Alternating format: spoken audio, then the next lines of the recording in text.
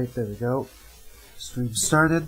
Real quick, before I talk about anything else, yeah, my nose is a bit stuffy today, so if I end up sounding like, like weird at all, you guys know why. It's because like my nose is stuffy and I wanted to stream tonight. Another thing is that my sweet mates are also, still here. So if you hear them, like people talking in the background, or you hear them like just outside the room, that's basically them. Hopefully they're not super loud, and I'm gonna try not to be super loud and annoy them either. Ooh, man. My nose really is stuffy. Hold on. My phone just turned off. There we go. So I have chat open on the side here. Gonna move my laptop back a bit. And, okay. If you're interested in reading my fanfiction, Thanatophobia, I usually do this at the end of the stream, but I'm just gonna do it in the beginning. I just posted a new chapter, like this morning, so if you wanna, see the new chapter, go into the link, read it after the stream, if you want to. What else? Oh yeah. I'm sorry that I didn't get to, stream Absurd Trolley Problems yesterday. The game ended up going on for like a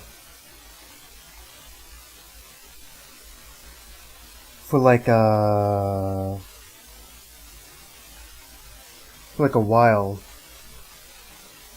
So, like until like 6 to 9 o'clock, but then like we left here. We had to leave, where we were by like 1, and then we had to we got there by like 4.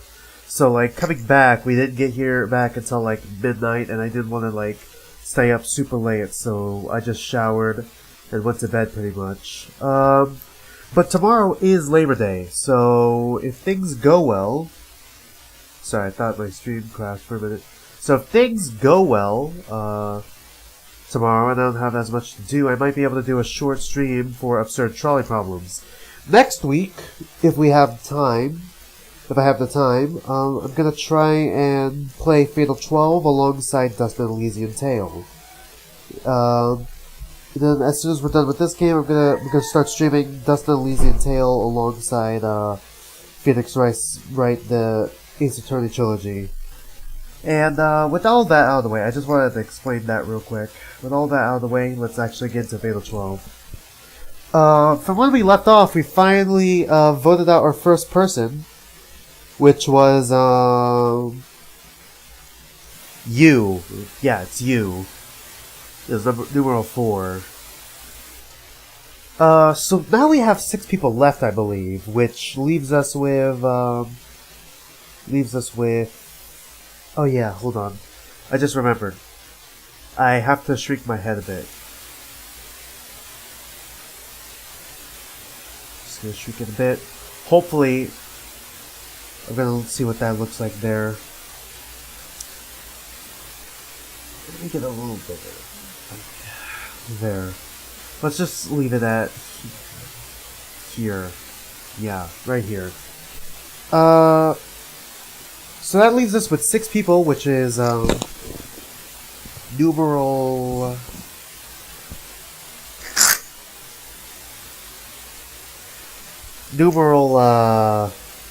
1, 2, which is me and Miharu. Numeral, who's after that? 3, which is Federico. Then numeral 9, which is the new guy, Steel. Numeral 11, who is Annette, and then numeral 12, which is Alan. So we basically have those characters left. Let's see where the story goes from here, and I wonder if Naomi's gonna come back. And what is she gonna remember and what she's gonna forget.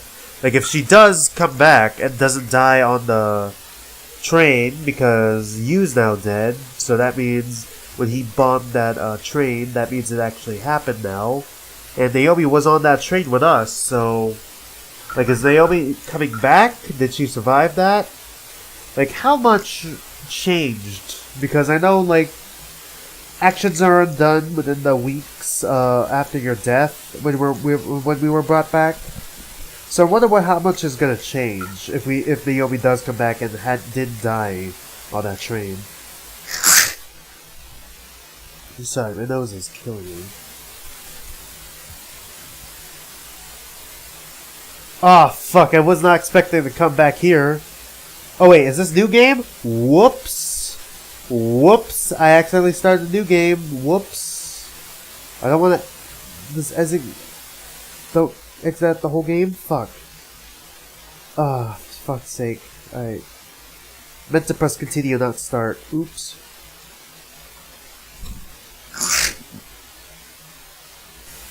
I don't know why my nose is stuffy at all. Like, it was not stuffy when I left my room, so I'm wondering if there's like something I'm allergic to in my room, but I just washed all my clothes and all my sheets.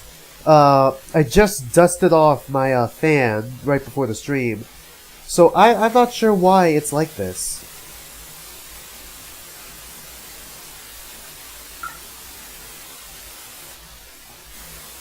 It's torture.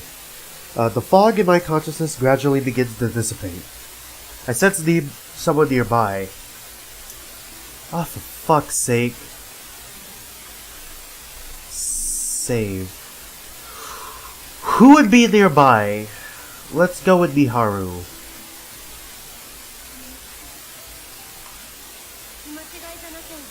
Okay, we got it. We got it right. It just made the most sense. How are you in my room? Oh, she has gloves. And so... Okay, so it's like along the upper half of her wrist then, right? She has like shorter sleeves, as I noticed.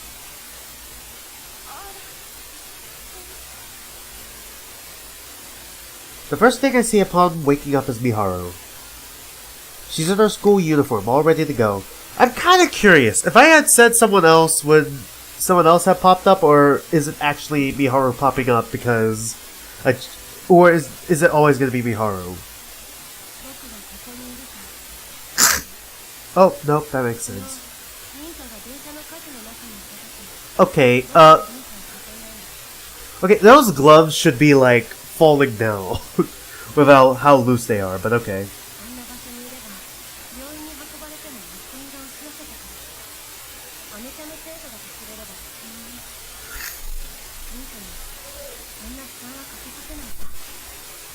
Okay, cool, thanks.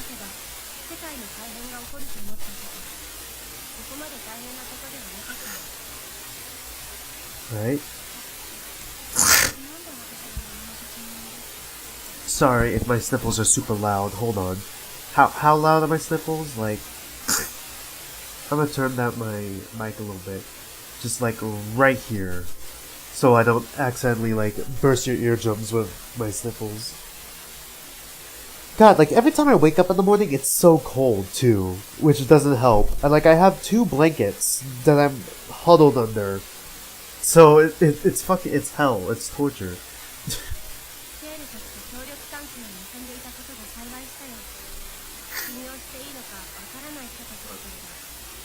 Was it scale? I thought it was steel. Hold on, can I check something real quick? Number 9's name. Okay, it is scale then. Alright.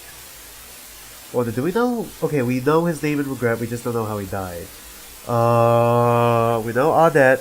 We know Alan. We know Federico. Okay. Fuck, we really did not have get any cards from you.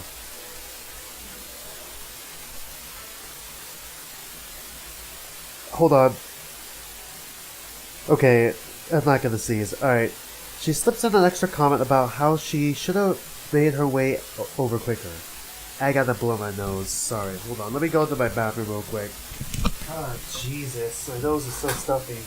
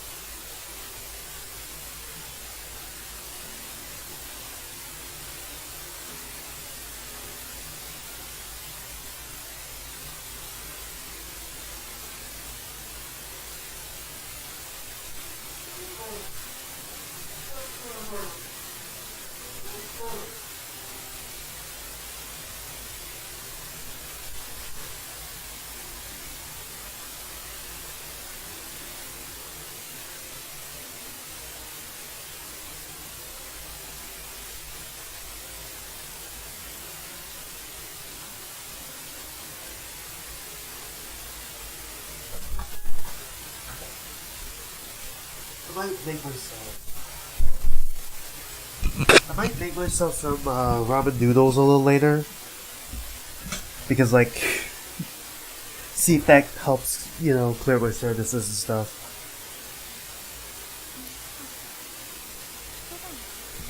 Blush.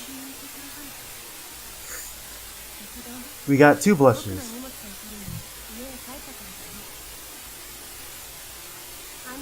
Whoop!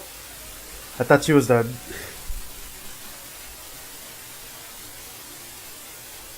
I thought this was gonna be a rigatone.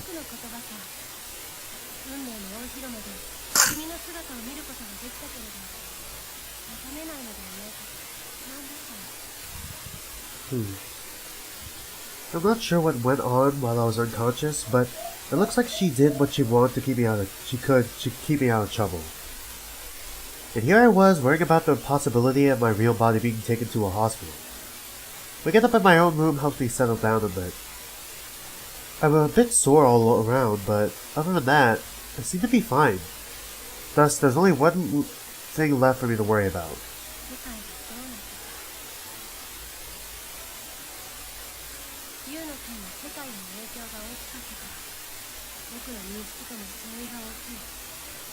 Okay, alright. I would assume that after what you did, all what you guys did? No. All of what you did, how do I fucking say this? After everything you did, I would expect that there would be big fucking changes. Like, he had like a live stream, he was gonna do a terrorist attack, but it failed. Everyone got to hear a story. There was like a lot of things he did. And it had like a big impact. It would have like a big impact on the story and like the world at large. Especially like in Japan, where like the terrorist attack and all that took place.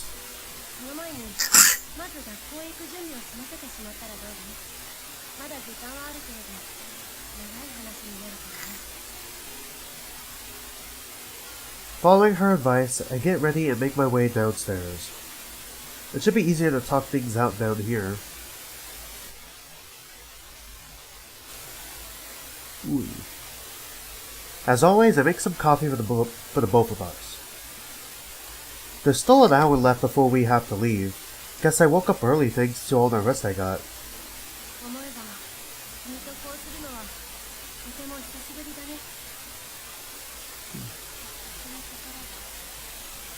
Is her jacket always closed? I think this is the first time I've seen her actually close her jacket. Oh shit, wait, is it summer? Is that why? Is that why Miharu's uniform has a short sleeve now and she's wearing gloves? Like, is it summertime? I don't remember the date of where this is taking place now.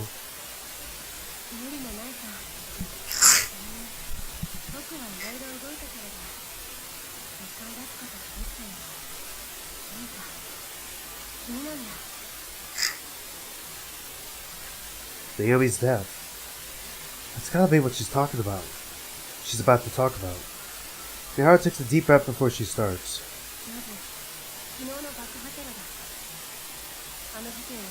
Oh, okay.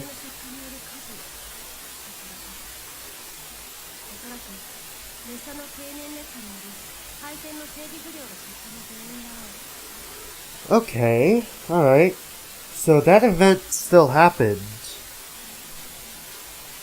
But now it's just that instead of the bomb.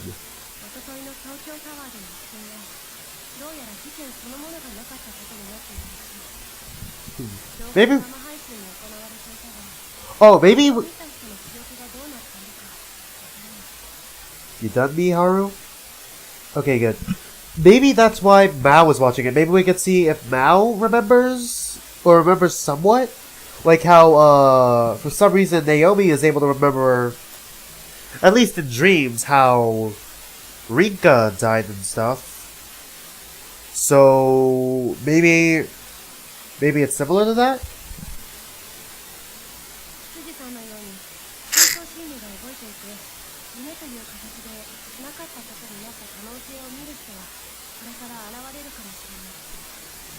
Right. Mihara just said it.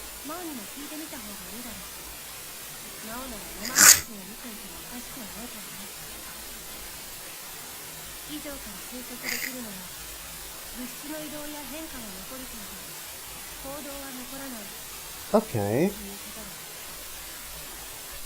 Alright, so physical changes remained. Alright. Yeah. The letter she gave me is a prime example of that. What she had written disappeared after her elimination. The actions of her writing a letter had been undone. I have a bad feeling about this. If the changes to Naomi's body are classified as a physical change, then...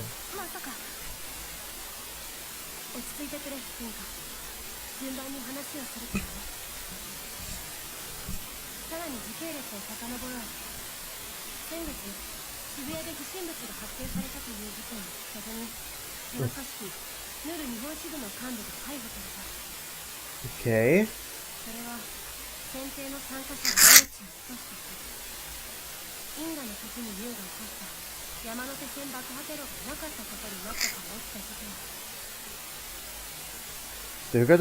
The organization itself was already reaching a breaking point, and then one of their operations failed and resulted in the disappearance of the perpetrator. That led to an insider leaking information and causing them to all get arrested.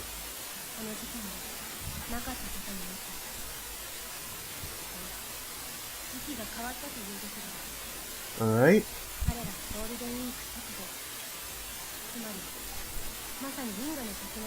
So Mihara is basically expositioning. Alright, got it.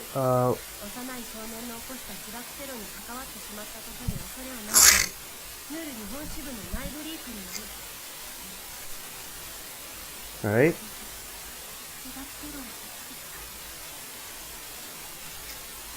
Yu's cause of death has become a reality once more. That means he's already dead at this current point in time.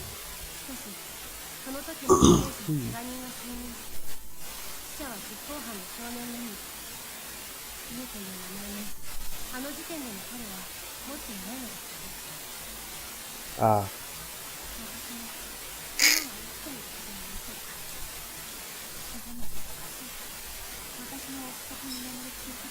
Yeah, that's weird. Now that I think about it, yeah. Other people, it's not just me and you. Other people died too, so that's a bit weird.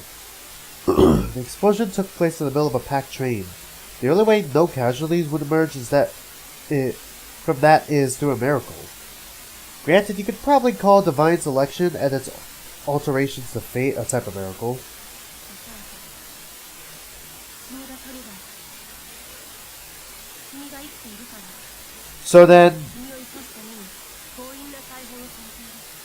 So then other people are also alive because of us. Alright, interesting. The sea of flames pop into my mind once more. Her theory makes sense. All the same, that's not what I'm interested in right now. God, I can hear how fucking weird my voice sounds with my nose all stuffy. Like, hold on, let me...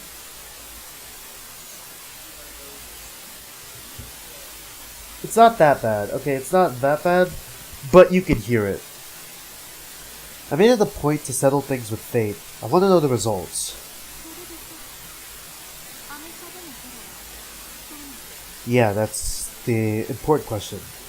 I hear myself gulp in anticipation. I have a bad feeling about it, but I also don't doubt myself. If I do, then... Okay, alright, that's good. That's good.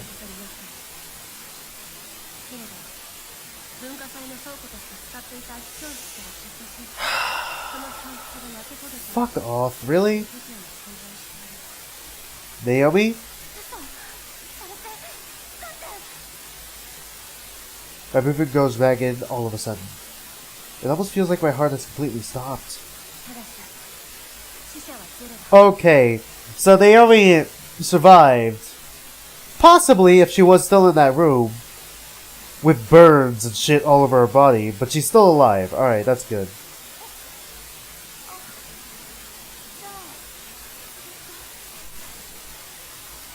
My pulse returns to normal when I hear that. The sudden fluctuation leaves me a bit lightheaded. If there were no casualties, then Naomi didn't lose her life. Which means she's alive. Naomi's alive! Miharu seems a little less than enthused, though. It doesn't take long to figure out why. Yeah.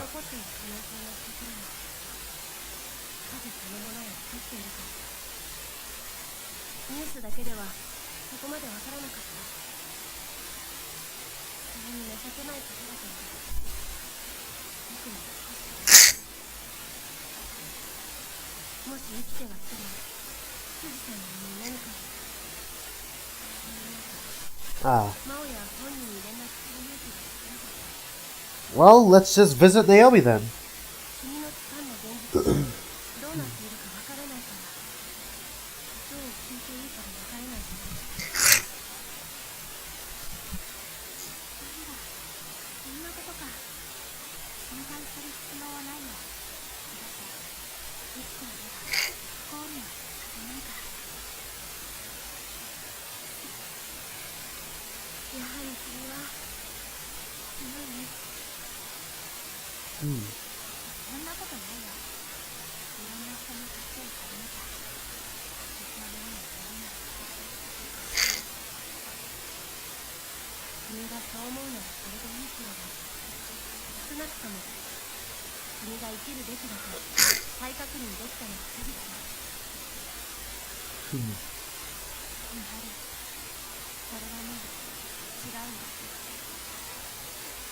Miharu reacts by giving me a puzzled look. I decide to explain myself.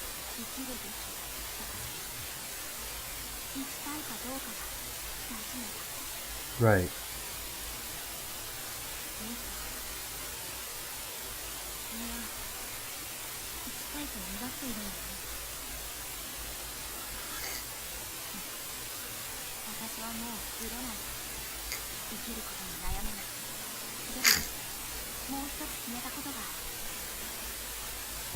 And that is...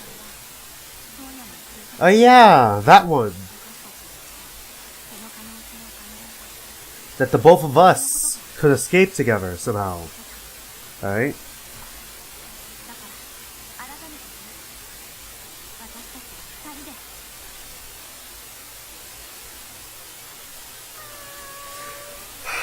Thanks, Kat. Thanks for interrupting that. God damn it, Rinka. Just as I'm about to give Miharu a big, determined speech, a listless voice interrupts. It's none other than Lith, of course. Pretty unusual to see it walking around in the morning. It makes its way over to the table we're sitting at before planting once more.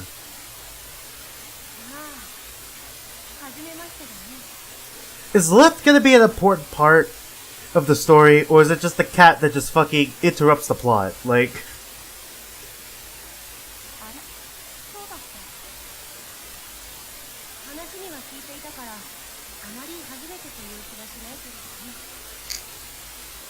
Ah.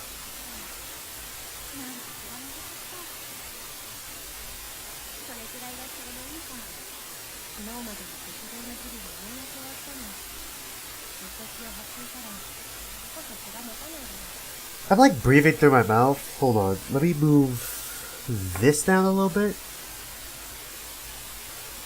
There we go. So I'm like in frame. Yeah, I'm like breathing through my mouth. I'm not sure if like the mic is picking up on me like mouth breathing. Like I usually breathe through my nose, out through my mouth, but like... Is my nose running? It's running a little bit. God damn it. If it gets worse, I'm gonna go blow it again. Hold on.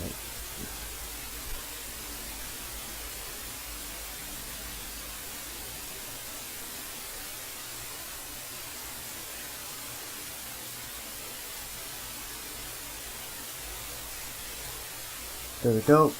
Sorry, there was something on the ground I just had to fix real quick.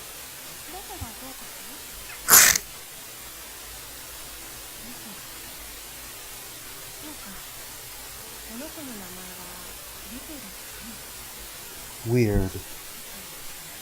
Lith. Could it be that one guy? Like the one guy we keep talking to? What the fuck was his name? I don't think did we ever get a name from that guy?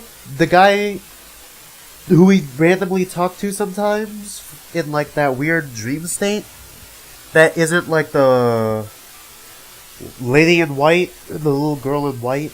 It's like the other guy with like the poncho or whatever. I'm gonna need to see him one more time for me to like, you know, be more specific, but is it that guy somehow?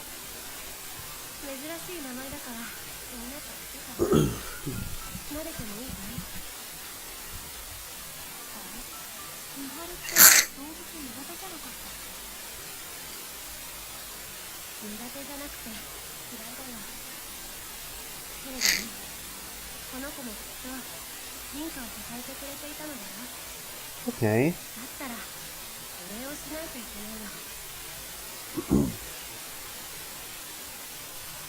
Mihara extends her hand towards Lift, nice and slow. You can tell she's not used to dealing with them.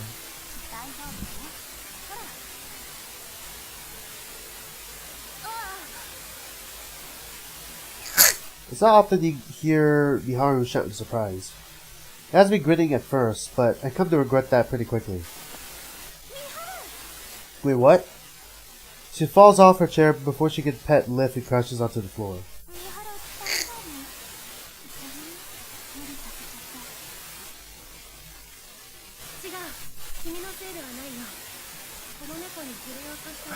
Huh. Does that relate to the cat somehow? Is that... Oh shit, the cat is gonna be plot related, isn't it? Oh, fuck off. Really? The cat's gonna be related to this plot of a supernatural death game where people who died at the same exact moment are competing against each other and voting each other out? Like, okay, is it that one guy? Like, it's the only thing I can think of. Like, it's the one guy who's taken on a form. Like, I know that they're in some folklores, there are, like, gods and goddesses that take other forms and stuff. So, like, if he's, like, a god of destiny or whatever, it's like the cat's the fucking god of destiny. I don't know. Over back up to her chair. Kabati's far more slender than I imagined, but it's also so soft.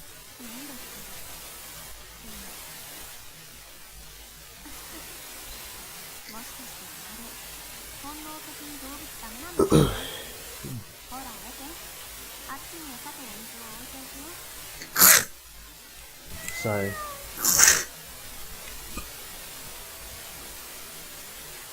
The smell of food seems to do the trick, as Lift meanders off to the backyard. Your store has a backyard?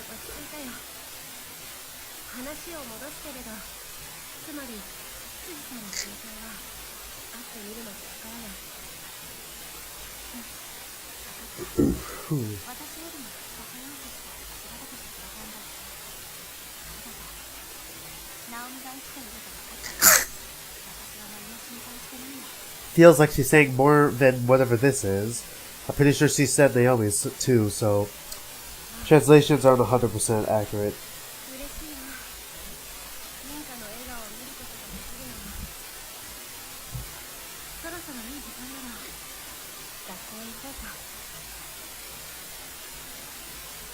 We both make our way to school once I wash up the mugs we used.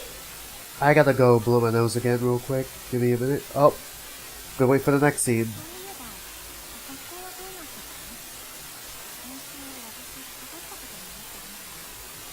Shit.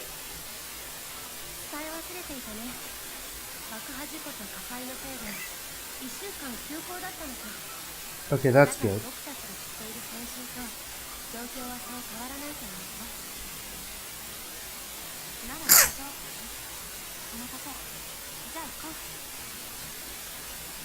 We take in the clear blue sky while we walk towards a mecca. Alright, is a new date gonna pop up? Fuck, it's in the upper right corner, I forgot about that.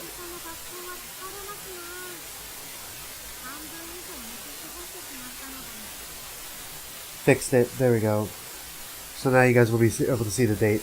And I don't even remember what it was. And I can't go back. Give me a moment, I'm gonna blow my nose real quick.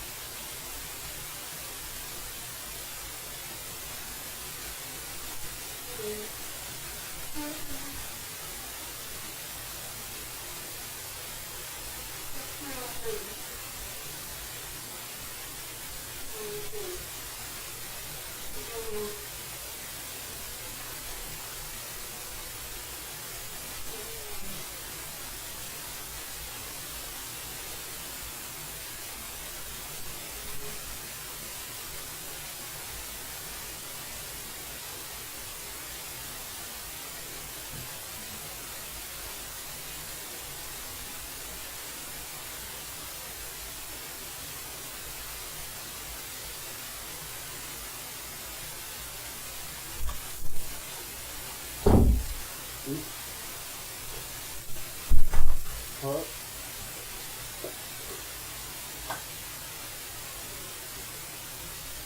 Okay. Just for some context, I took allergy medicine this morning, but it doesn't seem to be doing anything, so I just took like another pill real quick. Hopefully that does something. Hopefully that at least, helps the nose a little bit, Like I took one this morning already. I'm not supposed to take two a day, but like I'm desperate right now, so I had to take a second real quick.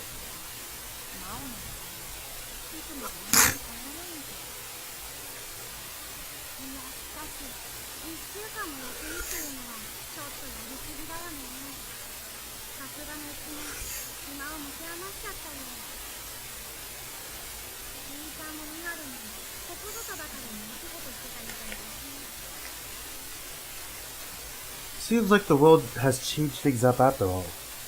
The pivotal moment I shared with Mao has been undone. Oof. Ah, god damn it. Oh man, well, the scene is still in our minds. That was the first time I'd ever seen her cry. But now, I'm the only one who knows just how strong and compassionate she can be. I'm pretty sure the Lion House was closed all week, so I can assume I lied to her about working. Guess I should check last week's bills and stuff when I get back. Oh crap, I need to get in touch with Gran as well. Chances are I haven't done so in a while. I can't help but smirk as I remember all this.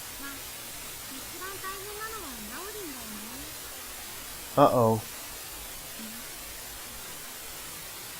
I make sure to give a vague reaction.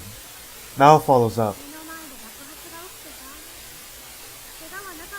Okay, whew! Alright, so she's okay. She's okay.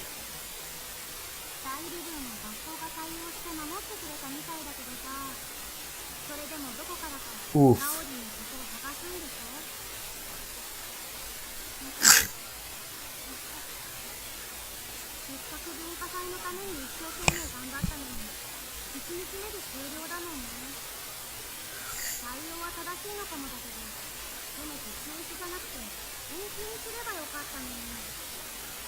Okay, alright. Everything's fine. God damn it, Mao. Mao's words are going in one ear and out the other by this point. Mao isn't part of divine selection, so hearing that Naomi is fine has me over the moon.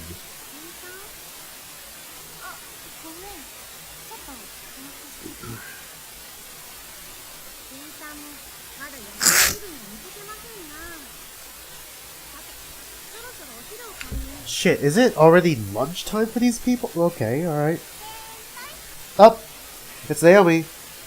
A voice rings out just as Mao urges me toward the cafeteria. A voice that hits me like a ton of bricks. Keep your composure, Rinka. Remember, she's still alive. It almost feels like I've lost the strength in my body. It doesn't last long, however, as I find myself sprinting toward the source of the voice immediately. Oh, god damn it. Rinka just lost all composure. Oops. Does Naomi remember that she died? God, it'd be fucked up if she just suddenly remembered that she died. The CG is really good, though. Like, the CG is really nice looking.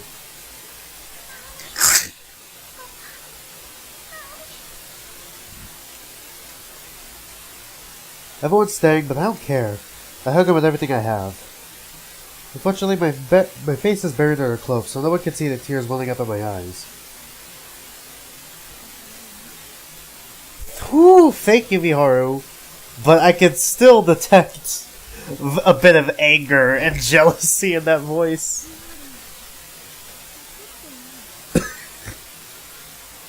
Mao. It's like Mao's in the know, Naomi is in the know, but Rinka was not in the know until recently. Like, holy shit.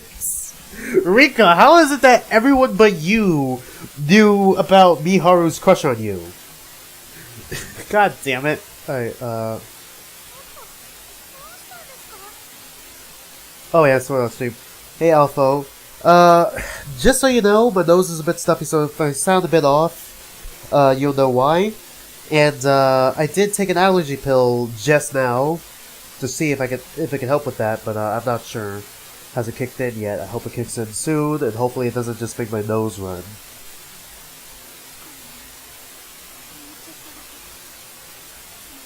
Does Naomi remember she died? She probably doesn't remember. Oh! Oh, Mihoru's not gonna be happy to hear that. Yeah, she was not.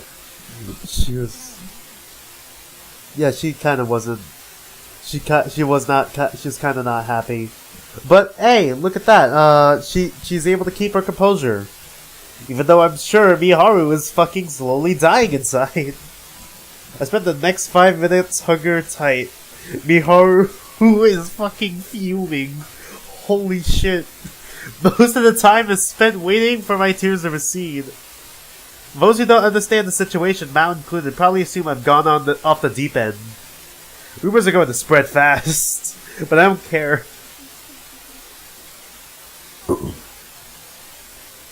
Saying that is just going to confuse her more, considering she doesn't remember what happened. Even so, I have to say it.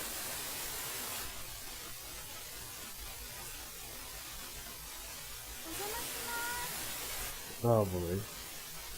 Oh boy!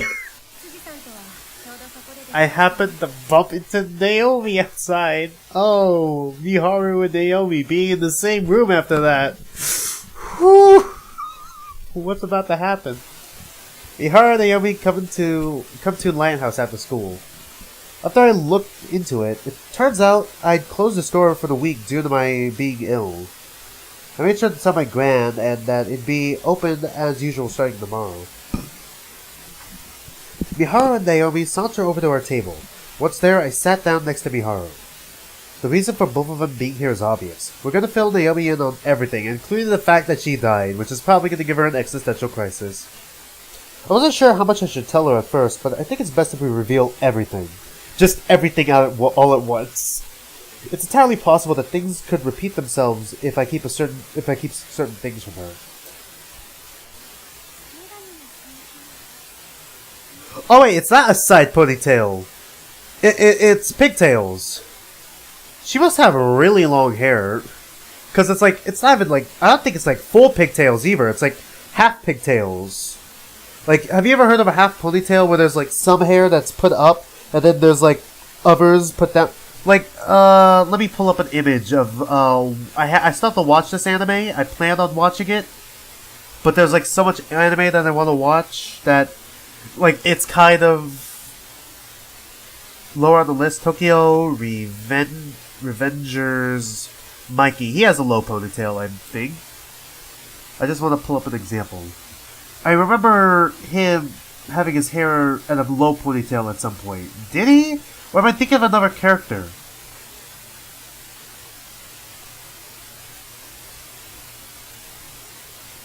No. This was it, wasn't it? He had his hair up at a point, I think. I saw an image of it. I actually have to watch the anime itself. I only saw CJ the Champ's video on it. Oh shit. Uh-oh. There we go. Fixed it.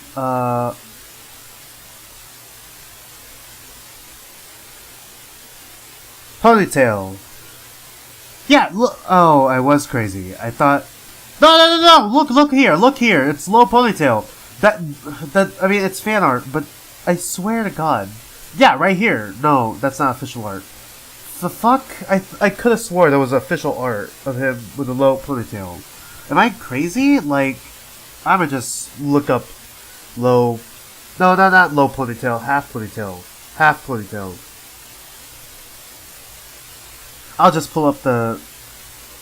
Yeah, half ponytail right here. This is what it looks like. Where there's some hair that's up and then some hair the rest is just down. Half pigtail. Is that like an actual hairstyle that people have? Yeah. Of course it is. There it is. Sort of. It's sort of like that. Man. I thought taking the allergy pill would help my allergies go down, but I guess it just makes it flare up a bit. Thanks. It's only gonna get worse until it gets better, huh? There's no way I could keep this from her. Naomi seems to understand, too.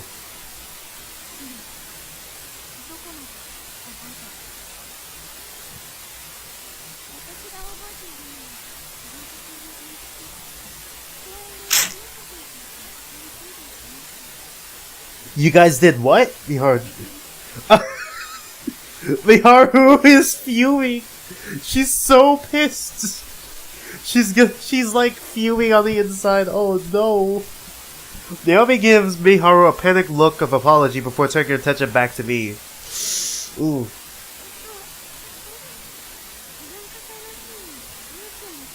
Okay, so she does remember then. Oops.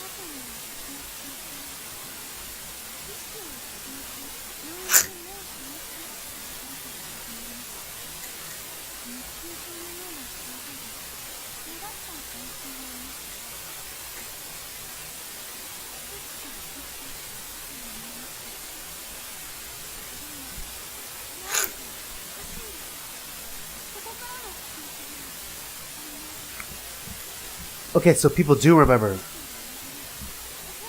So does that mean...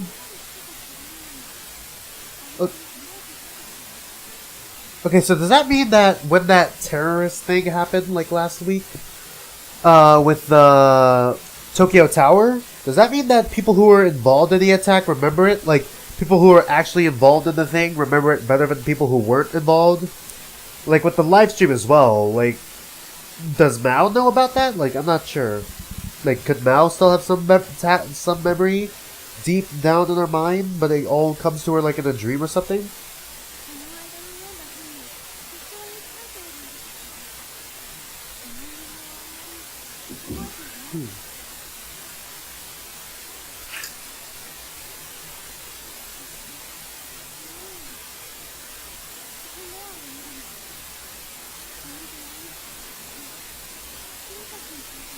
Oh, she's not here.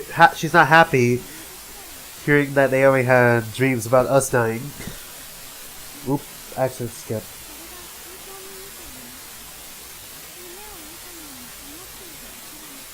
So I'm just making sure my mic. Okay, my mic's still fine. Just wanted to make sure, because I turned it down a little bit because of like nose.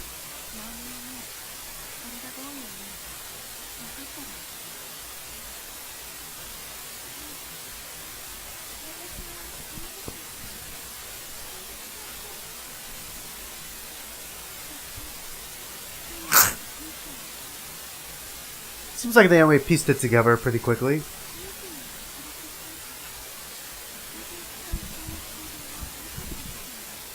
So how's she gonna react to hearing we voted for him?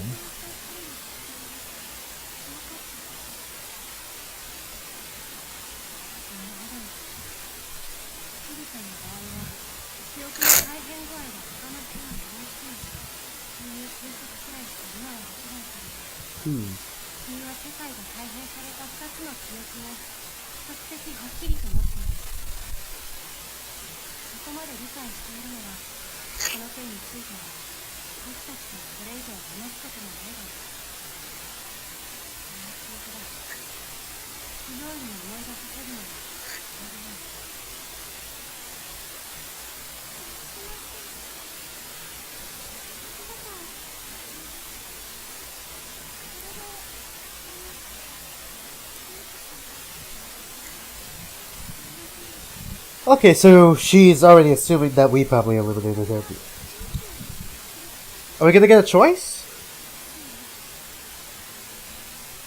Are we gonna get a choice? Oh no, maybe? We'll get a choice? Probably not. What the heck, Miharu? Calm down. I assure Miharu before I continue. Stoplight, red, yellow, and green. I just realized the eye colors. Shit.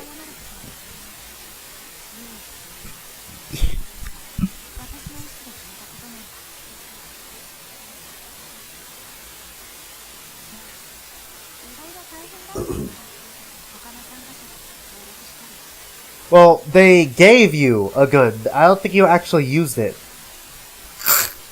See, look, stoplight, green. We were dealing with a terrorist, Naomi. Of course it was gonna... We're in an anime, and we were dealing with a terrorist in a death game, in like a supernatural death game. Of course it'd escalate to that point. By the end of this game, we're probably gonna have to beatbox against God or whatever. I don't know. Naomi stares in awe as I explain the sequence of events. How I worked together with Audette and Alan to prevent the attack on Tokyo Tower. How I witnessed yet another explosion on the train. I go on talking for a while, long enough that we have to take a break in the middle of my story. Miara probably knows the gist of the situation, but this is the first time I've talked to her about it properly. Needless to say, she seems to almost as surprised as Naomi.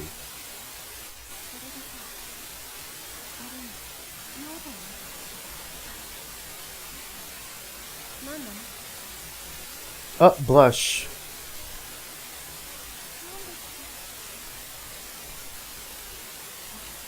I asked first.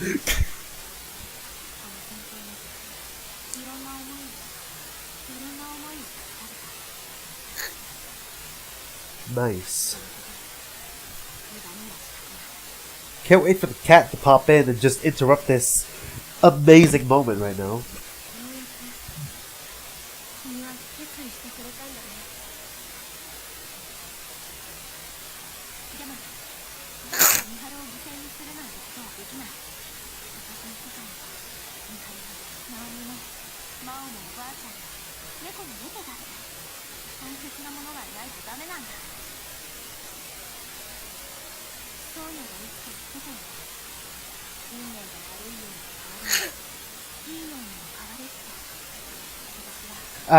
Based. Nice, Rinka. What's the song called? Rinka. Rinka's theme. Did I read it last time? I believe, like the Persona 5 Royale song. I believe. Oh, it is June. I was right. It was summer. So it is summer. Alright.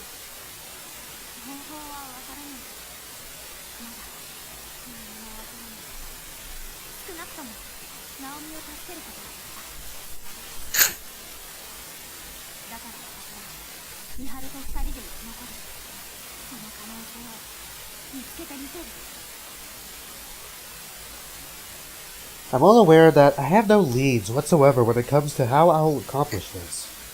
Still, I want my intentions to be clear. This is the first step toward realizing that desire.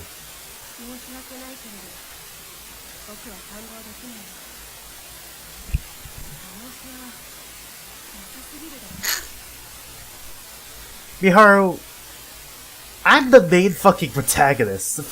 I will be able to achieve this ending.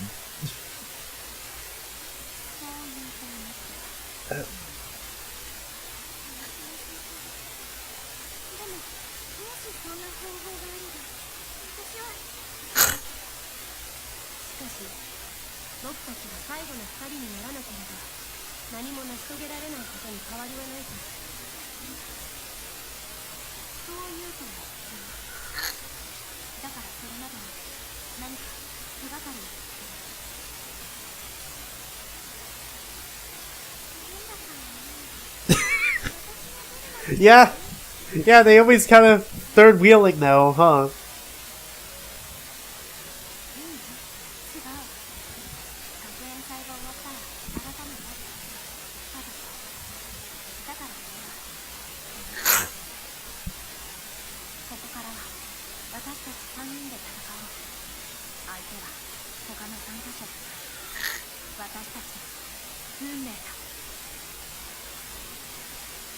I'm finally able to say it. Perhaps I've wanted to say this ever since Divine Selection began. It wasn't possible before. I lacked the resolution to do so, required to do so. But things are different now. I fully accepted my desire to live.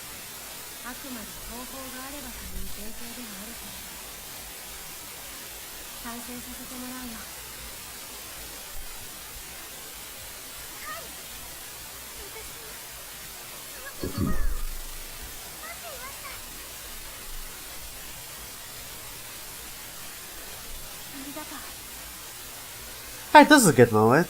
Can't wait for the cat to walk in. Both of them smile at me, and I smile back.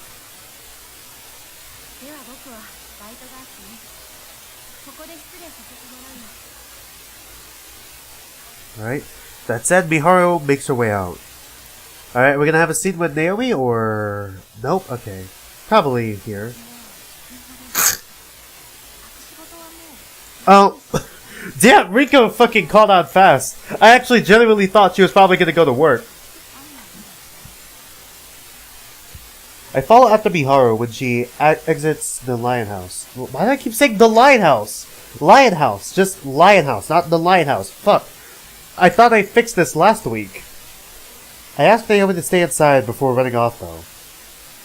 I want to speak with Miharu alone. Oop.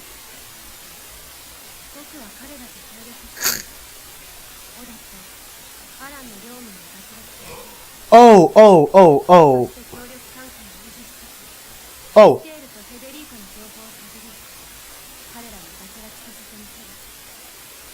You done? Okay. Are we gonna give her the information we have on them? Because we started out with both their information. We started out with, Federico's name, which is kinda useless to her now. But we can give her numeral 9's regret, which is, Scale's regret, right? We could give her Scale's regret. Apparently she already knows Scale's cause of death, apparently. So then she'd be able to eliminate him.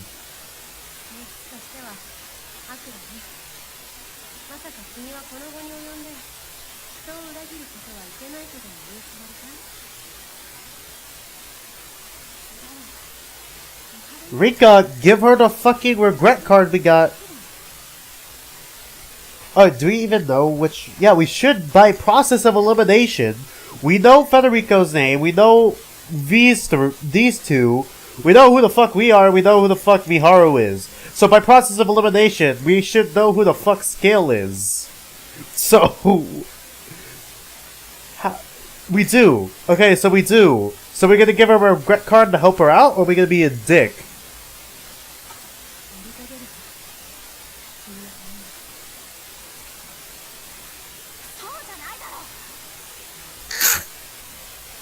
Meryl stares at me in response to my outburst.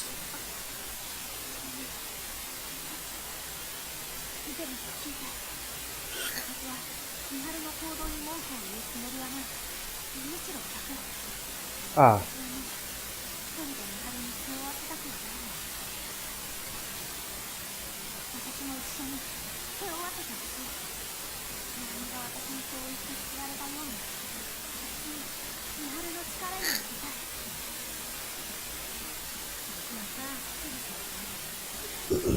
Oh boy. Of course that's what you want to focus on.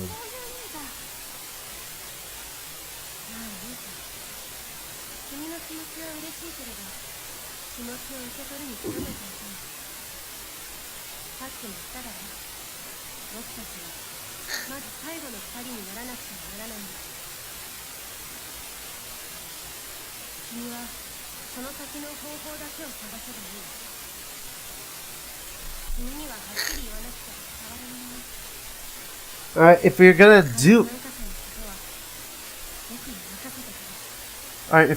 with the other participants, then you might as well take this regret card. It scales, not sure how much it's gonna help you, but...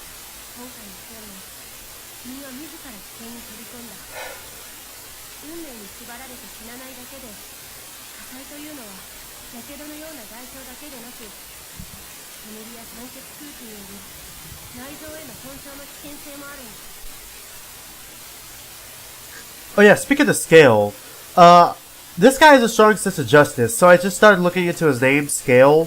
So, like, I just thought about, like, the scale that, was it the Goddess of Justice? It was like this, I don't remember what it was. Was it Themis? Themis? I don't remember the name specifically. Hold on. Why did I pull up my school one? Oops.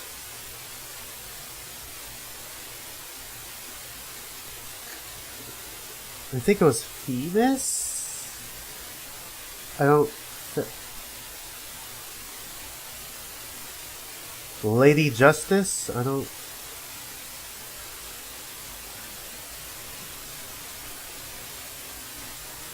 Yeah, Lady Justice.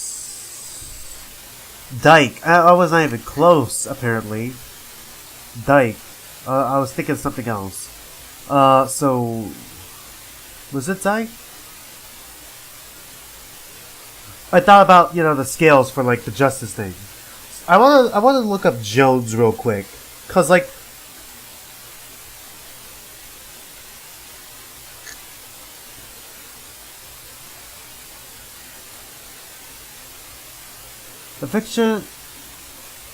Fixation on or compulsive desire for someone or something. Typically a drug addiction. Jones. Son of John. Those common surname.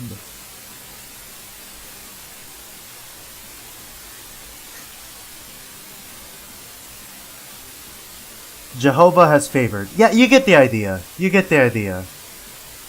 You get the idea. I just found that a bit interesting.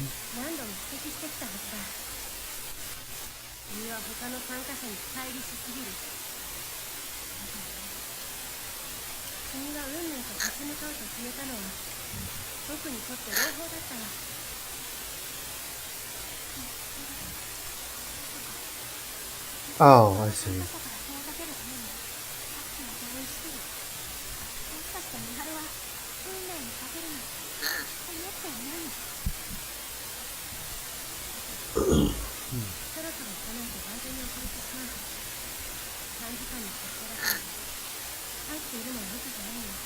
Okay, so she does. It was a half truth. Okay, it was a half truth then. Alright.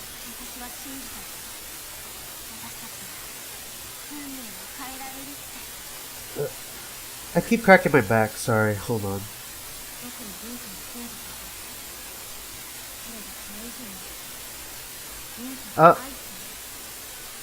She's literally confessing again. I'm sure Rinka knows by this point, but I like to imagine, like, Rinka, as a friend, right?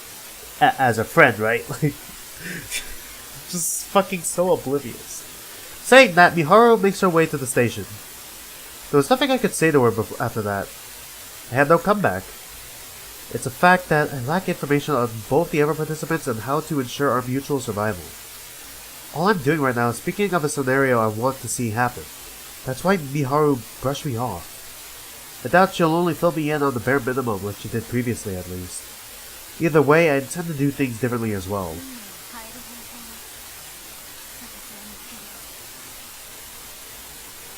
Miharu's already determined to make nothing but progress. She has been ever since the divine selection began. The same has to apply to me now. I don't want her lying for my sake anymore. Alright, I'm gonna go blow my nose real quick. Holy shit, still something. The scene's still going? Okay.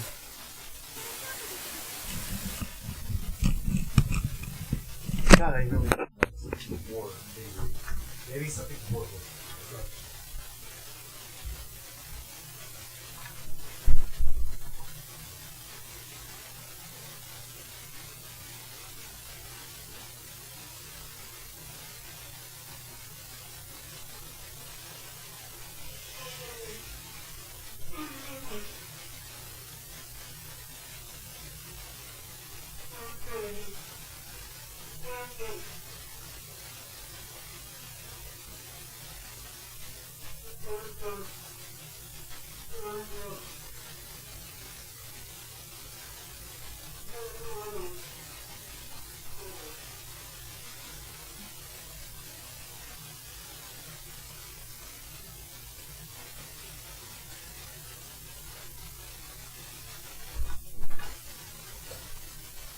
Alright.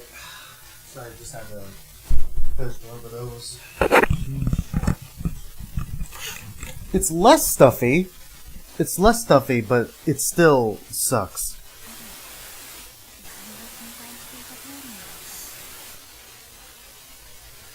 My response leaves her a bit surprised. I'm aware of how smart Naomi is. There's no doubt she realized what we were arguing over.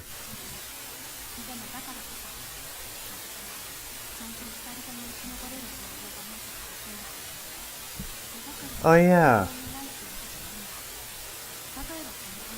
We're gonna pull out the Divine Section book?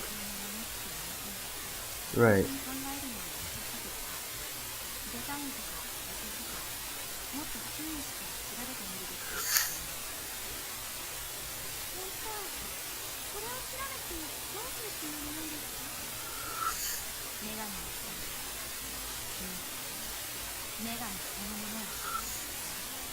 Is the choice gonna be that it's the god that's behind it and not the goddess? The god that likes tea, but not coffee?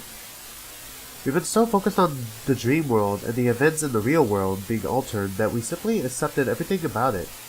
We never once tried to go against the rules because we let ourselves be convinced that we shouldn't. In reality, though, we should have let ourselves question the very nature of divine selection.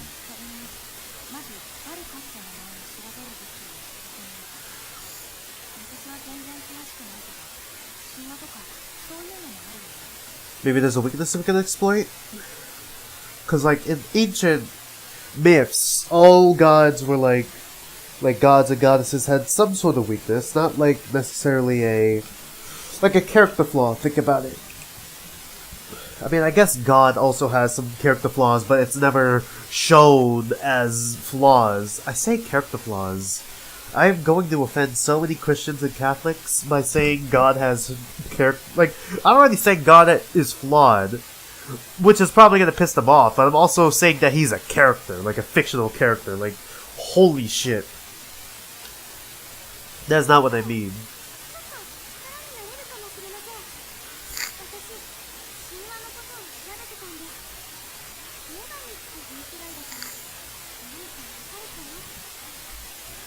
Cool, they always already working ahead.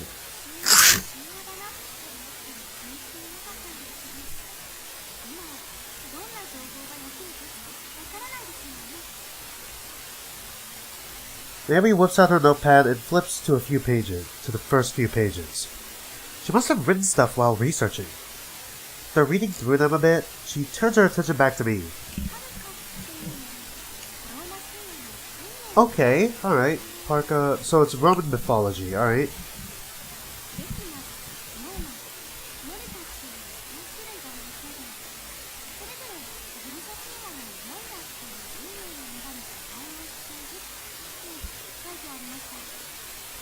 Right.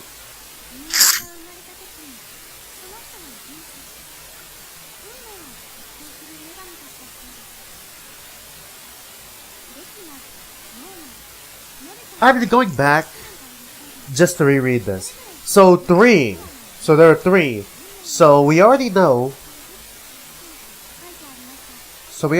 about Parka and the other guy. Maybe Parka is just a name that she used, or maybe Parka is a combination of all three gods and goddesses, maybe. But I'm thinking of like Parka taking up the name Parka. That other guy. So there's a third one that I don't know. Maybe it was one of the participants just fucking around. I don't know, pretending to be a participant. Or maybe it's the cat. For this stream, I'm so fucking fixated on the cat now.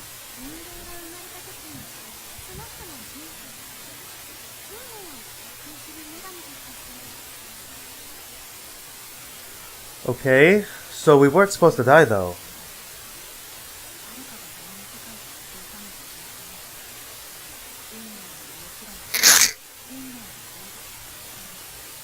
I thought it was getting better, but it's getting worse again. God damn it.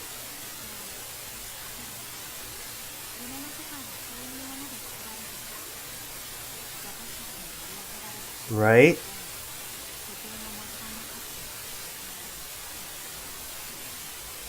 So time. So she's time. Chronos, yes.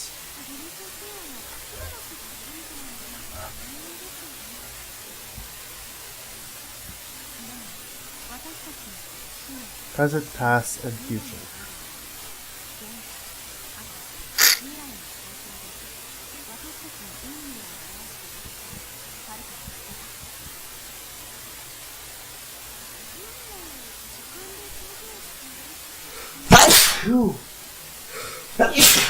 Sorry, I tried to lean away from the mic, so it isn't that loud, sorry. God, I thought it was getting better. It's not, it's getting worse, holy shit. Like my allergies, holy crap. Like,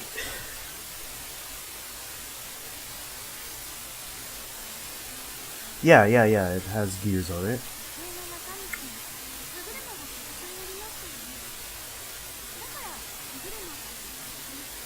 Right?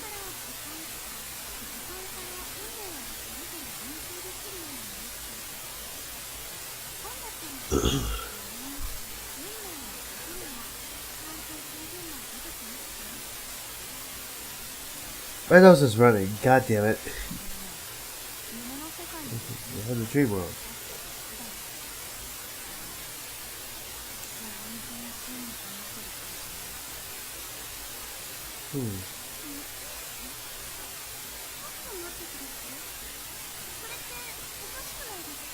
Oh yeah, does the dream world look exactly the same for everyone? It might, so...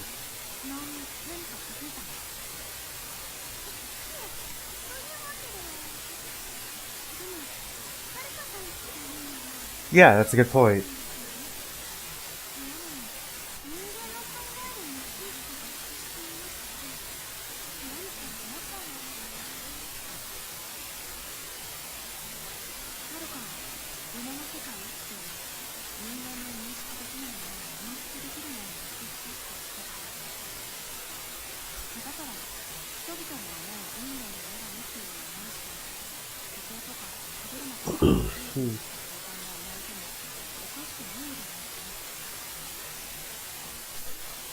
We just made the connections there ourselves, in fact. Plus, one's personal perception plays a vital role in the contents of one's own cards.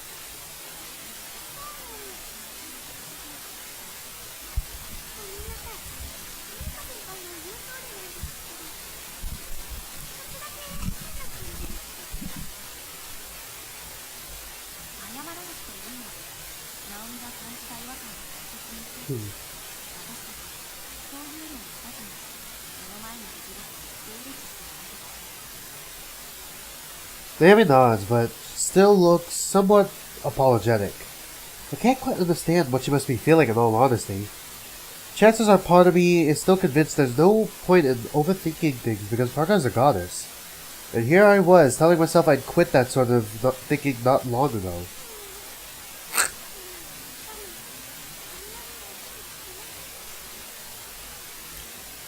I mean, you're not exactly wrong. I mean, you're wrong. I didn't mean you're not exactly wrong about you being useless. Like, oops. You're actually very useful. We at least have a certain idea. I should have figured something was up so far sooner. Yeah, Naomi here is the one to go ahead and do the research before I even notice.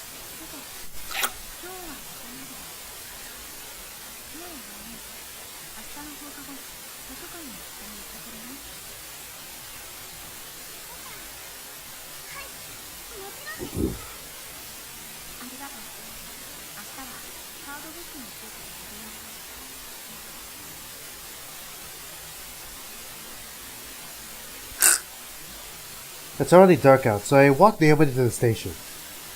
She said she'd be fine, but Odette knows all about Lionhouse, which means Alan probably knows too. I can't see them focusing their efforts on me at this point, but even so, I'd rather not let Naomi walk all around at night all on her own. Okay, we're back with Miharu's perspective, right?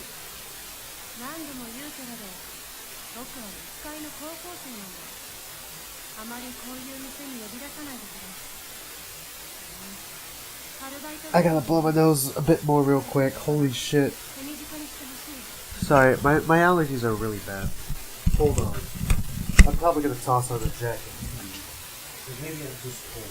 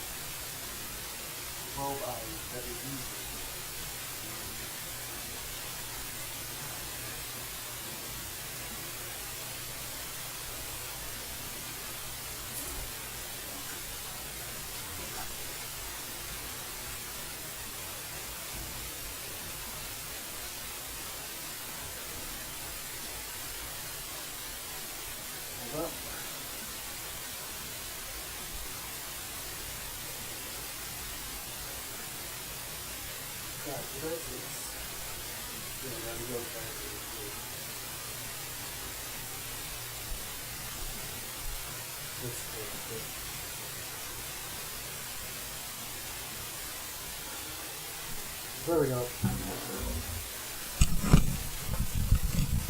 This is a bit better.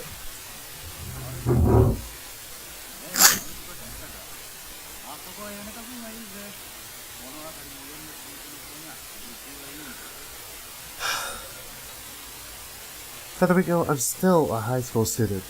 I have school tomorrow morning.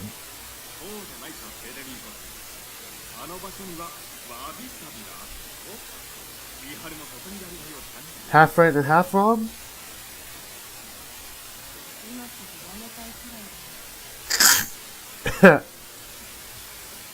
Mira finds herself at Milk Crown once more. Scale and Federico are perched on their usual seats. Naturally, Odette is nowhere to be seen.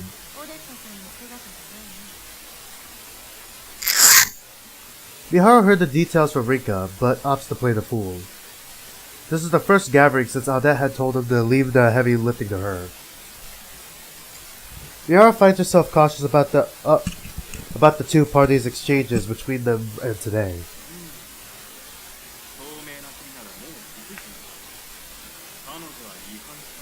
Ooh. So she left.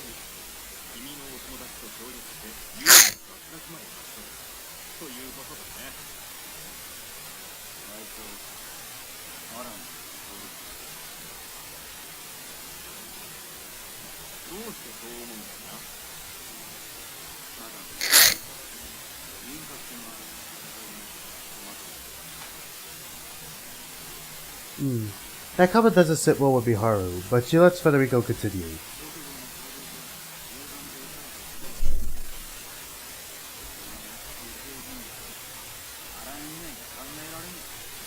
Yeah, Alan has a tendency to disappear a lot.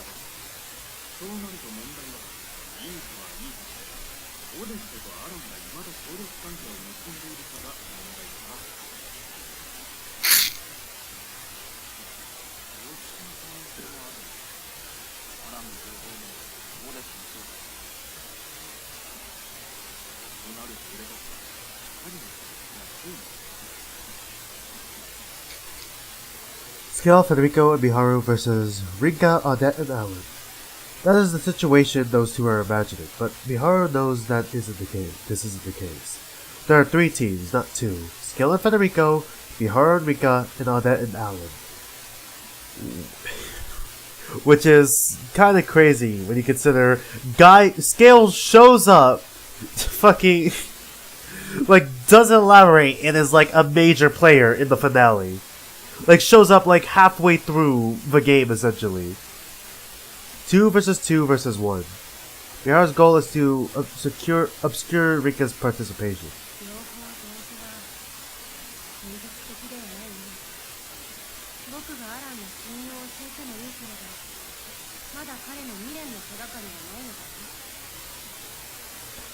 Right.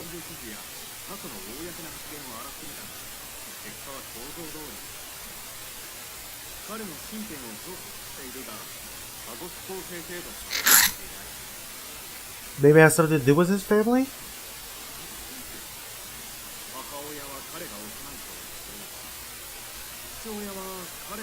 Oh shit. Wait, was Alan murdered? Like assassinated? Maybe?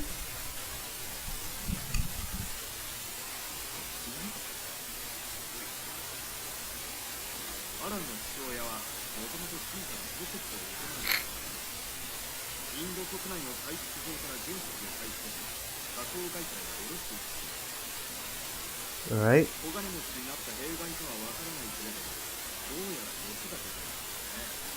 Oh, so he became a loan shark.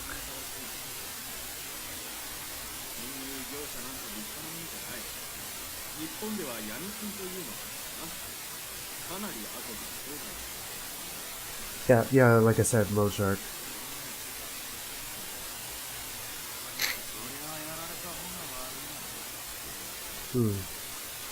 Federico's claim held extra weight because he had done the same work as Alan's father during his days in the Mafia.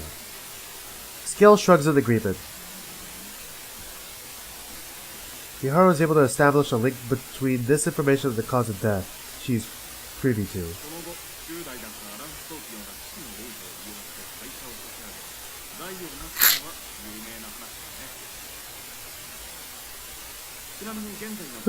Cool, interesting. Oh, what? What the fuck? Holy shit. He has 4 younger brothers and 1 younger sister. Mother died of an illness when he was young. Like super young, apparently. And father died, was murdered when he was 16. Holy shit. I have 2 younger brothers and a younger sister. This guy has 5 whole siblings he had to take care of. Holy shit. That is a lot.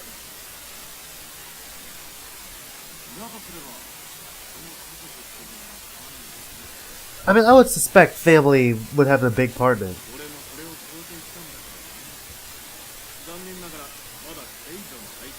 Maybe it's a bit more specific?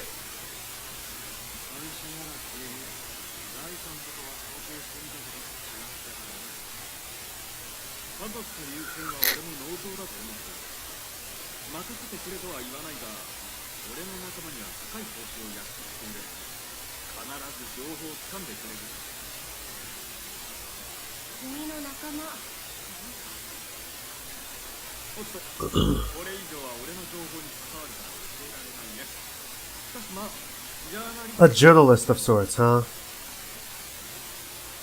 Miharu nods her head once again.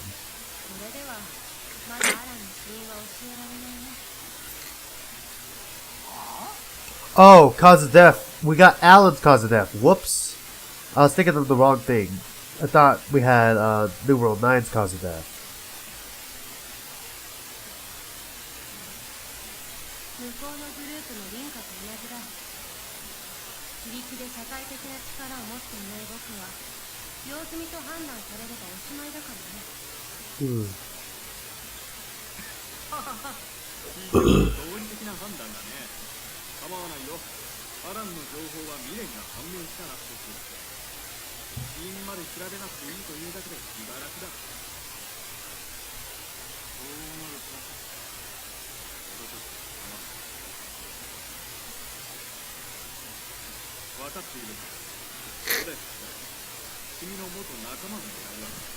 Oh no, fuck my comrade.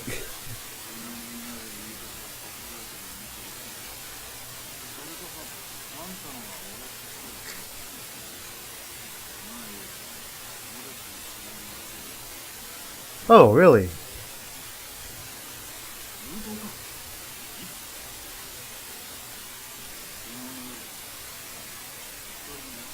Oh, so she was stabbed?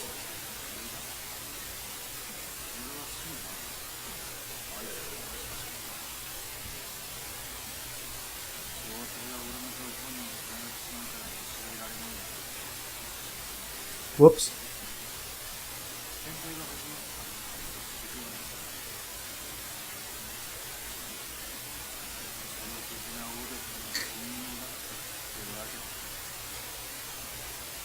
Federico takes a card from his book, allowing both to glance at it. The content reads as follows. Numeral 11, blood loss. Alright. Miharu and Scale are unable to obtain the card themselves, however. Both understand that this is due to their lack of knowledge to how that came to pass.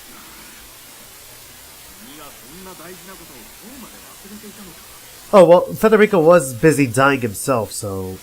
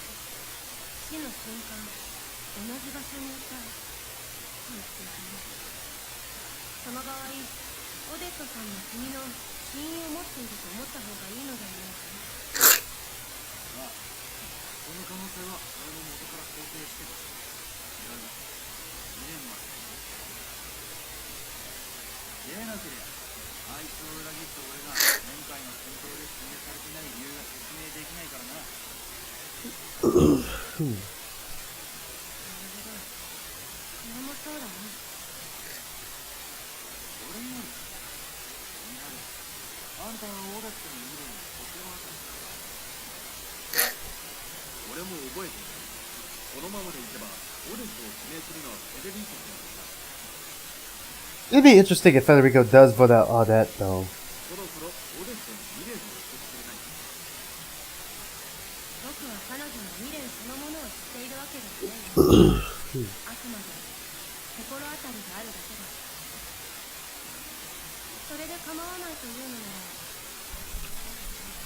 Alright, here we go.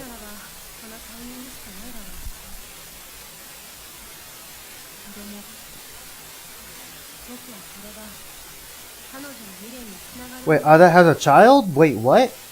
Like an adoptive child or a literal child? Miharu makes sure to explain her reasoning. Sophia served as the trigger for this line of thought. Odette granted her the opportunity to see the world for herself. She never had to do such a thing. She simply would have forced the information out of Sophia then and there. The risk of Sophia revealing her information did exist, but Odette could have handled that in a different number of ways. Instead, she chose the most inefficient yet compassionate route. Sophia trusted that decision of hers too. Miharu was aware that Sophia was wise beyond her years. She wouldn't have believed Odette so readily. It would have been normal to assume Odette would break her promise immediately. That was a part of a puzzle that just didn't fit, one that led Miharu to a certain theory. Sophia understood that Odette was being compassionate, not by instinct, but because she knew Odette's regret. God damn it, Sophia, why did you fucking tell us?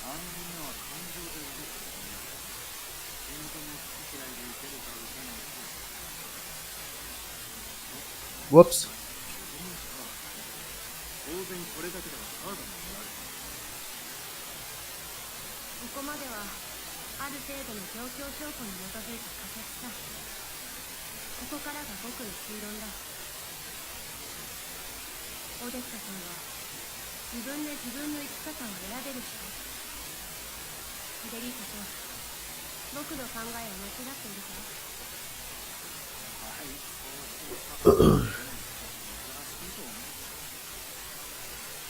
Right? Federico gives a clearer answer and a deep nod. Scale rests his chin on his hand. He seems to follow Miharu's implication. When he catches Miharu's gaze, he offers his own thoughts.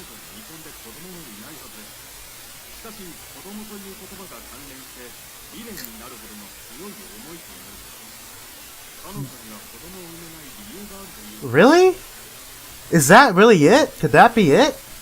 Companion? Maybe not necessarily a child, but maybe no companionship. Maybe it's not necessarily a child directly, but just no companionship, right? However, no card manifests from his conjecture. Scale remains convinced they're on the right chart regardless.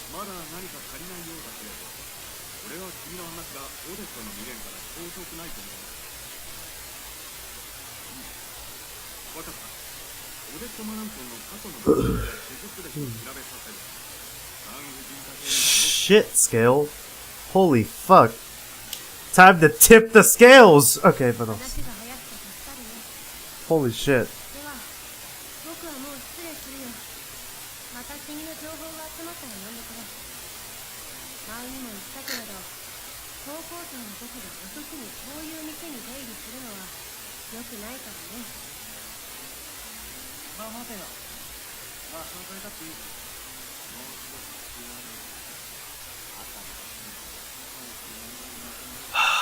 Fuck off, Federico. High school girl, Federico. High school. He is barking way up the wrong tree, too, now that I think about it. Mihara shoots Federico an icy glare before leaving. She has no idea that both of those men wind up drinking till morning.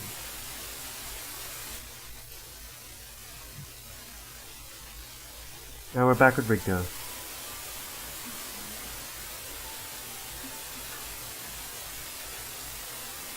I still can't get over how happy I am. I saw her die right before my eyes, but here I am, able to see her alive and well once again. It's nothing short of a miracle. But at the same time, Yu's remorseful cries after I elected him have stuck with me. Those were his earnest feelings. I even experienced the scene of his death. Both of us died on the train, but the manner in which we passed differed.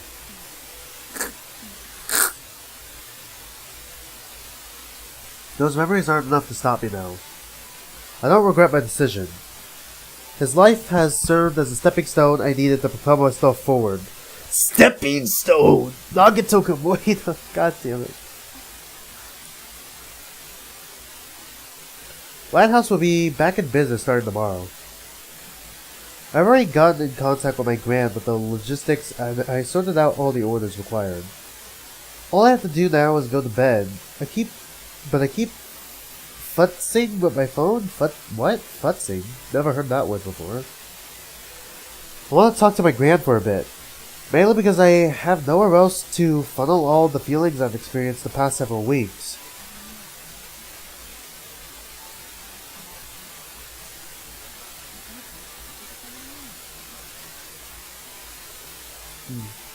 I should be able to get away with it, just for today.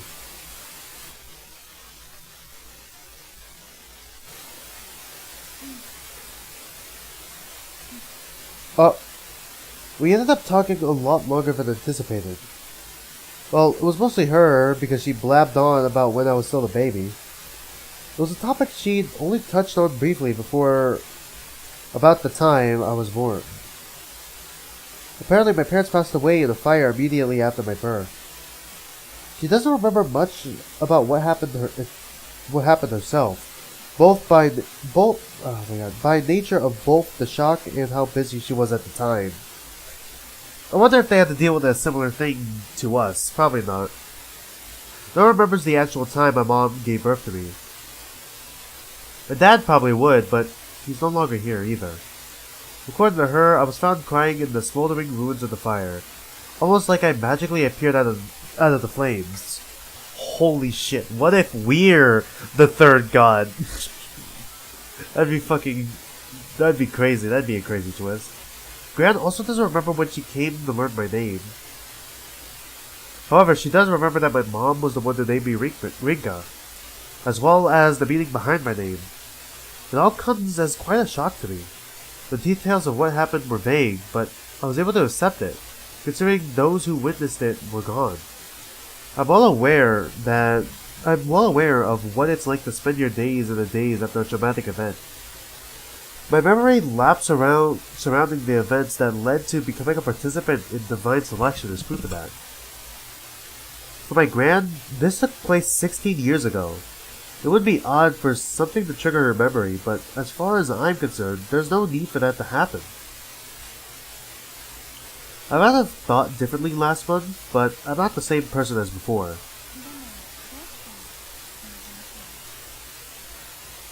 There's a noticeable pause. Ooh. She's usually the type to give a quick and concise answer, so it's rare for this to happen. I hear her mulling over for a moment before finally speaking up again. We finished the conversation off with some small talk before hanging up. Oh, and I even get the answer to that?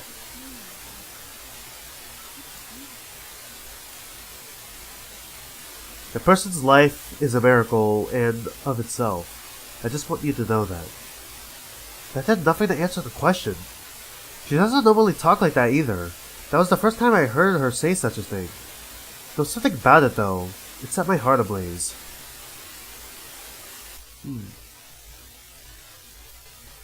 Ah, yes, this guy. Who is this guy again? Huh? This is weird. I'm aware of what's going on in my dreams despite it not being Sunday. I've experienced this a number of times before.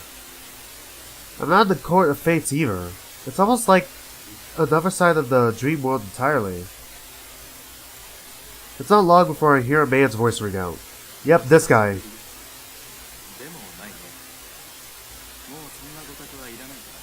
See, look, like his eyes look like cat eyes. Same color, too. And same gem that the cat has around its...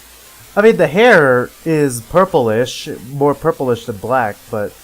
Still, it could be the twist.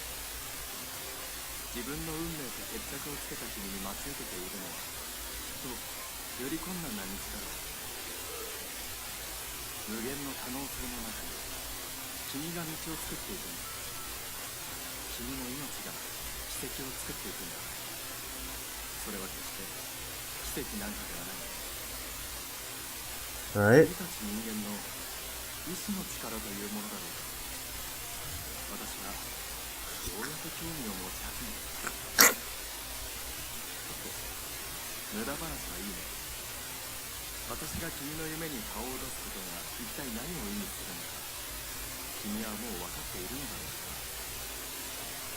Right. More memories?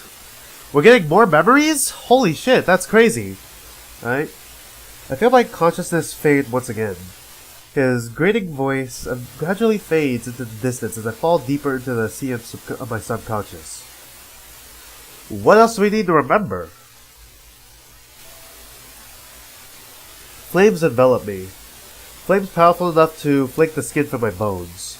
My skin is charred, my lungs destroyed by the smoke. My life turns to ash. My inability to move even my finger tells me as much. Okay, 4 blinks. 4 blinks. Blink, blink. Alright. I hear someone shouting. They're shouting the same thing over and over. The voice is eventually swallowed by the roaring flames. My consciousness has dissipated by the time their voice fades completely. Oop. Wait, what? That's it? I thought there'd be more. Thought there'd be a bit more than that. I'm gonna go blow my nose a bit more. Holy shit, it's stuffy. I'm gonna go close my window and turn on my lights real quick as well, because it's starting to set a bit.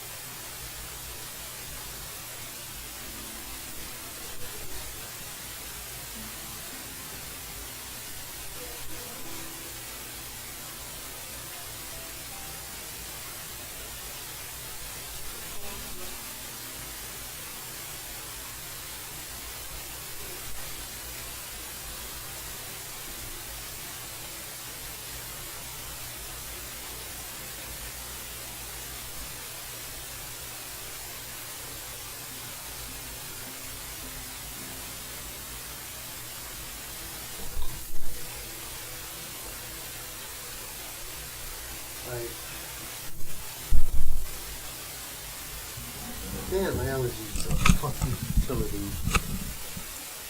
Another morning where I wake up screaming. This time it's due to a frightful dream. See, look, the cat is with us while we're awake. When we just wake up. Like, is the cat with us every time we wake up from these kinds of dreams? Or these kinds of memory, like when we regain our memories? I don't remember. But if so, that is that is a fucking interesting detail. I notice Lift laying on top of me as I think things over. It feels like this has happened before. I figured the contents of my dream are my memories of a specific event. Memories of when I lost my life in the explosion on the train. Memories of an event that had been undone. One that represented just a single possibility. Up until now, anyway. I'm not 100% sure why. Perhaps the world underwent some changes after my recent actions. There's no clear answer for now, at least. Oh! Then was it memories of a fire that happened when we were younger? Like... Which may mean they're memories of a much earlier time. It's possible they came back to me after what my grand told me over the phone. Something doesn't quite fit though. I understood what was happening in my dream. There's no way a newborn would be able to form such vivid memories.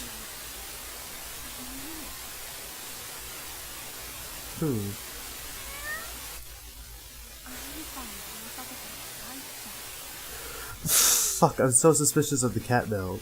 The only response I get is Lift's meow. It throws my concentration off a bit. So I end up petting Lift for a bit before going about my morning routine.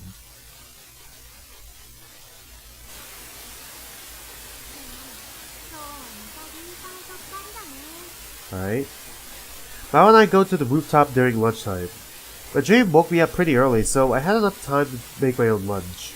Meanwhile, Mao is eating a fruit sandwich, and pan, and strawberry milk to wash it all down. I'm sorry, a fruit sandwich? I have never heard of a fruit sandwich before.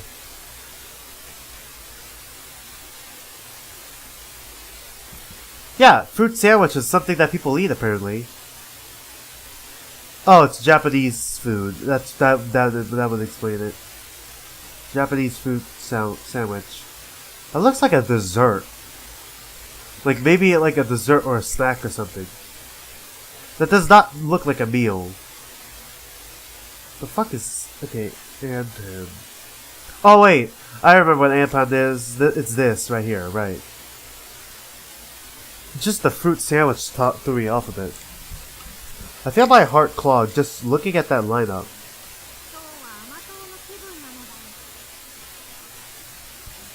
She says before she starts to munch away. Miharu didn't come to school today. Okay, she's probably with Audette. Or like the other two, and then trying to get information on Audette, maybe. I was worried a bit at first, considering this happened right after we had our little fight, but she did message me telling me not to worry. Granted, telling me that without explaining the situation is gonna make me do the opposite. Ah, man. I know it's best if I stay put, though.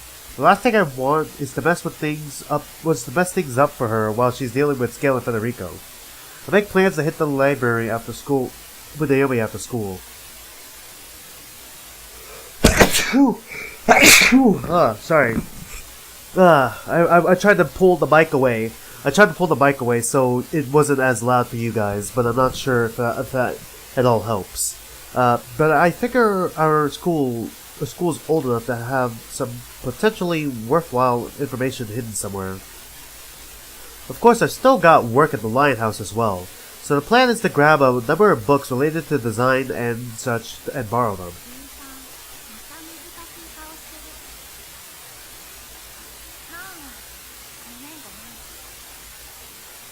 I get started on my own lunch after Mao snaps me back to reality. Oh, there goes gravity. I'm not accustomed to making my own lunch, but it's pretty good, all things considered. Spending time like this, eating and chatting with Mao, helps me realize that I haven't lost my regular life yet. Mao cuts off the small talk all of a sudden. Her tone grows far more reserved than usual. We're in the middle of a half-heartedly discussing a shoujo manga, but I make sure to give her my full attention now.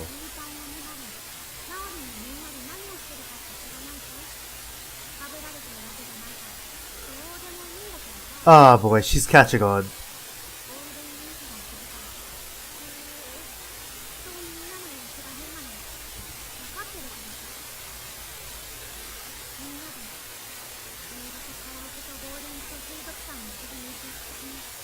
Oof.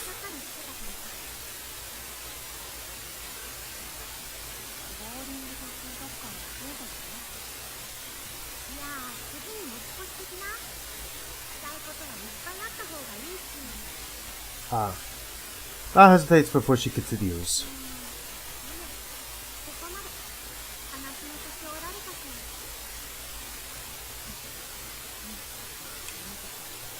Weird. Both of us not in agreement.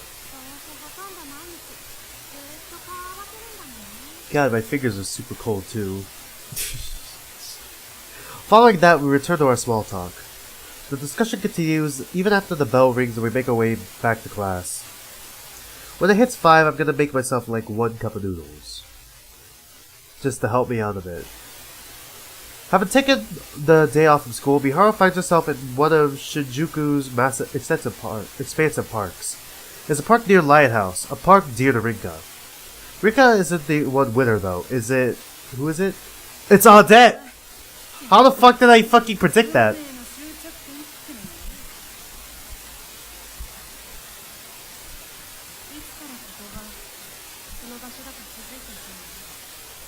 Ah.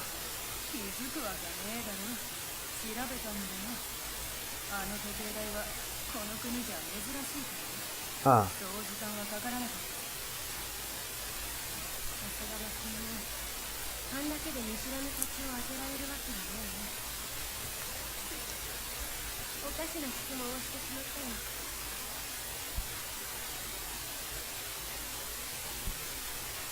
Both Miharu and Audette set their eyes on the clock tower in the distance as they talk. Neither bothers to sit down. Interesting. I never expected Miharu and Audette to be having a one-on-one conversation like this. The situation would come as no surprise to those who know Audette well enough. Miharu was making her way to school as always when Audette showed up all of a sudden. All that followed was a simple request for Miharu to come with her before dragging her along by force. While that made it obvious how she must have treated Federico, Miharu still finds herself on edge. Her own wariness would prove meaningless though. Audette just wanted to visit an art gallery. Miharu figured that denying her proposition would require too much effort, so she opted to join her. They didn't go for the standard displays, however. Their sights were set on the seasonal art exhibition. It focused on easily one of the most famed artists of all time, Van Gogh. Miharu isn't too familiar with the arts. She subscribes to the brief belief that expanding one's knowledge should take precedence over enjoying others' creation.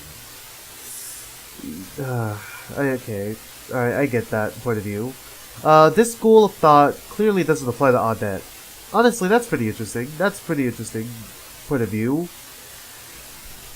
Applying yourself to knowledge before you enjoy others' creations, alright? There was a look of nostalgia in her eyes when she was taking in his words. It was a complete contrast to her hearty self. While born in Holland, Van Gogh spent most of his days in France. Oh yeah, she's French, isn't she? Most of his paintings used France as their motif too. Miharu wasn't convinced that the look in Audette's eyes was fueled solely by memories of her homeland, though. Audette eventually stopped in front of the painting of a farm village, titled The Harvest. She spent over 30 minutes staring at it. It was almost as if she had lost herself in the painting. Miharu made no attempt to speak to her during that time. She had every opportunity to leave, but she never took it. She never was able to figure out what Audette was thinking. However, that moment made Audette feel truly human to her. It was the same sensation when she learned of the compassion she showed to Sonia.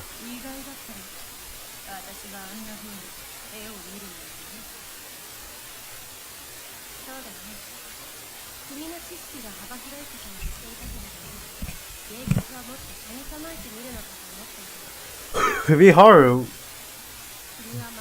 Jesus Christ, Miharu. Holy shit.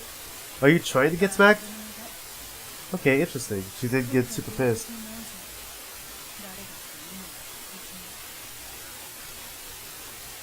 Audette casts her eyes to the sky as she speaks.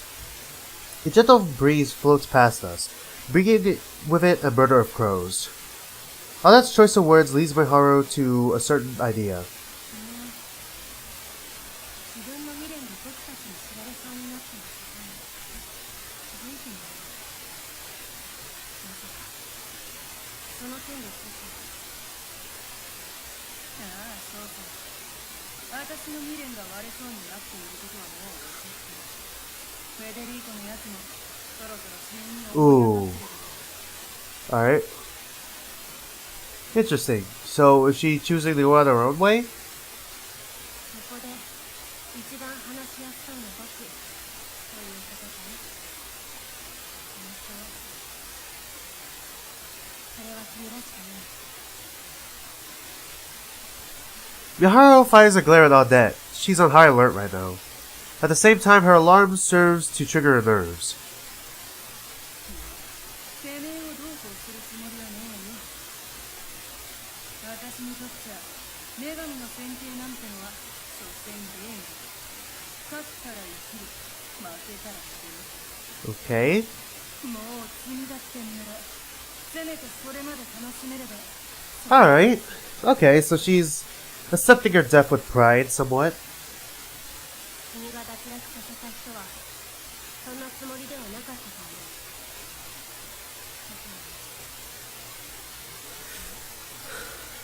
そんなことは Yeah.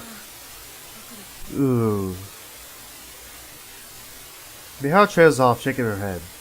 Odette and Federico may have been the ones who led Sophia to her elimination, but it was Miharu who ultimately carried it out.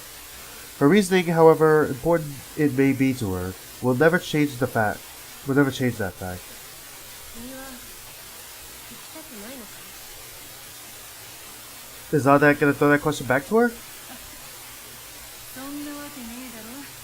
楽しいことは多い方がいいに決まってる。だがな、私の未練は決して叶うもんじゃない。だったら死んだって別に構わない。 Oh. We really are just gonna learn to regret right now, huh? ゲームみたいなね。 Holy shit. I didn't expect that to happen. どんなにレベルを上げても現実じゃ何も変えられねえからな。 Level up. Okay. なあ、やはり僕の抱えていた違和感は正しかったということだ。もう伝えるつもりもねえ。メイドの土産なんてわけでもないが話してやるよ。私の生まれは幸福の Oh, interesting. 時代遅れの田舎だったんです。 Oh, young Odette. Odette shares the story of her past with Miharu. Miharu takes it all in. There's no hint of sentimentalism. God, my nose is so stuffy that it's hard for me to speak. It refers both to her past and her regret. In fact, it sounds the same as if she was telling an inconsequential story. Miharu finds herself unable to say anything for a while, even after Odette finishes. There's no easy way to sum up what she just heard. As a fellow woman, Harsh doesn't even begin to describe it. What happened? Now I'm kind of nervous.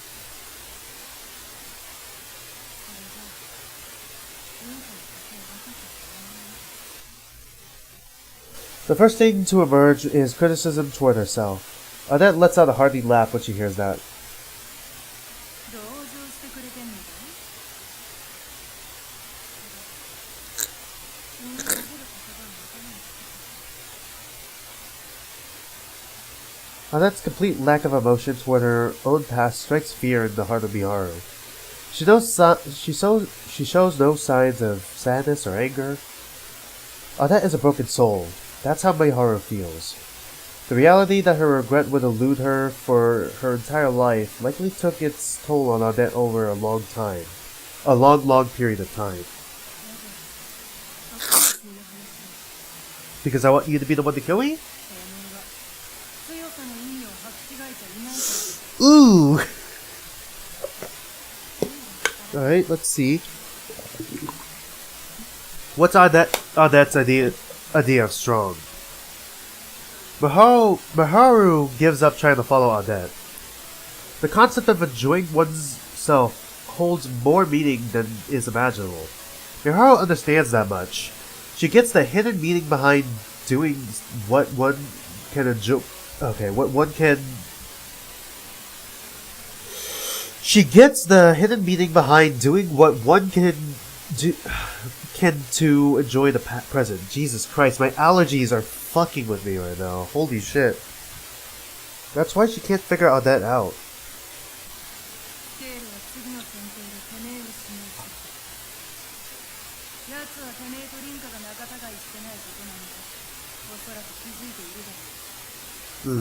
Whoop.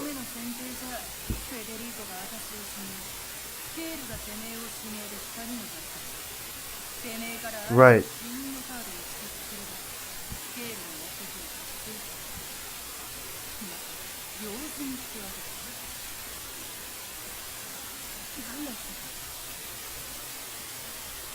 Miharu fails to hide her surprise at that sudden claim. Not over the idea that skill is done with her, though.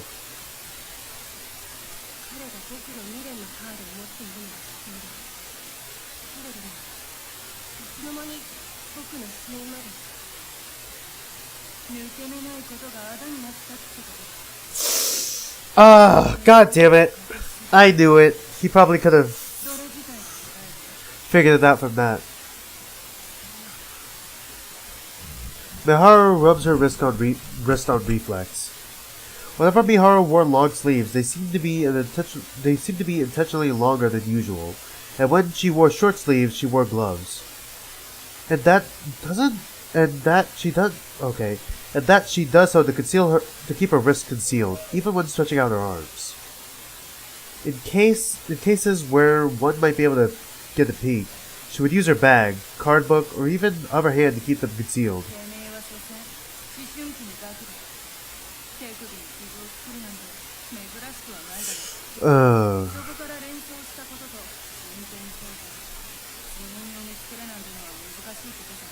That's unfortunate.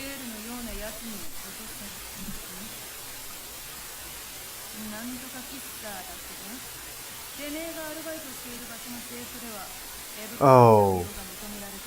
Oh, okay. Whoops. Shit, that would explain it. That would explain why they just suddenly showed up there.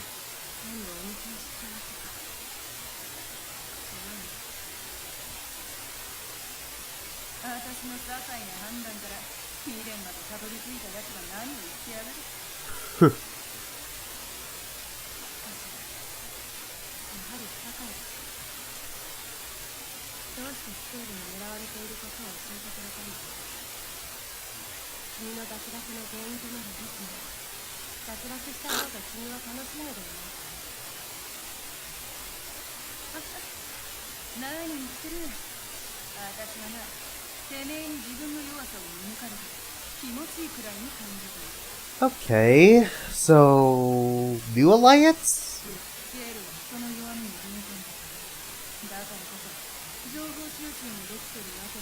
Fundamentally, so similar but fundamentally different. All right, kind of like so is he like a reflection, or even a foil of Miharu, like how Yu was kind of a reflection or like a foil to Rinka? That's interesting if that's the case, then.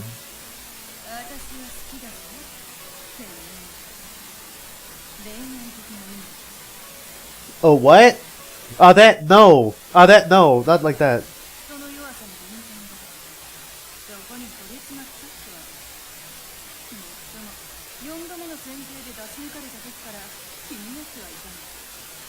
No, don't say romantically. Don't say it like that, please. Oh, wait, was it because she was homosexual?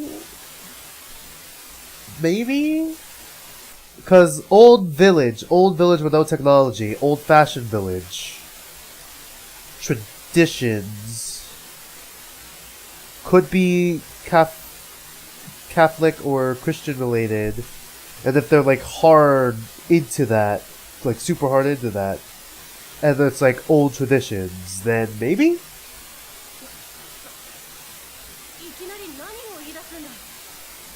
If all that is telling the truth, though. If Odette is telling the truth, though. Miharu loses her composure due to Odette's sudden confession.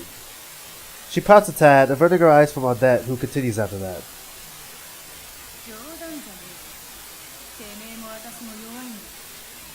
Oof.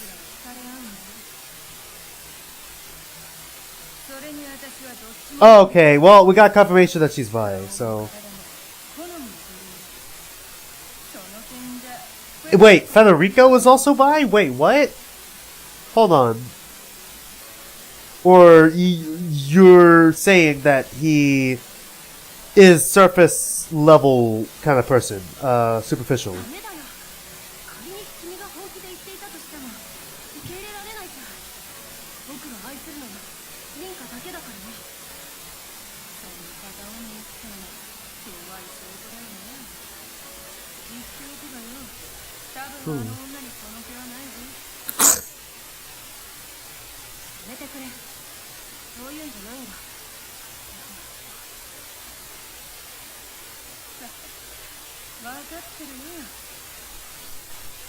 Odette follows her sarcasm up with a serious expression.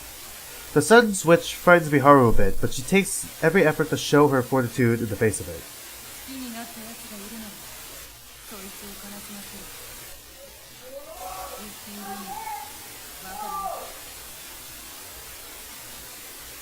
Hold on, I need to check something real quick. I just realized, for homework. Hold on.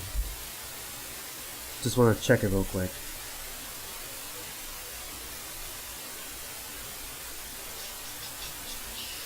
Sent.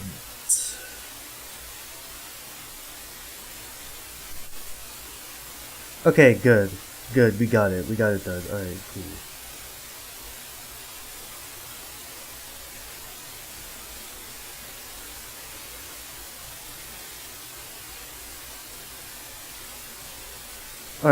Alright, he got it. I just wanted to make sure that my teacher got my homework. Alright. Oof, one side of love sucks. Miharu nods while answering. She made the decision to offer her life for Rinka's sake. Yet she knows that decision will not result in Rinka's happiness.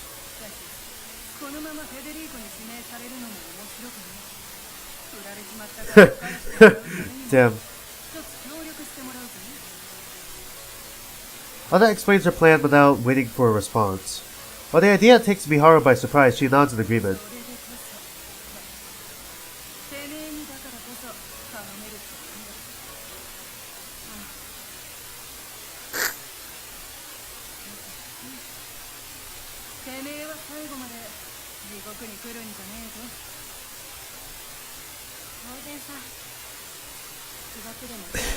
Oh, this is a good scene. This is a pretty good scene. This is a surprising scene, but it's pretty good, actually. Holy shit.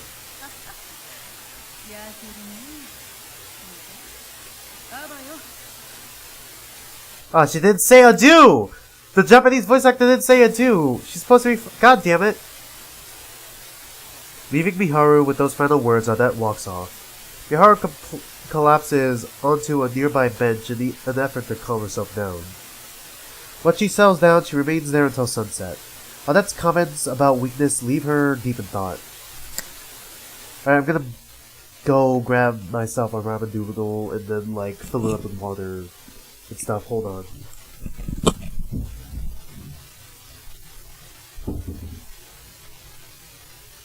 I'll be right back.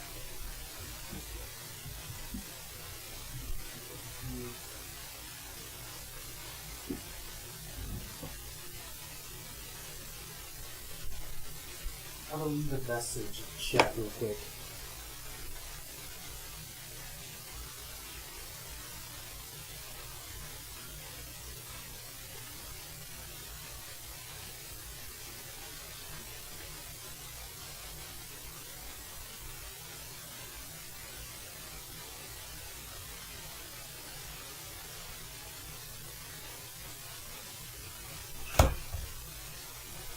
I just wanted to put that in chat real quick. I just think this is really huge.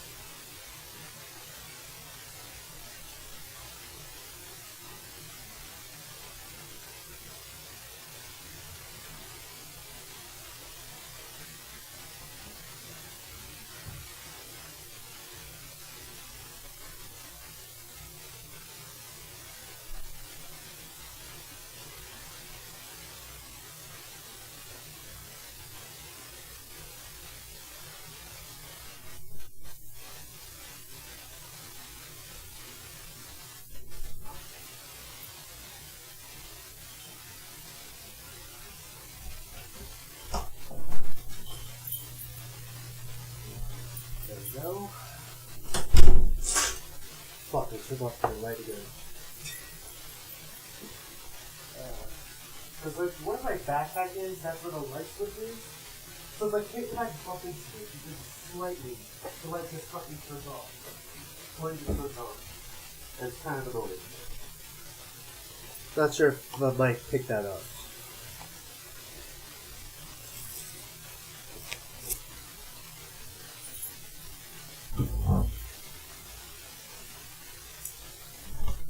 Getting rid of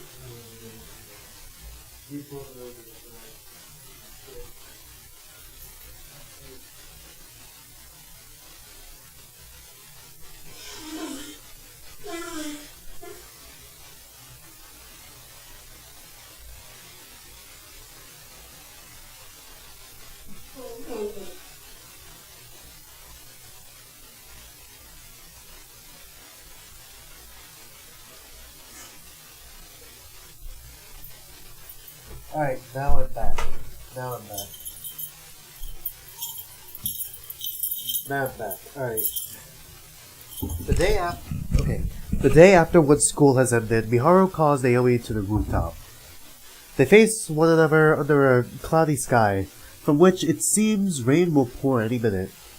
Not only is it rare for Miharu to call Naomi, but Naomi also has nothing but bad memories of speaking to Miharu alone.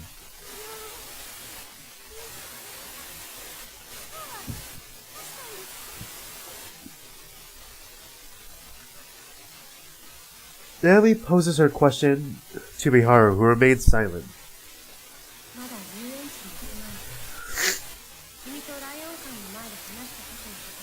Oh, what did Miharu say to her?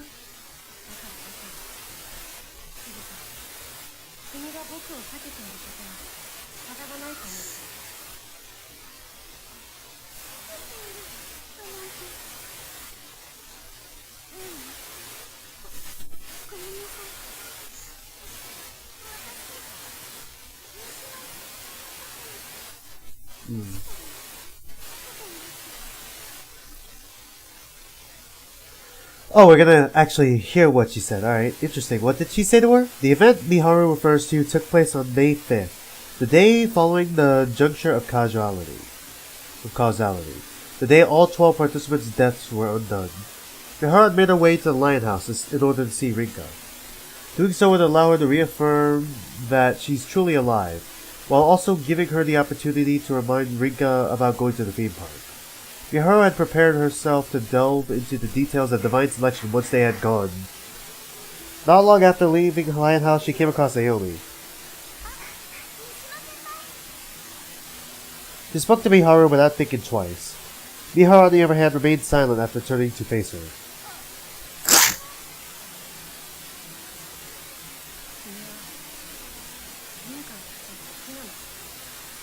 Oh, she just opens with that? Okay.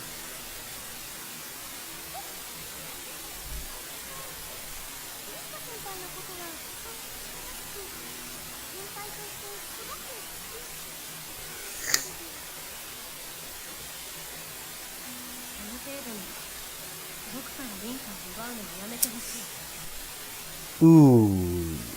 Yep, here's the possessive side coming back.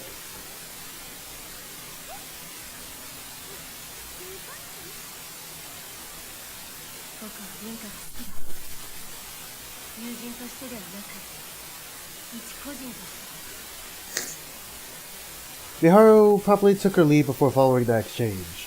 Naomi would end up making her way to the lion house afterward, full of nothing but frustration. Oh, that's it? I thought there was more. That's it?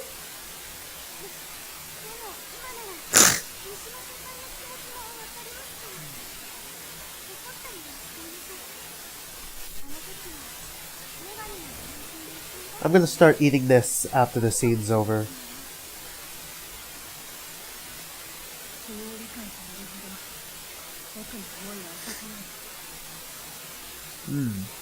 Miharu puts a wall between herself and Naomi as the latter attempts to get closer. She quickly realizes it too, covering her mouth with her hands as a sign of remorse. Oof. Miharu, you're being a bit possessive. That's called being possessive.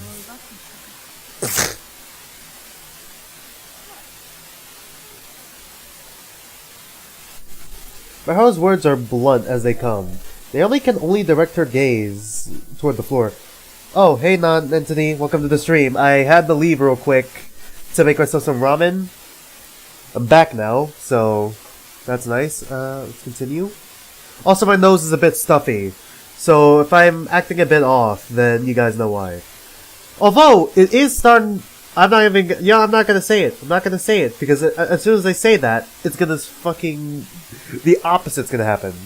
Not simply by virtue of Miharu being her senior. This is the first time anyone has outright stated their disdain for her.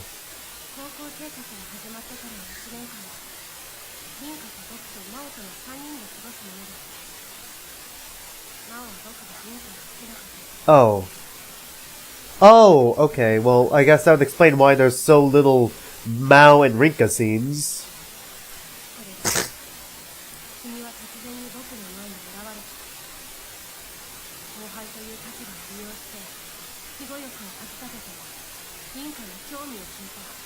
Okay, alright, I think I get it now a bit more.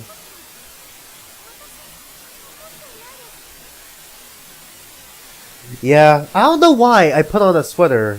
Like, that's gonna help. Like, for some reason, I feel cold. I don't know why I feel cold.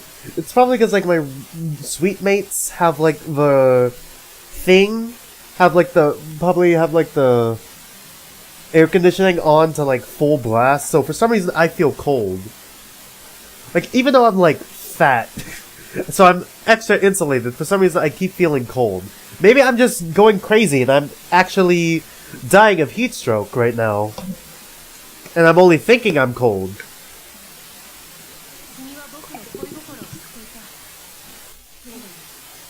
Ooh.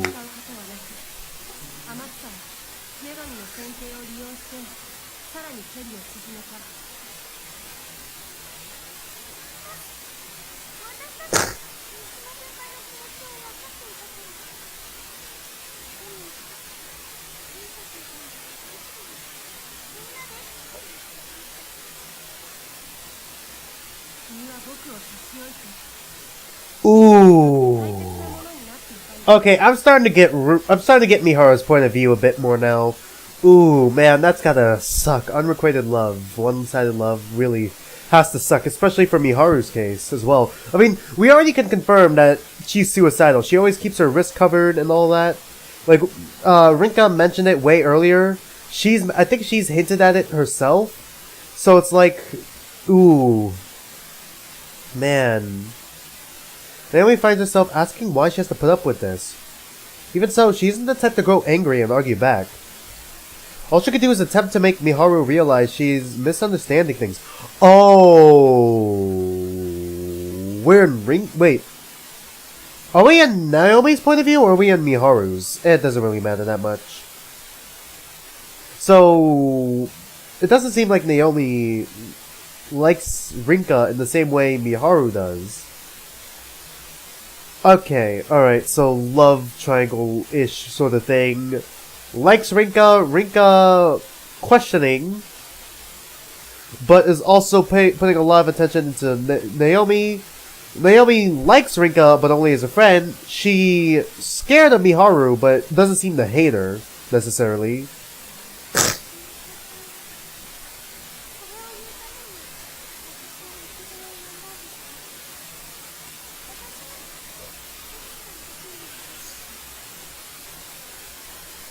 The clouds looming overhead cast their shadows down, thicker and darker than before.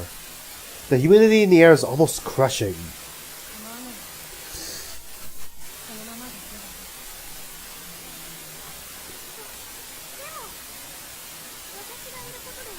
Naomi's super nice. Like, Naomi's super nice. Whoops, I accidentally skipped that last part. Oof.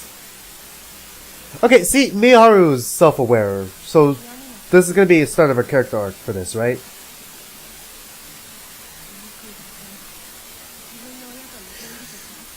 Ooh.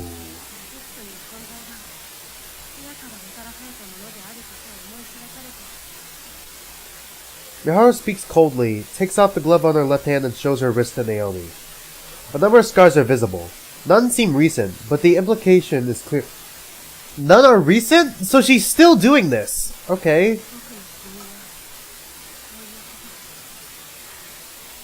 僕の理由はそういうことだ。本来の無時間であり生きようとする資格は僕にないはずよ。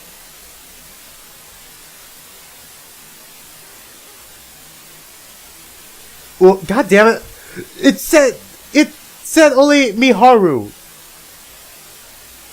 It said only Miharu. These translations are not 100% accurate. It's just one line. I thought she was done. She then immediately puts her glove back on. All that follows is a self-pitying smile towards Naomi. 死んだらリンカを悲しませてしまう。それは僕にとって許されることではないんだ。 Oh, so she's going with Rinka's plan, though, trying to find a way to defeat fate, right?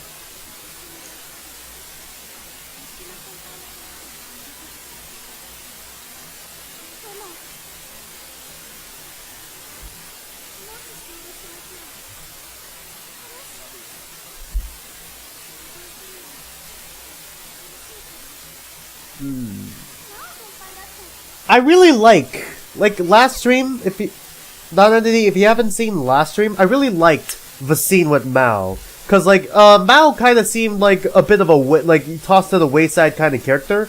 But honestly, they gave her a 1, 2, or maybe, I don't remember, 1 or 2 scenes that really made her kind of more 3-dimensional.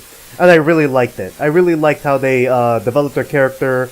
And even though she's not in the know like the other 3 are, and she's not in the death game itself like Miharu and Rinka is, she's still like a character. She's still like a person. She's still a human person. She's still developed as she still feels real, and it doesn't feel like she was tossed to the wayside.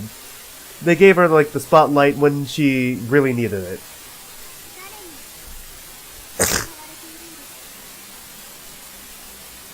Naomi's question takes Miharu by surprise. However, it helps to put everything into perspective. It is doubtless that Naomi has spent every passing moment thinking about divine selection, all for Rinka's sake.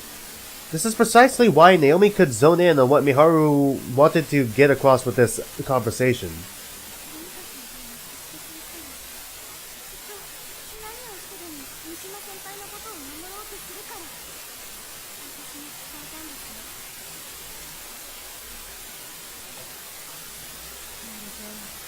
Numeral 9. Fuck, she does know! Fuck me! Fuck me, of course. Way earlier, I said, Rinka, tell Miharu his regret. We already have his regret. We can literally kill this man now. We can kill him now. Or at least we could give it to her so she can, vote for... So when Federico votes for Odette, and Scale tries to vote for her, she can protect herself by voting for him. Or better yet, somehow we could, if Miharu had just told us, then we could vote for Scale in order to protect her. Miharu gives Naomi a brief rundown of what Odette told her. Naomi listens fervently, showing no concern over the fact that Miharu has made her dislike for her clear. It is obvious that what she wants. Miharu would search on her own as much as possible, but she also wants Naomi's assistance. Yes! Naomi is fucking best girl. Naomi is fucking carrying Miharu and Rinka, because those two don't want to fucking talk to each other. Holy shit! Naomi is literally the fucking best. She's already the best and she just came back to life. Holy shit.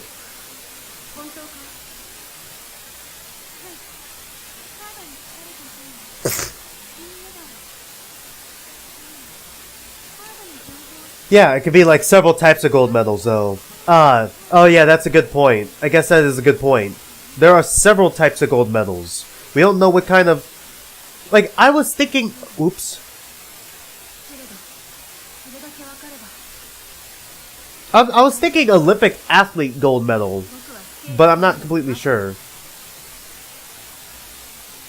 The clouds begin to part, and the blue sky brightens the land once more. Miharu's face lit up by the rays of sunshine.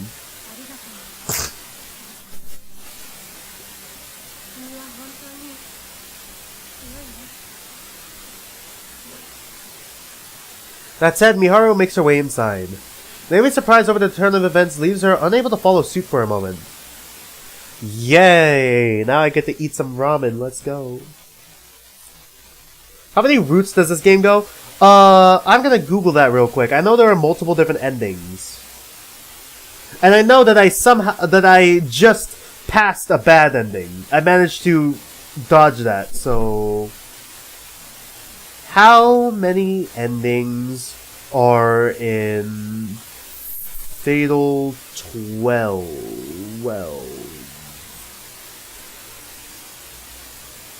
7 endings. Okay, so there are 3 main endings and 4 bad endings. Alright, so there are 7 endings. And most of them are bad, but then there are 3 main ones. I'm curious about what the main ones are. I wonder if there's a canon one, but we'll figure that out later. Skill still hasn't called us over for today's meeting. I couldn't settle down though, so here I am drinking my way at Milk Crown. Oh my god, are we in Federico's point of view again? God damn it. Some Japanese whiskey is my choice of drink for the day.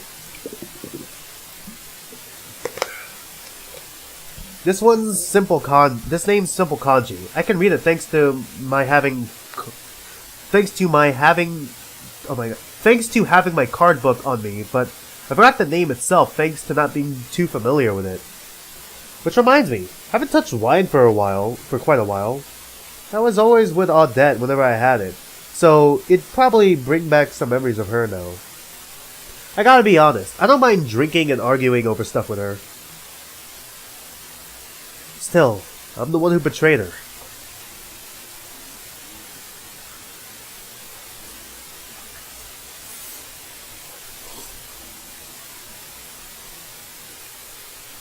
Not bad. I don't got time for that. I want to live. What I did was the right choice to make that happen.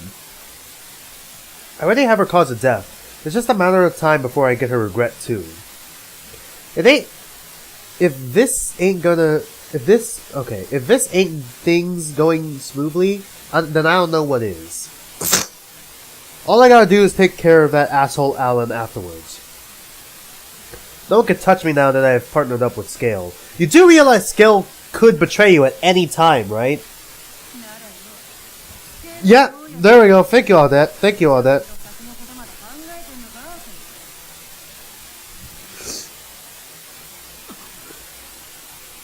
Music? But Audette is nowhere to be seen. I taught myself again. Oh, Audette isn't actually here.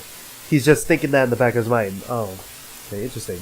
I might be drunk, but that's no excuse to let myself fear things.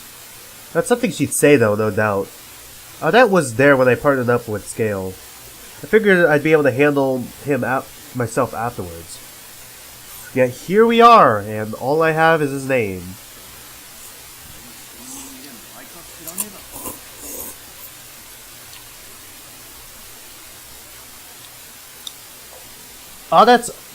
Chances are Audette already knows the former by now.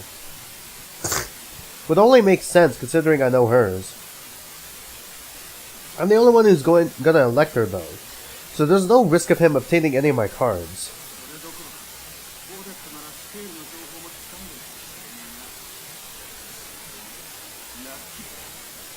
Yeah, but then you'd still have to figure out his death or regret. You'd still have to figure out the other thing. You only can get one card. Hold on, I gotta fix something up real quick.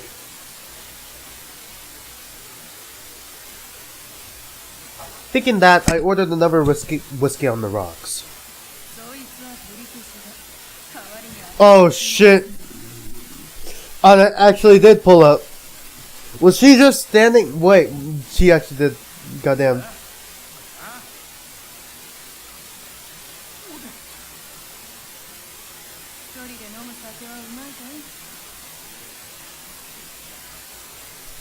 Audette plants herself in the seat beside me before ordering a bottle of some French red wine. I can't help but stare as the Deep red liquid cascades into the glass. My allergies. I hope it's my allergies. How fun. Its lustrous color almost puts me in a daze. I gotta say, while Italy might have some of the best food and wine, France is a close second. That fact has never changed, not even after backstabbing Odette.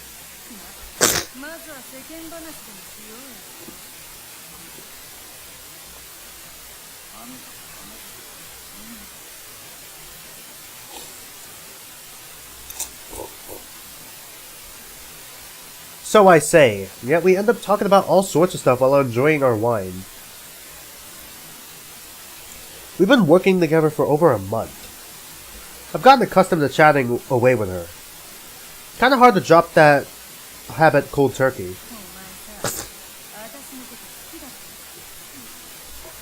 How that brings out an odd topic out of nowhere right around the time we finish our first bottle. Sure sounds like something a kid in school would say. I ain't no kid though. That won't be enough to throw me off.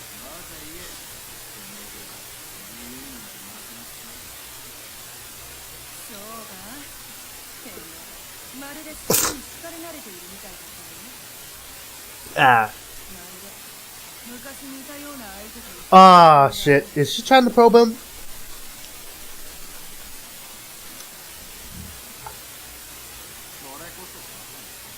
Oh, god damn it, Federico is a dumbass.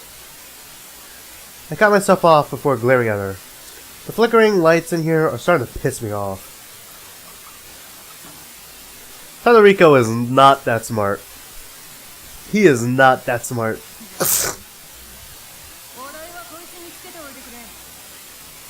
Damn, she really just said, she showed up. Sigma female. Oh, that is a Sigma female. Fucking shows up, gets the information she needs, walks out. Goddamn. Doesn't even explain anything else. Oh, that wastes no time in leaving the bar.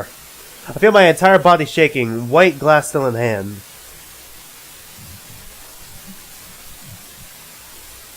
The shock of what just happened sobers me right up. Now I see why she came here in the first place.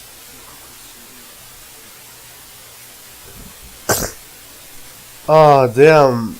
Does it relate to a girl he knew? It could be a girlfriend, but it'd be interesting if it was like, it was like an overprotective mom or something. Or, like, it depends on the nature of the relationship. I slammed the money down on the table before throwing the bar door open and running out.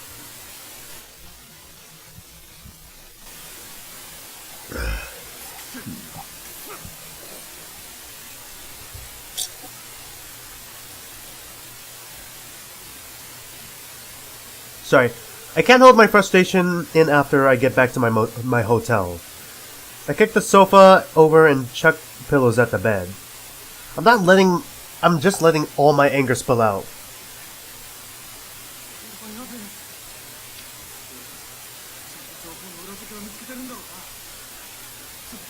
Oops.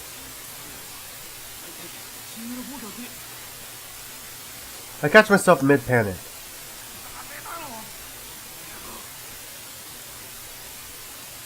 Am I going to go down without ever besting her? Assuming we end up electing each other, chances are we'll cause a standstill.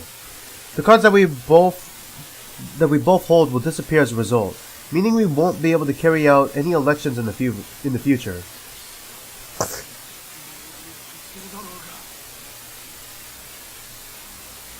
Now I know what I need to do.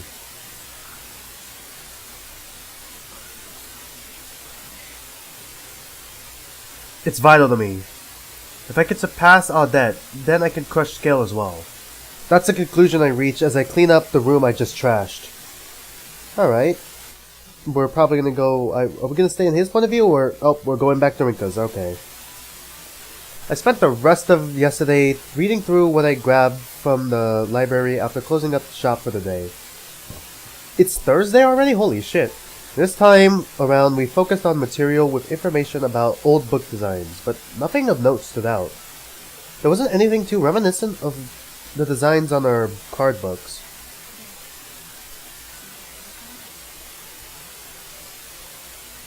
I never expected to find something right off the bat.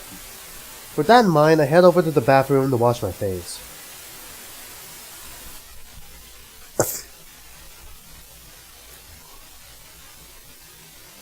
Scale finally rounds us up. Friday?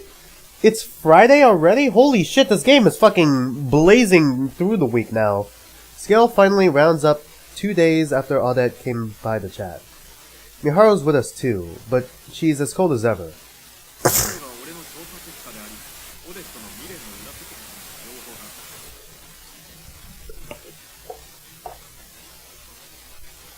Scale closes an explanation with a heavy tone. He told us about Odette's past. Born on a family farm, her mother passed away not too long after her birth. No one knows for sure whether or not the despair of losing his wife drove her father insane. Regardless, it's a fact that Odette suffered abuse by his hands. Ooh. The abuse she received not long after puberty resulted in particularly drastic consequences. Her body became unable to sustain a child. Ooh. I've heard of cases like this. Ooh. Have you heard of the death game Raging Loop?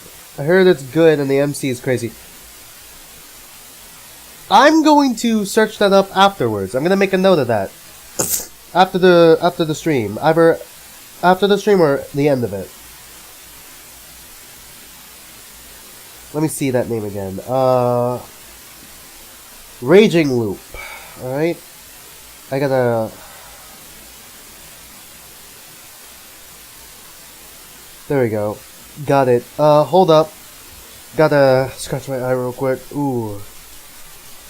God. It's like only my right eye that's watering too. Ah, fuck. Tear got in my glasses. Oh no. I hate it when that happens. Got it off. Alright. The reality must have crushed Odette. I want to play it, but I don't think it has but I don't have the funds for it yet. Well, I don't know how much the game costs. I'm gonna check it after we pass this week. So far, it seems like this week is blazing through it, so we might be able to do 2 weeks this stream, but I'm not sure. We'll figure it out. She left her father at the brink of death through the use of tools on their farm before moving abroad. She made it a point to live by port in order to erase her memories of farm life.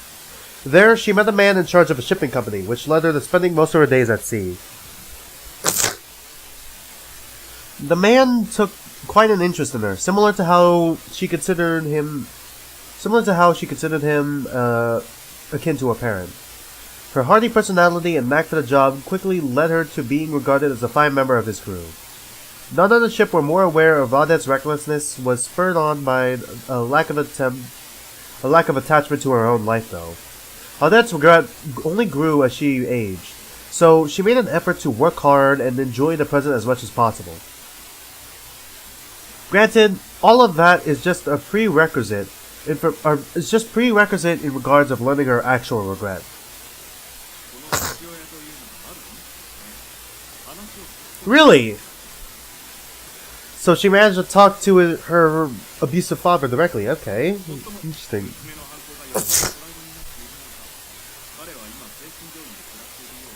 I mean, he deserved it. He did kind of deserve everything that happened to him. He deserved what Odette did to him, in all honesty. Miharu kept her head down the entire time Scale was talking. It must have hit too close to home, considering they're both women.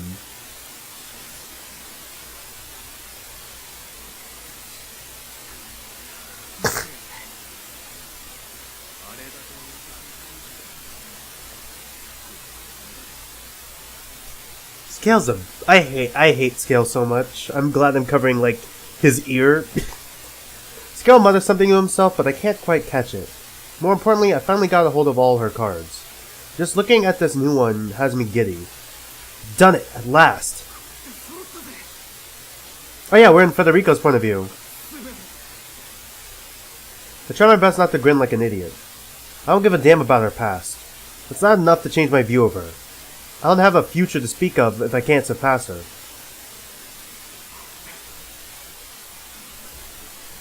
I can finally stand toe-to-toe with her. All that's left is to elect her. She might elect me back, but I can't let that possibly stop me.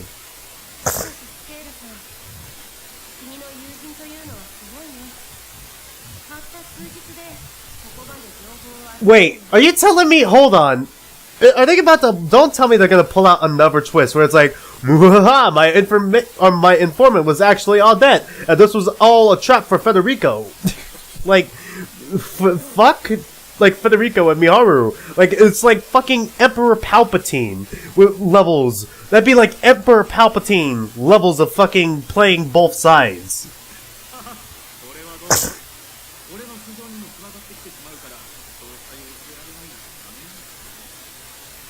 Miharu responds with a quiet nod. She looks pretty exhausted now that I take a proper look. Talk about putting a pretty face to weight. Oh, for fuck's sake. I really hate this guy. That said, she's right. I don't know who this friend of Scales is, but they gather intel like a beast. That leads me to a thought. If this guy has so many connections, then that means plenty of people know him. These two keep acting all calm and collected, but that ain't gonna last long. Is it possible for you to turn up? Oh, it's kind of low? Whoops. Sorry about that. 70. Was it 70? Where did I... Hold on, I could pull up the sound real quick. What does 80 look like? We're gonna move this up to 70, and I'm gonna move this up a little bit. Like a little bit. I just don't want my voice to be drowned out by the music. I had to turn my mic down because I kept sneezing a lot earlier, so... yeah. Hopefully that's better. Hopefully that's better. These two keep acting all calm and collected, but that ain't gonna last long. Once I surpass Audette, they're next. Oh, that's the end of the scene? I thought they were gonna get a little bit more. Is it gonna be Saturday? Oh no, it's Friday morning. Is it Friday morning? No, it's Saturday. Holy shit, Saturday classes? The fuck? Whoever fucking whoever fucking puts in Saturday classes, they're fucking monsters. Anyways, Saturday rolls around without resembling progress for us. I do what I can to reach the truth about divine selection, but there's far too much information out there regarding design concepts and such. Doesn't help that I'm not too familiar with the history in the first place. Part of me is ready to give up. I tried taking pictures of my card book and doing reverse image searching, but nothing worthwhile popped up. I'm honestly starting to feel like I'm at my limit, but I can't just throw in the towel. If I can't think of any other methods, then I should stick to this way for now.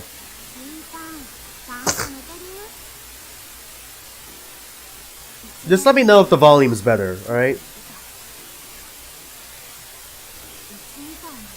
Ooh, Rico was sleeping in class, damn it. Like, first 2 periods. Man, for some reason, when I was younger, like, I always either sleep in, like, the first class or, like, in the last class. When I was in, like, elementary or, like, you know, I guess middle school. Keeping the store open has inevitably led me to losing sleep.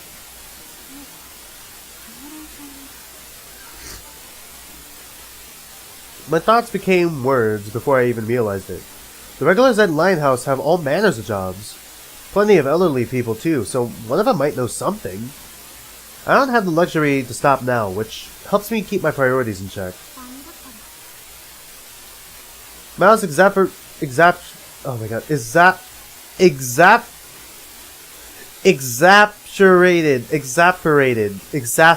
voice helps me in much the same way. Holy shit, I couldn't even... That fucking word nearly fucking killed me.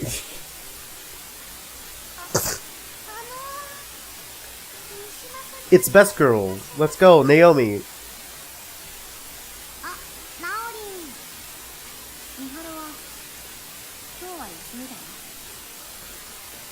Miharu's absences have been growing more and more frequent. She can't afford to miss too many days due to her scholarship, but I'm sure she's aware that without me having to point that out.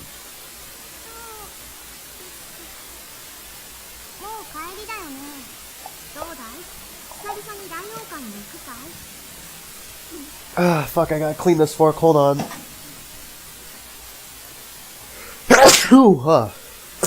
Sorry. I tried. I didn't have time. My hand was full. I'll be right back. Ooh.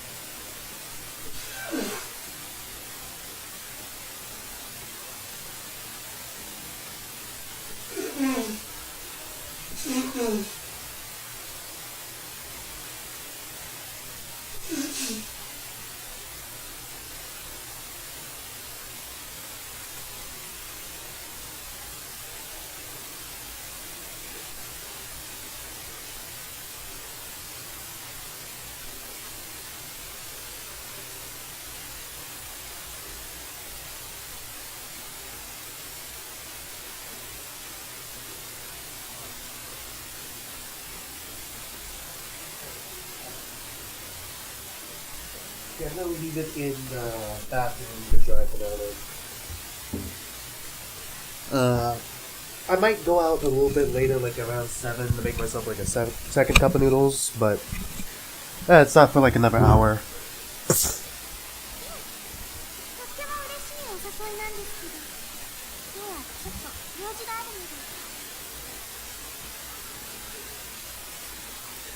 Bit busy today. Okay. Trying to figure out how exactly Naomi is helping out Miharu right now. Naomi offers an apologetic bow before leaving the classroom. Miles coming to the Lionhouse though, so this will be the first time in a while that we both leave school at the same time. As for Naomi, she seems somewhat different today, especially considering how nervous she tends to be whenever she visits our classroom.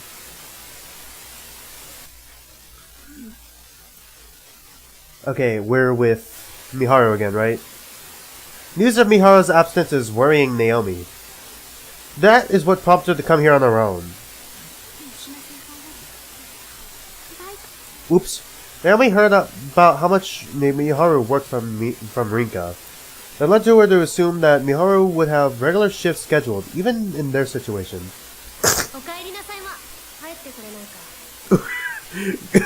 God damn, Miharu. Coincidentally enough, Naomi comes across Miharu the moment she answers.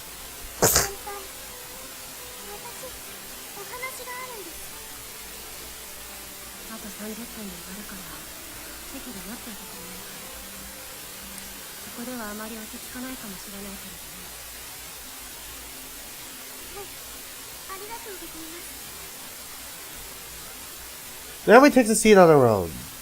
The male clientele director gazed toward her. Naomi fails to pick up on the jealousy felt by the others but as they do so. Jesus Christ. Roughly a half an hour later, Miharu returns to her school uniform and plops down in front of Naomi. If I'm being completely honest real quick, I would, like if I ever go to Japan, I would go to a maid cafe once, but only out of curiosity. Alright? Only out of curiosity. Because I'm just kind of curious about, like, how fucking ridiculous these things are. Like, I want to fucking just sit down, eat a meal, then leave. Alright? I'm more interested in, like, the fucking atmosphere and the environment, and me wanting to, like, you know, just go to a maid cafe just to experience it once. Alright? Like, in all honesty, I am not a simp, alright? I'm not horny, alright? In all honesty, I do want to go to a maid cafe, but it's just more so out of curiosity. Time has flown by for Naomi because she had her face buried in a book the whole time. Miharu is uncomfortable discussing things with Naomi at her workplace as opposed to somewhere like the Lionhouse, but she also knows she has no real alternative. Naomi braves a few quick glances at the other customers, confirming that neither Scale nor Federico are present.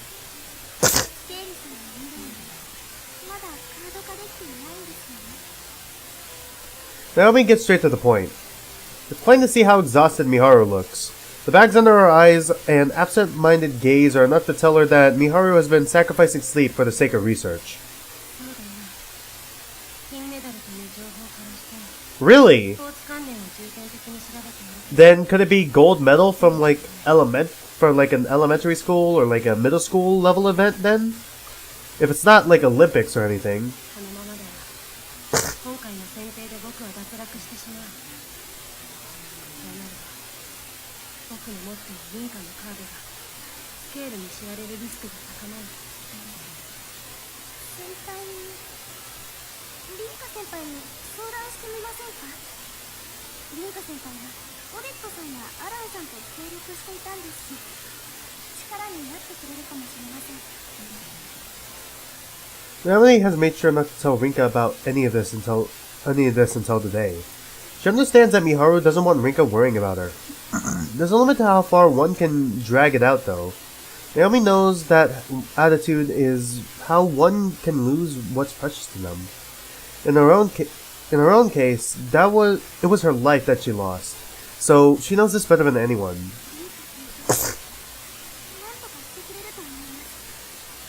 だって私のことも助けてくれたから。それはダメだ。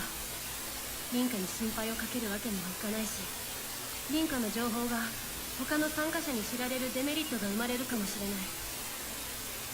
れない。 Miharu's immediate answer pains Naomi. She casts her head down, shaking it multiple times. She doesn't want her feelings to pour out all at once. She wants to explain things bit by bit.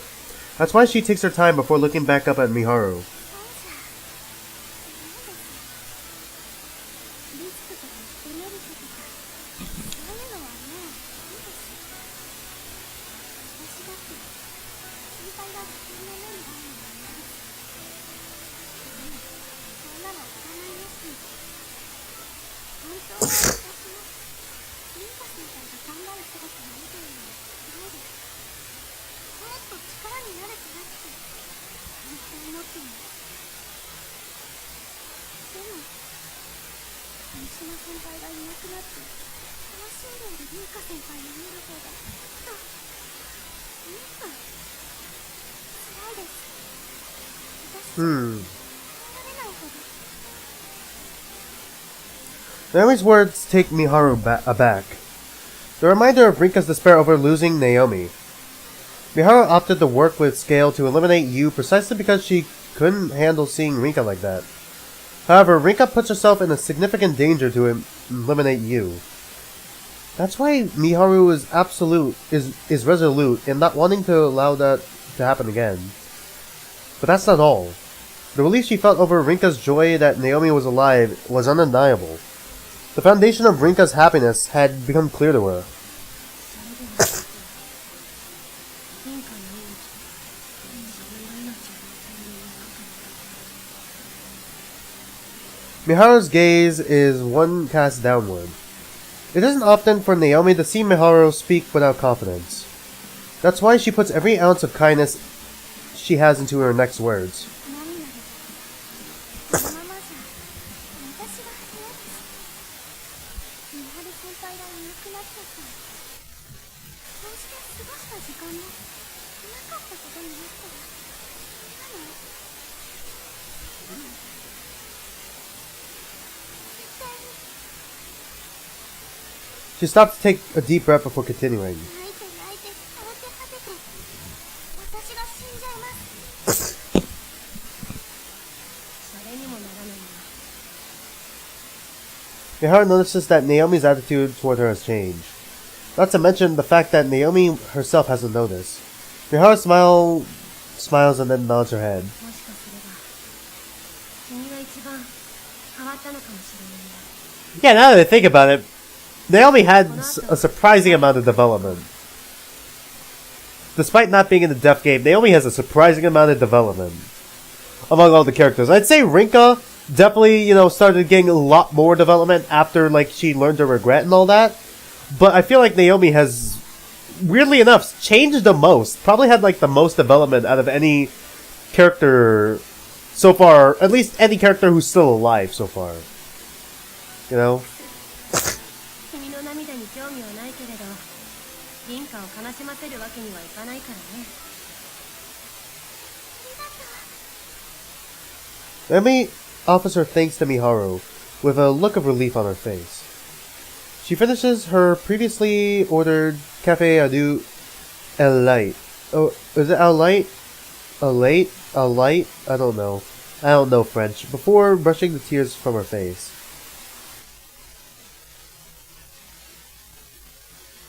Saturday night. They make their way to the lighthouse together after that. Oh, god damn it, Rinka. The lights are off too. まだ閉店時間にも早い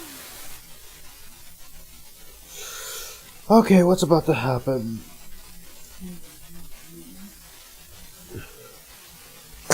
This feels suspicion to Naomi. Suspicion? This feels suspicion to Naomi? I feel like that's a error there. This feels suspicious to Naomi, who had overheard Rinka and Mao's conversation earlier in the day. Part of her begins to worry that something's happened. Uh-oh. Please tell me Rinka's just at Mao's house. Oh, fuck off. Where are we? I make my way over to the base we used to prevent Yu's attack the week prior. The desolate view and dry wind almost feels nostalgic. But to be more accurate, it's Audette who brought me here after showing up at Lionhouse out of nowhere. It was my choice to come, so I can't quite say I got dragged out here. Fuck, are these two gonna start working together against me? Or are we here for Alan?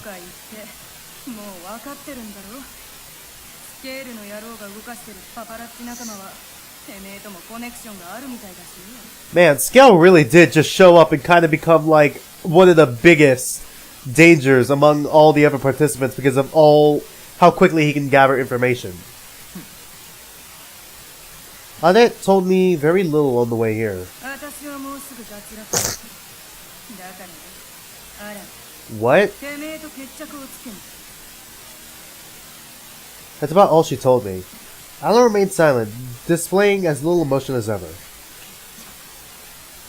Why am I here? Rika's like, why am I here exactly?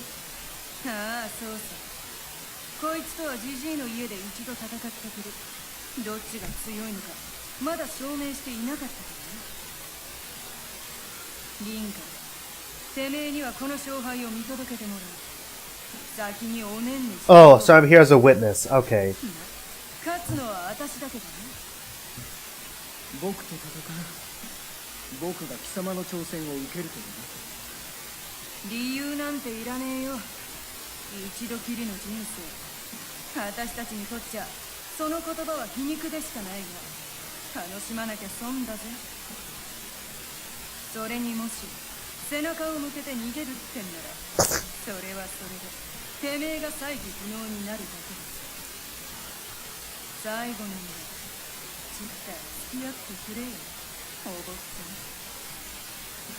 The cold tone through which Audette's words are delivered frightens me. I may know that she's easy to talk to now, but that cool-headed attitude of hers is still scary. Maybe this is the killing intent that gets mentioned in books and films. There's only one thing nagging at me, though.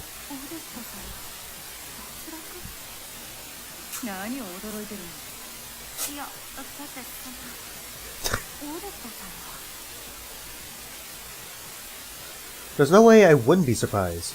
Miharu has told me plenty of stuff about Federico and Scale, but I never thought they would be able to eliminate her.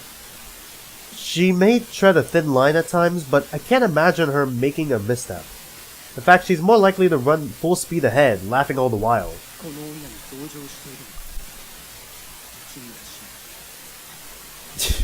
Jesus Christ, Alan. You know what? Hold on. I'm gonna move my... Oop. No. Whoop. I'm gonna move mine here, just for now. So I don't cover Alan's head. Thank God Rinka's so short. Hold on, stream's catching up. Hold on. Yeah, there we go.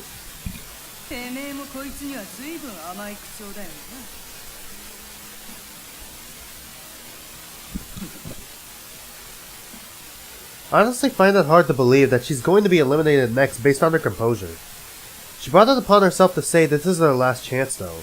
She must be fully prepared for what lies ahead. Odette's going to die. She's my enemy. I know that much, and yet I can't help but remember how we stopped you together and brought Naomi back. 私スケールさんの未練を知ってる。だから何だ。私は助けてもらった。だからせめて。だからなんだってんだ。 Odette glares at me, her tone is dark. That alone prevents me from saying anything else. 私を侮辱するつもりだったら、てめえからやってやろう。 Oh, okay. そんなんじゃ。お人よしも大概にした方がいい。僕がいることを忘れているんだ。スケール・ジョーンズの未練、僕も欲しいから。力ずくで教えてもらう。 Ooh, yeah, probably should have probably said anything. そうかい。そこまでてめえは理由にこだわるってわけだ。 I gradually come to understand what they were talking about. My own explanation has served as the spark Alan requires. He said he had no reason to fight Odette, but now he does. 守ってやるよ。クソが。 God damn it, Rinka! 目的がある。僕のためらわ。 Defeat Odette and get information regarding numerals 9 regret anime. That's the goal he has set his sights on. Oh boy, are we gonna get fighting CGs again? I choose to observe their fight from outside the storehouse. They likely have guns on them, so it only makes sense to head outside before they start firing on one another. I might die if I get caught in crossfire, but I'd still get badly hurt. The wall should be thick enough to stop any stray bullets. I can't avert my eyes though. I'm determined to see what their fight through. It's their way of settling things. Odette lightly doesn't need a proper reason. She considered Alan a worthy foe, and simply just wants to beat him for her own satisfaction. I'd be lying if I said I understood that thought process. Regardless, I have to see this through. My reason is simple too. This is a fight that encompasses the very life of Odette Melikon.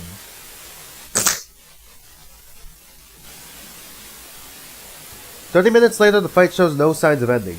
Neither have been able to land any significant blows, so I assume they're trying to wear one another out. Their intent is made clear by each and every action. I can't seem to take my eyes off them, not even for a second. I have no interest in martial arts and stuff, but I guess I can understand the appeal of competitive fighting if it's as entrancing as this."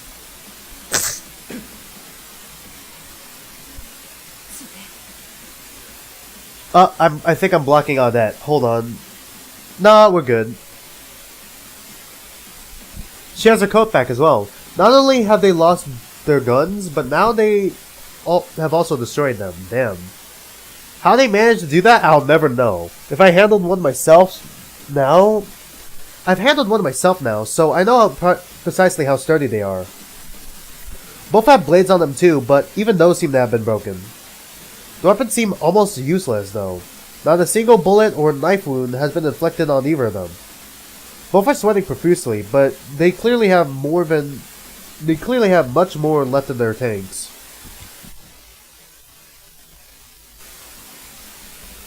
Another 10 minutes pass. The exhaustion must have hit both of them at the same time, judging by how the nature of the fight changes. They are now keeping their distance from one another, as opposed to constantly rushing in like before. Odette is the first one to step in and attempt to drag the fight out of the stalemate it has reached. She must have put all the meager energy she recovered into her act. She launches a massive kick outside of his blocking range. He manages to avoid it, albeit barely. Following that, his fist connects with Odette's face, or so it seems. Huh? She uses her forehead to take the brunt of his blow. Damn. She fucking headbutt his fist, okay. His expression made it clear that he's reeling from the pain, which Odette takes advantage of by kneeing him straight in the solar plexus. She keeps up a relentless assault following this, not allowing the opportunity to go to waste. Each blow is ferocious enough that I'd be knocked out cold after one hit, but he's taken every single one of them. He must have been biding his time while taking the hits, because he finds the right moment to claw at Odette's neck. One can't build up muscle one can't build up muscle in the throat, so the resulting damage is clear. She comes to a complete halt for a brief second. Now Alan launches his own attack. If Audette's assault was akin to a wild beast, Alan's is more serene. There's a rhythm to it, almost like a dance. His movements are completely different from before. Not like Audette is simply allowing herself to be attacked either. She isn't dodging or blocking the incoming blows. She's biting at them. The more blood that flows, the harder and deeper she bites.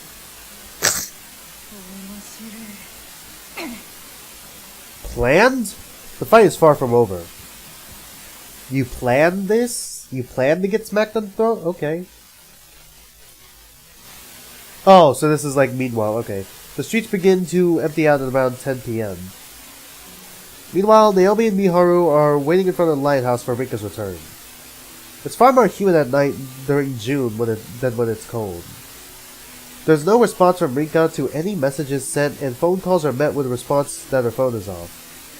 いい加減帰ってもいいんだよ釣りさんもっとも僕はリンカが心配だから帰りを待つけれどね大丈夫ですうまく連絡しますから私だってリンカ先輩のこと心配ですもん Miharu silently nods in response. リンカの大変だなあれだけ自信満々にリンカを諭した時に頼られてしまうわけだね大変なんて思わないですよ先輩は美晴先輩だって分かっています You probably didn't see it, but I had like I brought a bunch of napkins with me in case I need to blow my nose again. Miharu says nothing in return. She does not need to. Her gentle smile is more than enough to reassure Naomi.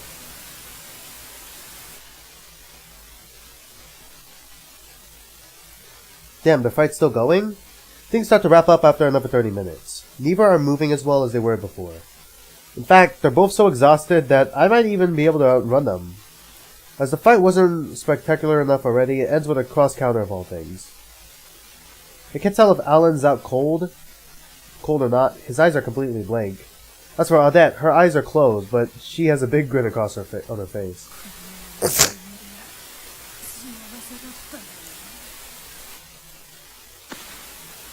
With that said, she lets herself fall unconscious. Alan watches as she does so. It's hard to tell what he's thinking. And then he collapses too. Damn, they both knocked each other out. Double TKO. But I guess she went out first, but whatever. I rush over to them both. They're out cold, but they're still breathing. I guess exhaustion has finally forced their bodies to shut down. I'm not too sure if they managed to sell things with this. But what I do know is that Alan! Jesus Christ, the fanfiction is starting to bleed into my mind. Alan was the last to fall unconscious. Still, there was nothing settled by this. They just pummeled each other until they passed out. I'd be the winner here I'd be the winner here were I to have a gun on me. To witness it? I probably have to tend to their wounds now that it's ended like this. I ended up having to rely on my memory to find the nearest convenience store. God, my allergies are killing me. Holy shit. Alright, once I do, I grab a first aid kit, some food, and some water to bring back. The journey there and back takes around an hour. Audette's gone by the time I get back. She must have left the moment she woke up, despite having no energy whatsoever. She's crazy. There's one thing I could say for sure, though. The moment when she collapses is probably the last time I'll see her in the real world. She was really a free spirit right until the end. Unlike Audette, someone else is still collapsed on the ground. Alan still hasn't come to. After I say that, I wipe off Alan's sweat and place a cooling pad on his forehead. Then I put another towel under his head as a makeshift pillow.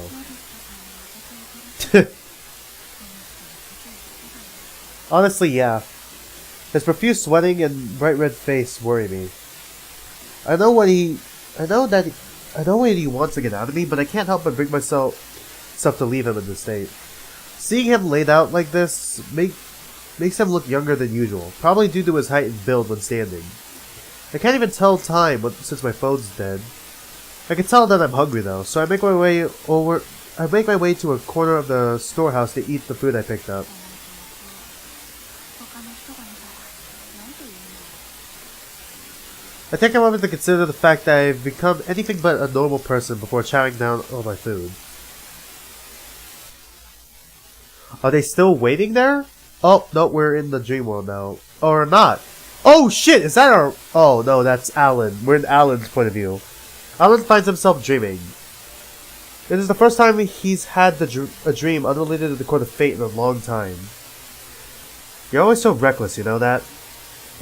It was a dream entwined with his past. A past of great importance. Is that his mom, or... Because his sister is younger, so is that his mom, probably?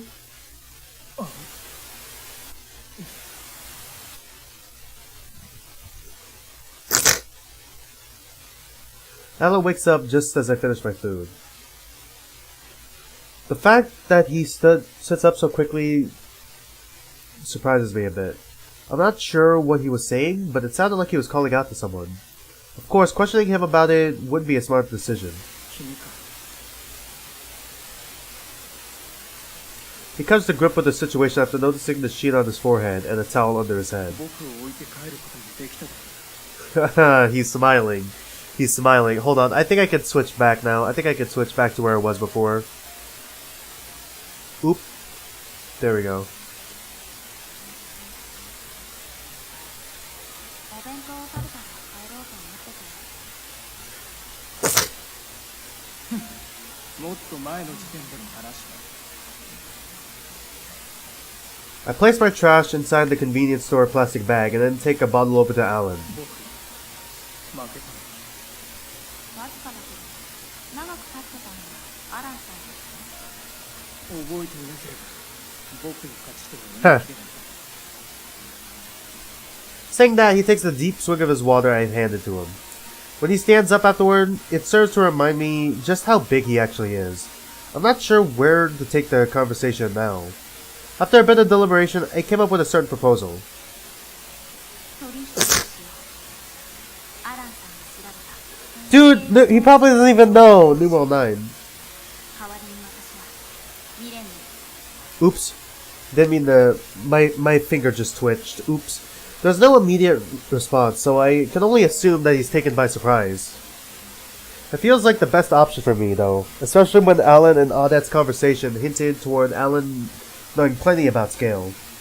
I'm not sure if I'll end up electing him myself or not, but it's a fact that he'll come across my own information at some point.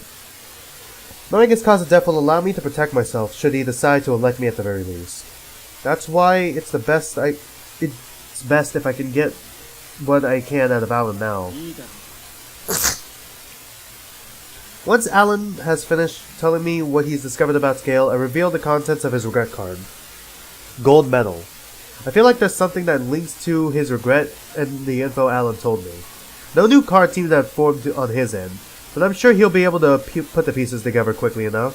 それじゃあ私もう行くから。 Tomorrow's Sunday, but I'd rather open the store if I can.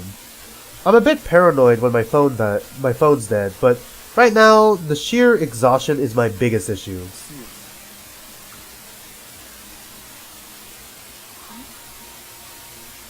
He doesn't respond, so I give up and leave. I'm about half an hour's walk away from the closest station. The idea of having to walk the same path back, already has me reeling. Holy shit, these two gotta be fucking panicking now. Oh god, 1 a.m. Holy shit, they are fucking shitting bricks.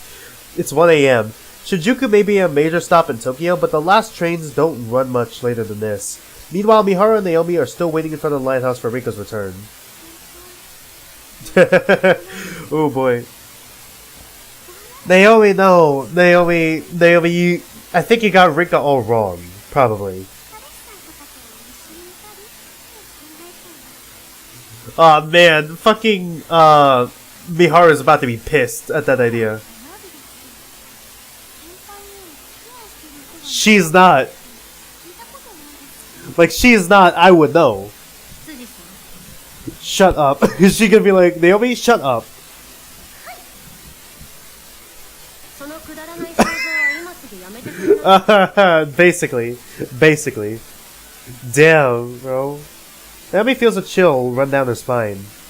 While it wasn't exactly a joke, she swears not to bring that topic up ever again. しかしこれ以上遅くまでここにいるとやがて警官に声をかけられてしまうかもしれない終電もなくなってしまったし Ooh. 困ったものだ Granted. Oh, whoops. 日付でいう今夜に僕がこのまま死ぬのであれば帰ろうが帰る前がもうどちらでもいいよあるいは民家に置いてた遺書を書き始めた方がいいのかもし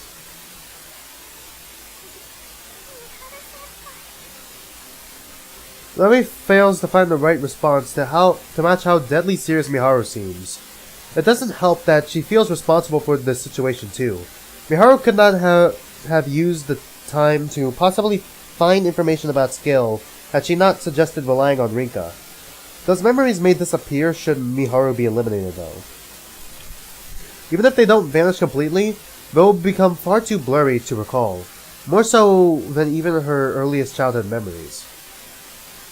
This even applies when the two of them let their feelings clash. The idea of losing that experience scares her. 大丈夫です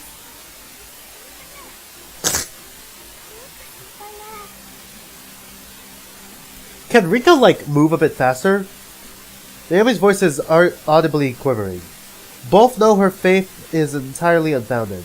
君は泣き虫だなその素直さは時折羨ましくもあった Miharu feels at peace for reasons she cannot understand. If what she's feeling toward Naomi is similar to how Rinka feels, then she might just... The sudden voice takes Naomi and Miharu by surprise. こんな時間になんでうちの前にい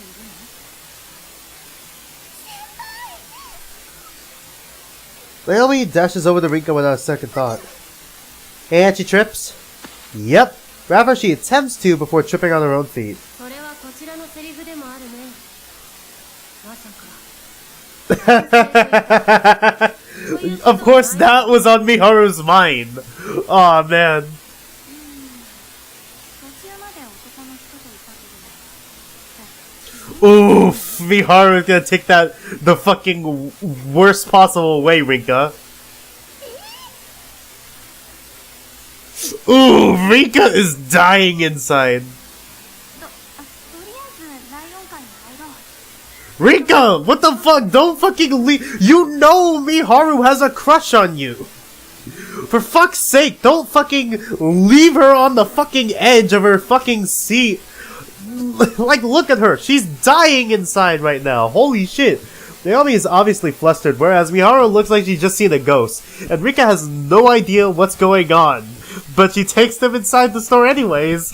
I guess even though Miharu straight up says, I love you, I want to be girlfriends with you, Rinka is still fucking somehow out of the fucking loop. God damn it, Rinka. Following that, it takes an entire hour for everything to be cleared up. Holy shit, Rinka. But fuck. Oh, we're in the Court of Fate. Oh, god damn it. ごきげんよう運命の奴隷の皆様 Fuck, this week really went by faster than the other weeks. Like, holy shit. Parker's voice echoes throughout the Court of Fate once more. Tonight marks the 8th round of Divine Selection. Only 6 of the 12 remaining participants are left. Numerals 1, 2, 3, 9, 11, 12, and 12. One is guaranteed to be eliminated tonight, though. None other than Audette, the very person I'll have elected. Federico. 本日はおしゃべりなさらないのですよねじゃあてめえが喋ってくれよ何か面白い話をね面白いお話でございますか？ Ada remains as calm as ever, even with her impending elimination. That really pisses me off. どうでもいいだろそんなのよ。早く指名に移ってくれ。 My impatience gets the better of me, causing me to shout. All that does is cause Audette to flash me a smug grin. That stupid face drives me mad. まるで早く No. God damn it. そういう風にお見受けされますわね。 She pulled out the ara. Great. Oh wait, fuck, I'm covering Audette's face. Hold on. You know, that means I can move to the middle now, because Parka is short as hell. Yes. That's the closest I can get in the middle. Yes. Just in the middle of the screen. That's the closest I can get to the middle right now. いい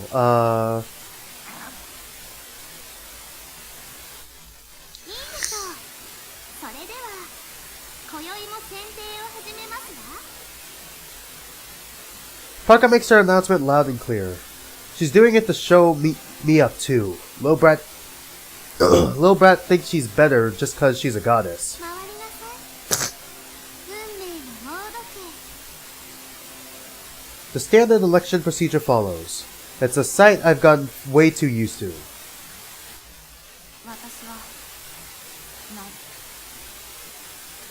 Numero 1 passes. Next step is Miharu. Based on everything up until now, she'll pass. I'm the only one out of our alliance that'll be electing someone tonight, after all.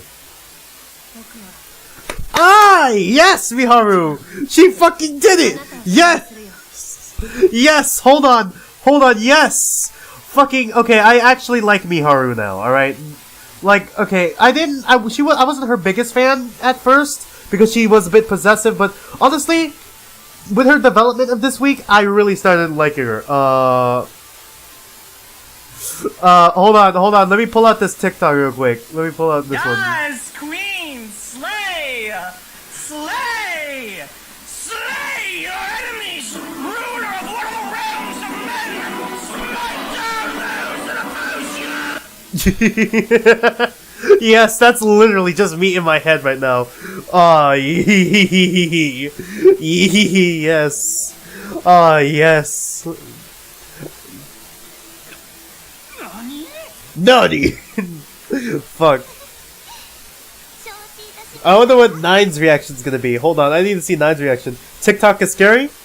Yeah, I mean, TikTok is pretty fucking intimidating. But occasionally something good comes out of it. Sometimes something good comes out of it, alright? Even a broken clock is right twice a day. Parker would know that. She's always surrounded by clocks. What's going on here? I can't hide my panic over what just happened. Oh, that catches my eye in the midst of my breakdown. She's giving me the same smug-ass grin as always. Almost like she knew things would play out like this. If Miharu's electing her, then I wouldn't need to, right? Wait. Did she say 11? Oh, she said 11, not 9. Oops. Sorry. No! Don't slay! Don't slay Miharu! I take it back! Numeral 3, make her intent clear. Oops, I don't need it. I cut myself off. I thought it said 9. It's actually 11. Fuck. Don't slay. Don't slay. That was close. The shock almost made me forget that Audette has my information as well. Miharu will get her hands on that info if she eliminates Audette. Don't tell me that's her plan from the beginning. She doesn't seem to have... Yeah, honestly, I don't actually have a TikTok. My sister has TikTok. I don't actually go on TikTok. I don't go out of my way to download TikTok, make a TikTok account, and, like, watch TikTok. I do watch TikTok compilations on YouTube, however. I just go fucking around. I just fucking take the longer, more complicated route. I don't directly engage in it. I just use YouTube to engage in it. Doesn't sound like Scale expected this either, judging by his expression. Can't see him putting her up to this. There's nothing in it for him. あら、重複してしまいましたわね。けれど、少々お待ちください。 Oh wait, are they both gonna get eliminated? Oh shit, is he gonna get eliminated because we helped out Audette or something? Scale's right after me now. That we're down on to so few people. Ah shit, here we go. Nani, what the fuck is going on? He's electing someone as well? Miharu of all people, too. He's smiling, but not the fake one he usually has. He looks like he's holding back a real wicked laugh. I can't believe this. I never trusted them in the first place, but I never expected them to pull this stunt. Holy shit. Fuck. New World 1 doesn't seem the least bit concerned about Miharu being elected. Either. Guess they really did part ways. 受けたまわりました。 New World 11? 11番様は Holy shit. Oh my god, is New World 11 and 12 gonna be like, oh, New World 11's going for 3, and then New World 12 is going for 9. It's gonna be a fucking mess. Holy shit. Who's getting eliminated? 9? 分かってんだろ。 Wait, really? On that? You're not gonna try to go for 3? 私はあくまで選定の管理者。あなた様の本来の運命が見えていても、これから待ち受ける可能性はわかりませんわ。光沢はいいんだ。 Parka spouts at Odette before directing her attention to Alan.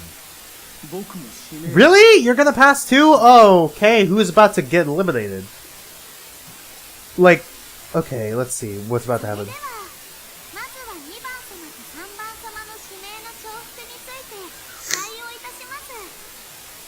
ご自分のカードを1枚オープンにすることで、指名の優先権を取得することができますわ。自分の使命をオープンにするぜ。これで優先権は俺のものだ。 Everyone here knows my name, so it's no big deal. 待ってくれ。優先権を取得する意思確認は番号の若い僕からするものではないのかい。僕も優先権を取得させていただくよ。 Ooh! 承知いたしましたわ。これでお互いに1枚ずつ Is she gonna reveal all her お見せいただ cards? きました。 Oh, fuck. Let's see. 僕はこれ以上カードを見せることはしないさ。どうするんだい ?3 番さん。 Ooh, let's see, Federico. Let's see. What are you gonna do? I glare at Odette. She isn't laughing anymore. She looks like a wild beast now. Her sight is fixed square on me, like I'm her prey even now. This might be the first time she's ever looked at me like this. What'll happen if the election gets cancelled? I can elect her next week, but then I'll have to reveal another card if she opts to protect herself. Even if I don't elect her, she'll elect me instead. Even worse, she hasn't revealed a single card of her own. That means she'll break right through my own protective measures. If we both elect each other, then we'll be eliminated together. 3番様も指名はなしでよろしいでしょうか。 Ooh. Parker poses a question with a smirk. I ain't got no time to think about how to make it through Divine Selection anymore. I'll never surpass Odette if I back down here. This is my chance to put her to sleep once and for all. As long as I can beat her, then... 待て。 Thing is, Odette should have all 3 of my cards. She can still protect herself if I go ahead with this. Then I'd have to reveal my regret as well. I stay quiet. My brain starts to process thoughts at a rate I never experienced before. Holy shit! Am I using my brain right now? Oh my god! This man doesn't look like he needed to use his brain in his life. I've been with her as long enough to know that she wouldn't just take an election for me lying down. She isn't electing me because she can't. She made it seem like she knew my regret, but that was a bluff. Which means that there's only one thing to do. 俺の死因もくれてやる。だから俺にあいつを倒す権利をくれ。 Holy shit! He's putting both down. Holy shit. ではこれより He's going all 3 in. 番様による11番様の Oh fuck, is Miharu actually going to die? Oh shit, no. The sun shaking takes me by surprise. My platform begins to rise above the court of fate. It takes me to the upper stratum, which looks limitless.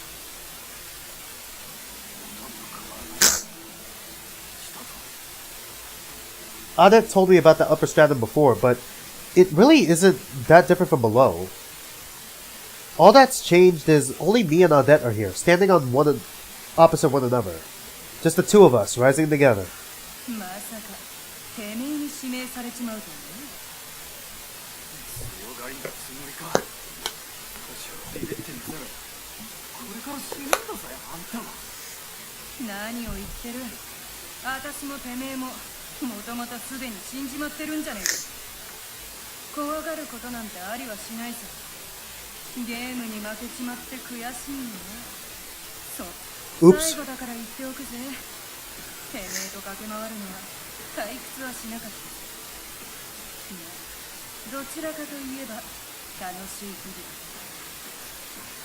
々。Oh, that sounds solemn as she says this.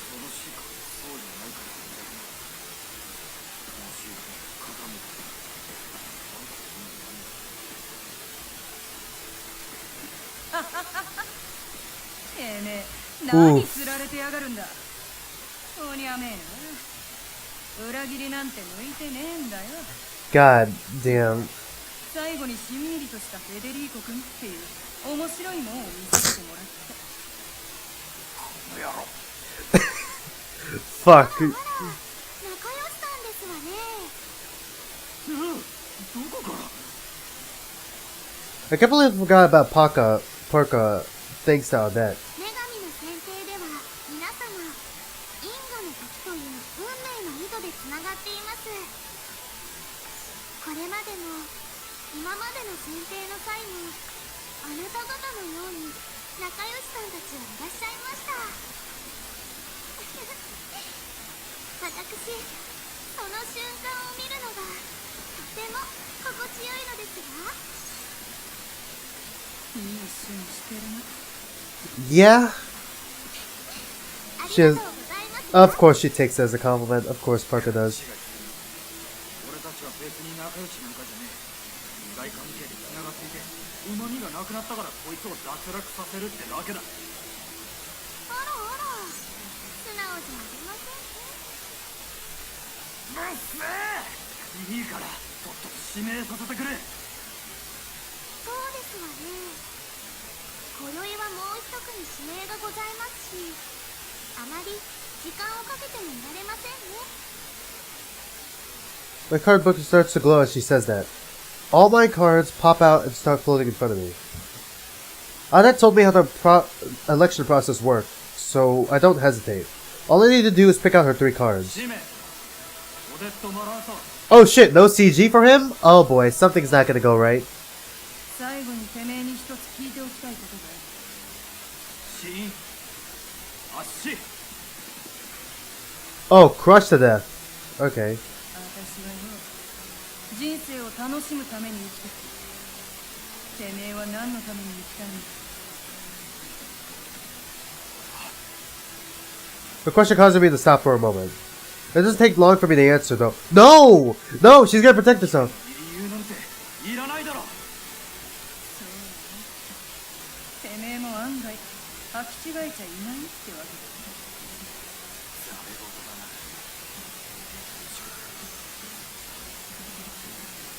未練出産。 All 3 cards begin to float away from me once I pick them out. Once they reach the middle of the court of fate, they come together and form a triangular shape. The light surrounding them gets bigger and bigger until it eventually envelops the whole area.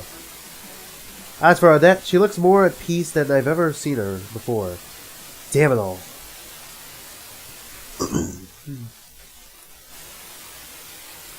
So now we get to see how she dies, alright.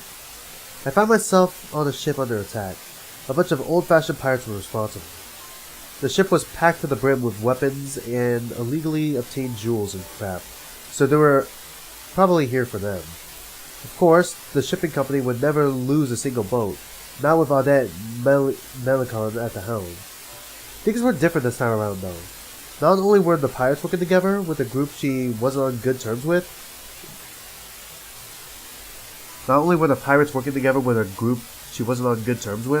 but they planned on sinking the ship and killing everyone on board too. There was no way out when you're surrounded by the 8 ships. All of Odette's crewmates were dead, of course. They took plenty of pirate crew down with them. The ship looked like hell on earth. There just so happened to be a man from the Italian mafia on board too. Odette was aware of the fact that and the fact that he was currently on the run. Just then, a massive shock rocked the ship. It began to break apart due to the damage it received. Okay, so he's on the run. Interesting. Okay, I'm gonna leave Federico on the run on the back of my mind. It began to break apart due to the damage it had received. Audette judged others based on their skills on the high seas. To that effect, the mafioso was nothing more than your average Joe. Part of the decking that had broken off was launched right at him. And it was none other than Audette who used her body as a shield. Really? Audette protected him? Wow. That was a fact that she would never admit to. Even if she survived, she would just chalk it up to a coincidence. The undeniable truth, however, was that Audette used her own body to protect that mafioso. The ship jolted violently afterwards, before it broke completely apart. Both Audette and the mafioso were crushed by the wreckage.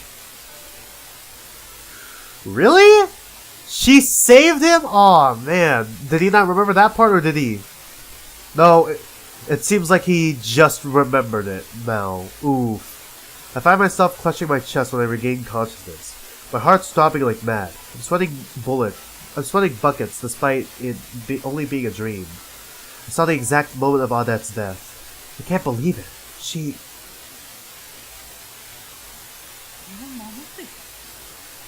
Ooh. My eyes feel dry all of a sudden. The sheer shame I feel takes me over. Parker appeals once more, chuckling in a manner similar to Miharu. She tells me all the cards Audette has in her possession and gives me the option to pick one. All three of my cards are included in that list. She could have protected herself at any moment. Ooh, what's Federico gonna do now? Ooh, I'm interested. What's his character arc gonna fucking turn to now? My platform begins to descend as Parker's voice fades. The movement doesn't take me by surprise this time because I'm so preoccupied with everything that's just happened. Really? You're going with numerals 2's cause of death? How ironic, the card I pick will be the one Miharu is going to reveal anyways. Doesn't matter to me anymore though. Audette gave her life to protect me. She even had all my cards at her disposal, yet she never tried to block my election. And I'll never be able to find out why. I'm the one who eliminated her, but...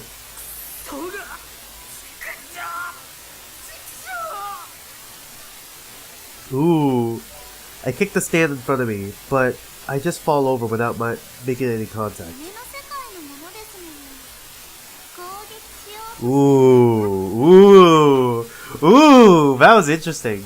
That was really fucking interesting. Ooh, where's his character gonna go now? Parka, who has returned to the lower stratum at some point, speaks to me with a grin. She really pisses me off. Everything pisses me off now.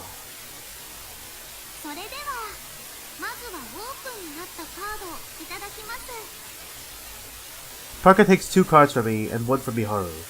The participants' card books begin to glow except for mine. I got Miharu's card when I eliminated Audette, so there's no reason for mine to react.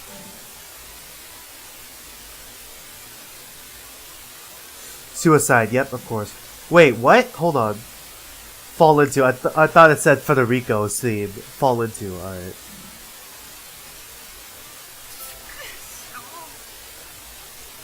I doubt anyone can hear me at this point. My emotions are shot, and they're falling deeper and deeper down into this bottomless world. Ooh, I wonder where his character's gonna go next.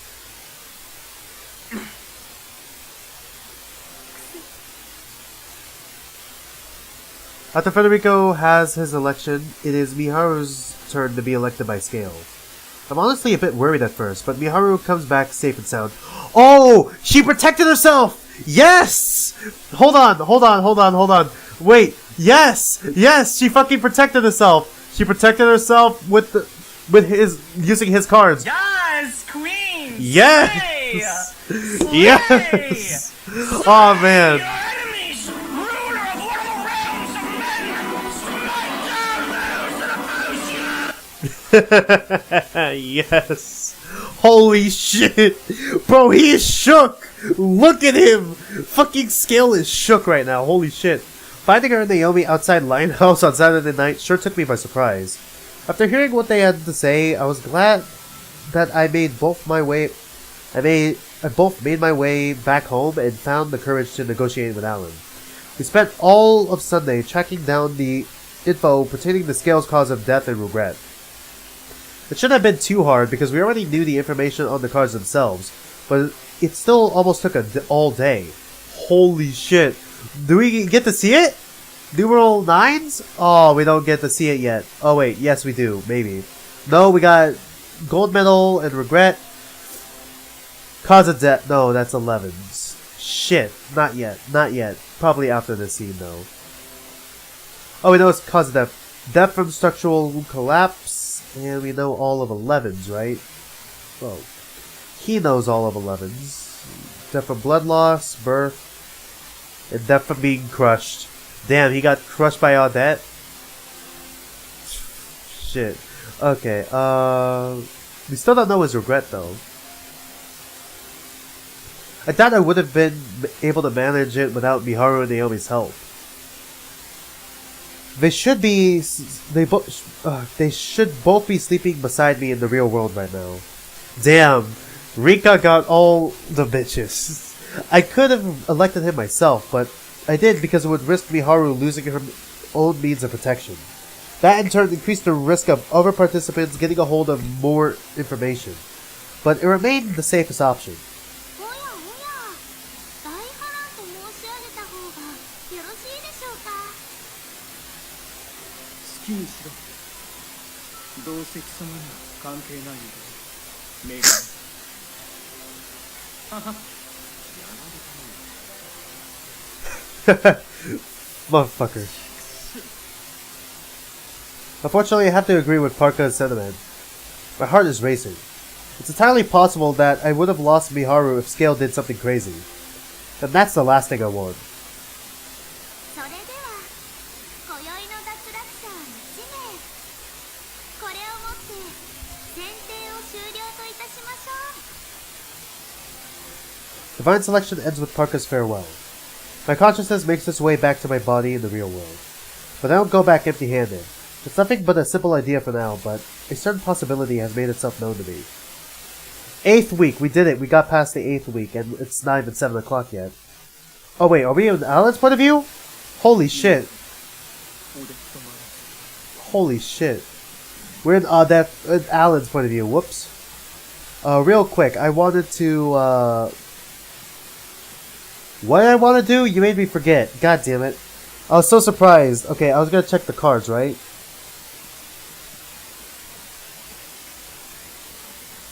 We still don't have it, do we? No, we still don't. It's gonna take us a minute. We're gonna get through the scene and see if we get it. Alan speaks to himself inside the storage house. He figured that Audette had already obtained Federico's information. However, she opted to accept death over using that information to protect herself from this election. Federico's realization after the fact would leave him perplexed and aware that he would never surpass her. Had she opted to protect herself, then he would have likely backed down in order to avoid revealing his regret. Then, taking into consideration that Miharu Hebenada had also elected her. On the off chance he did decide to reveal his regret, someone could easily elect him the week after. Odette opted not to pursue that possibility. Instead, she was content in deciding her own fate. Her death was a gallant one. Her way of life may have differed from the ideal Alan pursued, but it merited respect nonetheless. Alan had opposed the concept up until now. He is a firm believer in approaching everything from a logical perspective. Emotions have no place when it comes to actions. Doing so would blur the concept of a black and white world. In its place would be an ambiguous reality, and the results of action taken. He relinquished the name given to him by his parents in order to emancipate himself from his past. Oh, so Alan Scorpion isn't even his real name. May not even be his real name. It could have been a name he picked up and he internalized, and he chose that as his real name now. In its place, he chose Alan Scorpion. Oh, well, I guess they just sort of explained it. He chose Alan Scorpion, a name that wouldn't associate with his homeland of India. With a new name came the start of a new life. That's what he decided. He would use his name to bind himself and build up a massive fortune as a jeweler. 僕のその行動自体 Were based on emotion. Were fueled by nothing beyond the emotion he believed was unnecessary. The name that he picked for himself became one he cannot abandon. Its appearance on the name card is proof of that. 僕自身が人一倍感情的だからこそ意図的に感情を捨てようとしている You're desperate, aren't you? Kamawachi Keiko said as much to him before her elimination. Ah, man, I love it. It's not as good as how Your Turn to Die handles its dead characters. And, how, when characters die and how they're treated in the story. Because, in Danganronpa, they just sort of disappear. Zero Escape is a close second. Because there's, different flowcharts, so different people can live, and some different people can die and all that. But here, in Your Turn to Die, it's peak. Because, Joe is constantly mentioned. There was that Mishima AI. Yeah, spoiler alert. Mishima AI. Joe is constantly shown through, Sarah and her hallucinations of him. And then Kai's memory is carried by not only Kitaro, but it's also he's made relevant through his laptop and the information it gives and all that. So, yeah. So I really like how Your Turn to Die handles its dead cast. So it's nice to see that Fatal 12 is doing something similar here with Keiko. He may have laughed her off, but he couldn't ignore his irritation as he elected her. She saw straight through him. He knew this and yet made every effort to pretend otherwise. Alan is desperate to live. Shishimai Rinka. The look in her eyes pushes him forward. Alan has already lost divine selection. He has finally come to realize this. That alone isn't enough to make him give up on life, however. 言ってしまった僕自身 The numerous lives that had come to an end thus far had begun to stir his emotions.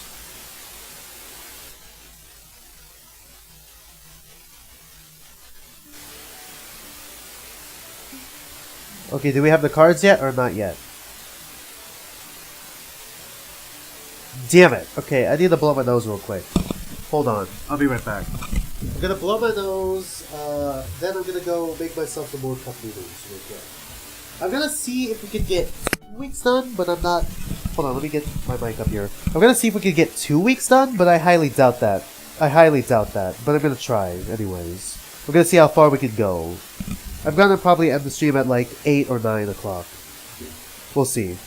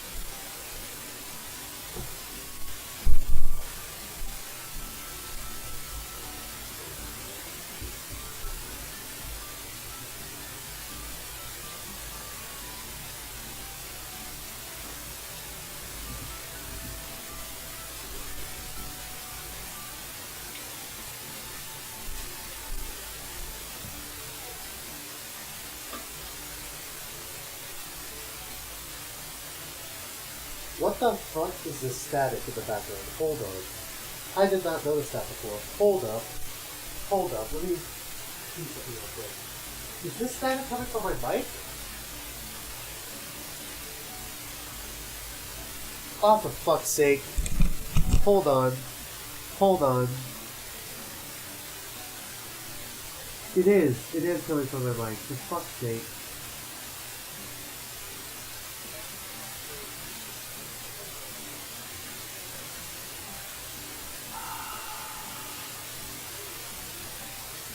Dude, I forgot how I edited before. Damn it.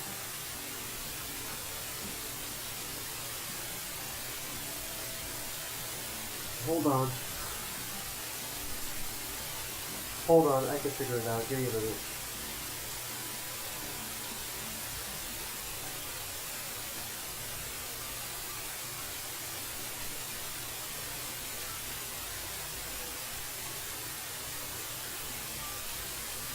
Because, like, it's coming from my mic.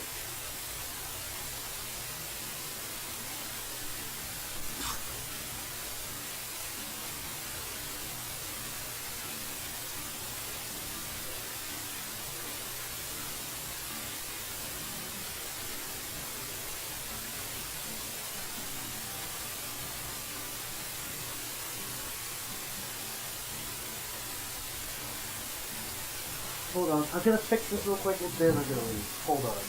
Hold on, I need to fix this real quick. I didn't even notice how loud the static was. Maybe that's why. Shit.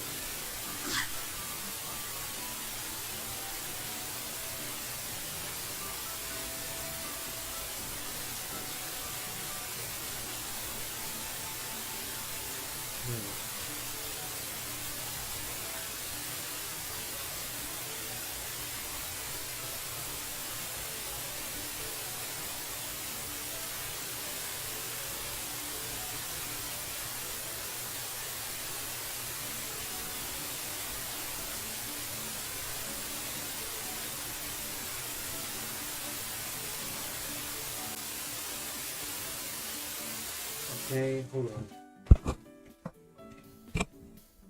I'm like listening to a video. Hold on. Oh, oh, oh. Hold on. Did it work? Hold on, hold on. I need to hear the audio. I need to hear the audio before I get too excited. Hold up, hold up. Fuck, I'm sorry. I didn't even notice it was that bad. Fuck, I'm sorry. I didn't even notice it was that bad.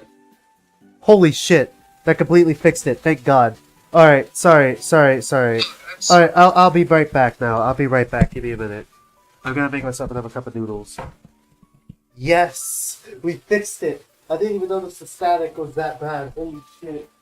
And no one told me. No one told me. God damn.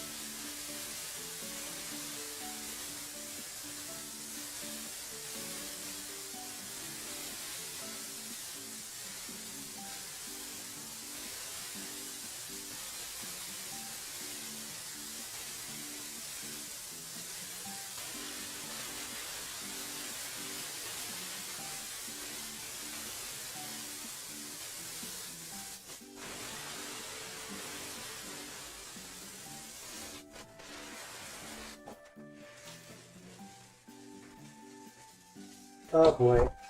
Stacks, kick me back in. Uh-oh. Kick it back in. I don't know why. Oh shit. Because I haven't been talking? Oh, thank you. That's good. Hold up.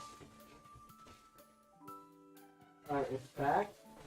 So it's gonna need like a minute. It's gonna need like a minute here. Hold on. Oh, oh, oh, it's picking up my voice. Alright, good, good. It's a little bit easier.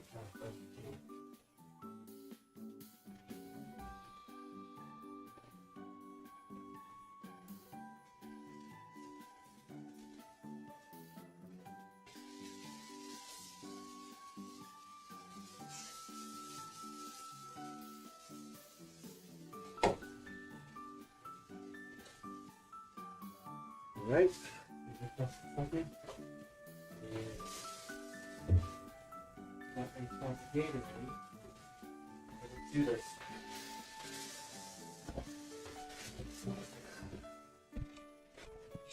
I should really be eating the perishable foods, but they're not as warm as like the...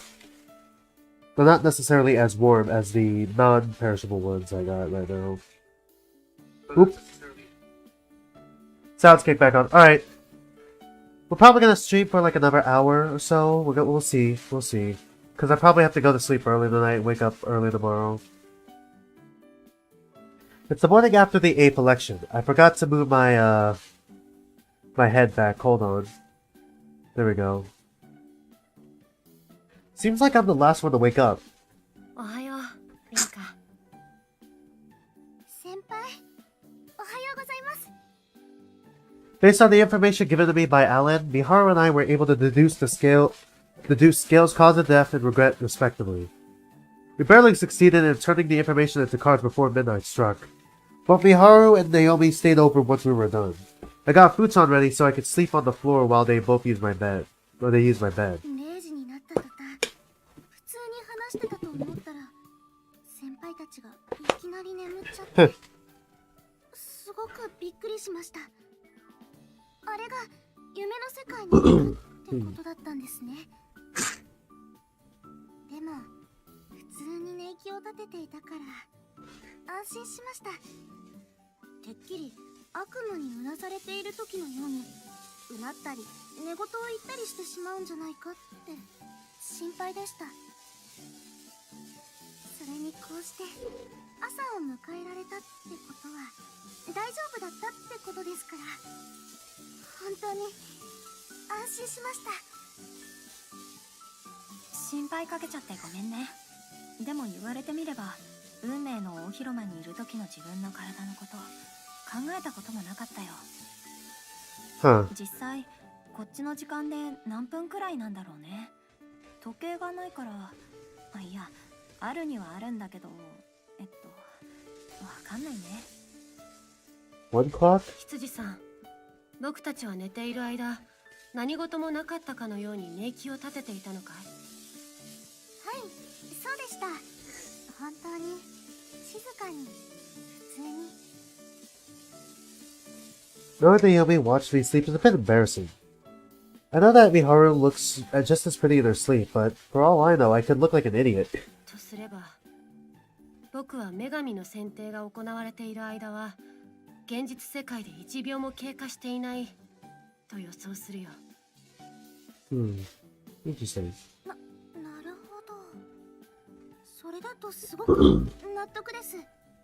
そもそも夢の世界ってもの自体が現実離れしていますもんね。We agree with one another, but that doesn't mean we're right. Granted, it's hard to know when we can't directly compare the flow of time between both worlds. Did I... Hold on. I just want to make sure I actually added it. Okay, it seems like I actually added it. Okay, good. とにかく土曜日の夜に先輩が来てくれて本当に良かったです。 I take this moment to recall what we learned yesterday. Gail Johnson studied graphic design in university while learning photography on his own time. Really? Graphic design and photography? I was not expecting that. I was way off the mark. Apparently he's a graphic designer. Was not expecting that. He spent a few years working for a newspaper after graduating, before he quit and became a freelance cameraman. A paparazzi, rather. Apparently there is plenty of money to make from snapping photos of celebrity scandals in America. 金メダル。未練の裏付けが先に見つかるとは思わなかった。そっちの方が苦戦するって思ってたから。So... 彼 Gold が写真 medal. の仕事をし、過 Oh, 去にはデザイン I を guess that 学んで makes いたからこ sense. そ Gold medal related to his job. コ Alright. ンテストという可能性などいくつも Old 考 job え is られ graphic た。 design. Okay, I get it. しかし過去を消すというのは容易なことではない。 Okay, イン yeah, ターネ makes ット sense, 上 makes に sense. 彼が大学時代にスポーツ系クラブの写真を撮影していた記録が残っていたことが糸口になった。アラン・スコーピオンさんから先輩の聞いた情報に、パパラッチを始める以前、スポーツカメラマンを数ヶ月やっていたというのが抜けていたことも明らかになりました。Hmm. Okay, so he's a sports cameraman, not a sports person himself. Alright. 調べてみると、ほとんど採用された写真がないみたいで、お金にならなかったってことですよね。金メダルは難しく考えないで、スポーツのことだった。スケールさんはオリンピックで I was a little off. I was a little off, but it wasn't that far off. そしてその写真が全国紙に掲載されることを望んでいた。今でも諦めていないから未練なんだね。I'm not sure which piece of information was the most vital, considering just how much we strung together. Regardless, his regret card appeared in Miharu's card book. 苦戦したのは死因だったね。アラン・スコーピオンからリンカが聞いた情報だけでは導くことができなかった。Miharu still would have been able to protect herself by this point because she already knew his cause of death card. But we didn't stop there. I wanted to know all his information too, just in case. I'm going to need it at some point or another anyway. ほとんど勘に近かったね。以前別のパパラッチが芸能人とのカーチェイス中に Oh, 車がスリップ so he died in a car crash? Oops, I did not mean to interrupt her. Cause of death. Oh, whoops, that's the wrong one. We'll see in a minute. 外国はスケールが違うなって思いましたね。あ、いや、スケールっていうのはわざとじゃなくて、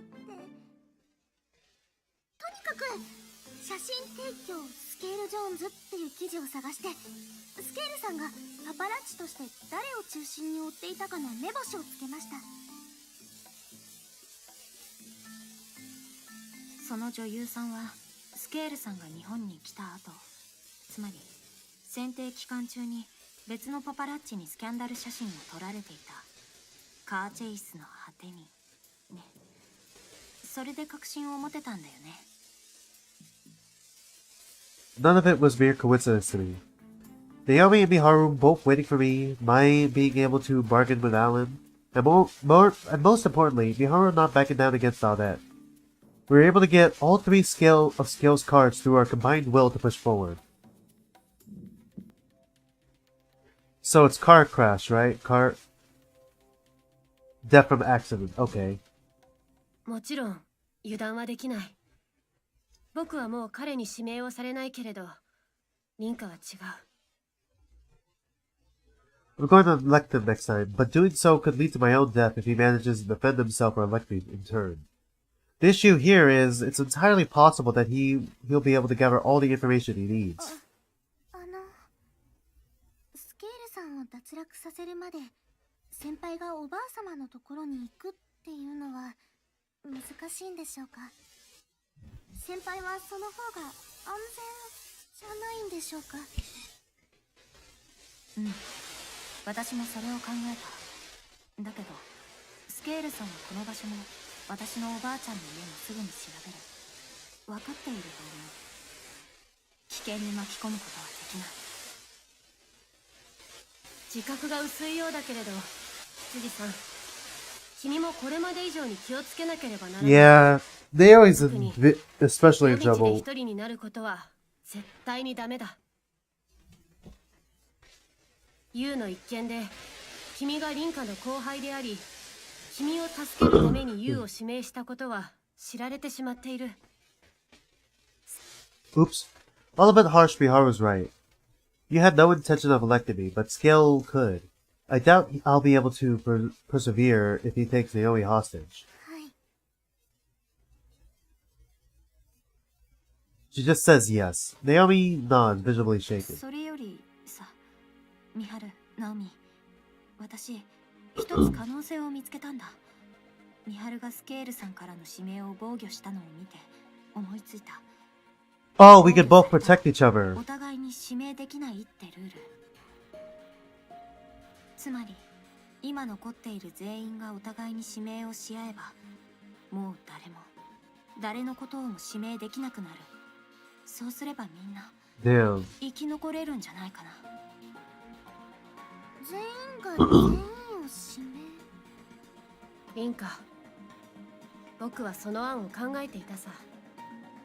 おそらく君以外の多くの参加者も。でもソーニャは私たち二人に生き残ってほしいって。それで全員が指名し合い防御する。この案に気づいていたからこそ、ソフィアはあえて僕たち二人が生き残る方法があると言ったんだと思っている。なぜならそんなことは不可能だからだ。選定の参加者全員が示し合わせできるはずがない。一人が防御の破壊を行えばそれで合体する。 Okay. So I see. Someone electing someone and then them protecting themselves. Okay, I think I get it. 僕がこの案を話さなかったのは、君が必ず全員がみんながと言い出すと思っていたからだ。僕たちはあくまで僕たちだけが残る方法を考えるべきなんだ。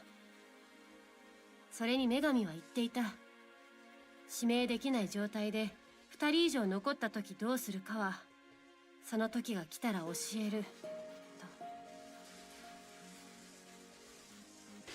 それは全員が生き残ることができるってことかもしれない。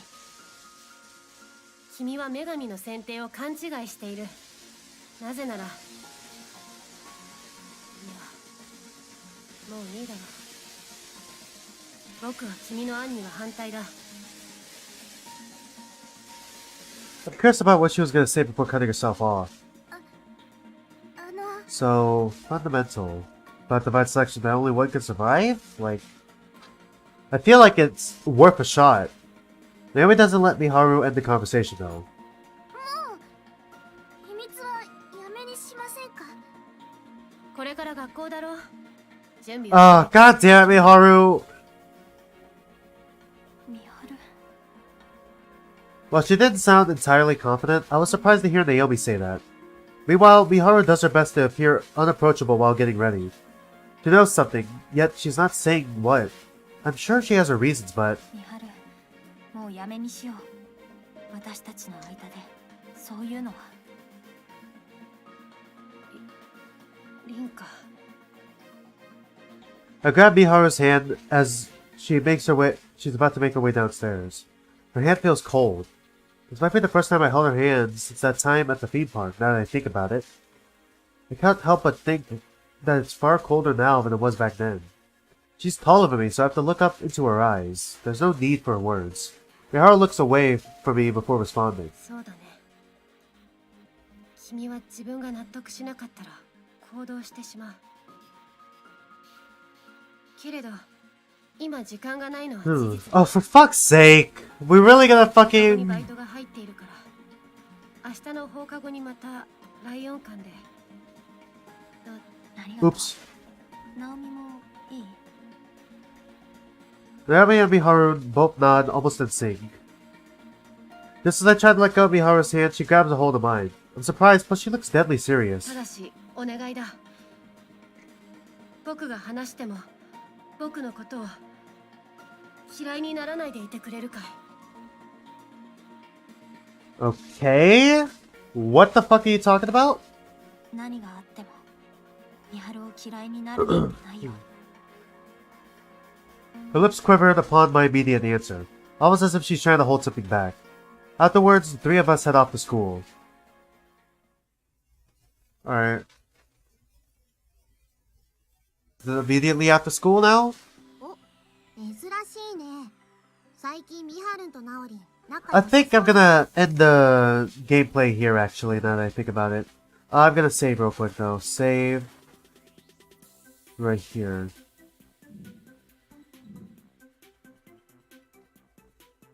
I think I'm gonna end the stream around here. I'm gonna look up that game that you mentioned earlier, Raging Loop. Is it here on Steam? I'm gonna see it. I wanna see it real quick. Raging... Oh yeah, here it is, on top.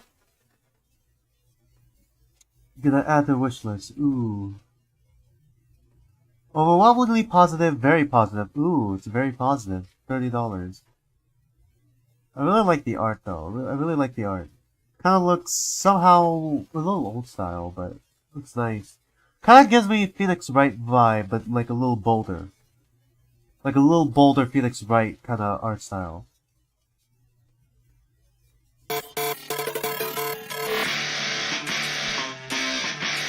That is loud. I'm gonna turn it down a little bit.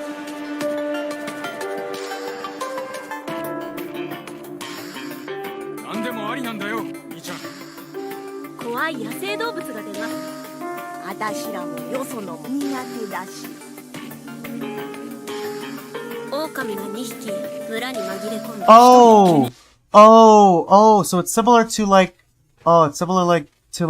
maybe get the Genosha and like Werewolf game? It's probably like Werewolf game. Where it's like there are 2 werewolves and then there are a bunch of villagers and the villagers have to figure out who the werewolves are. Yeah, that makes sense. Beware of fatal choices.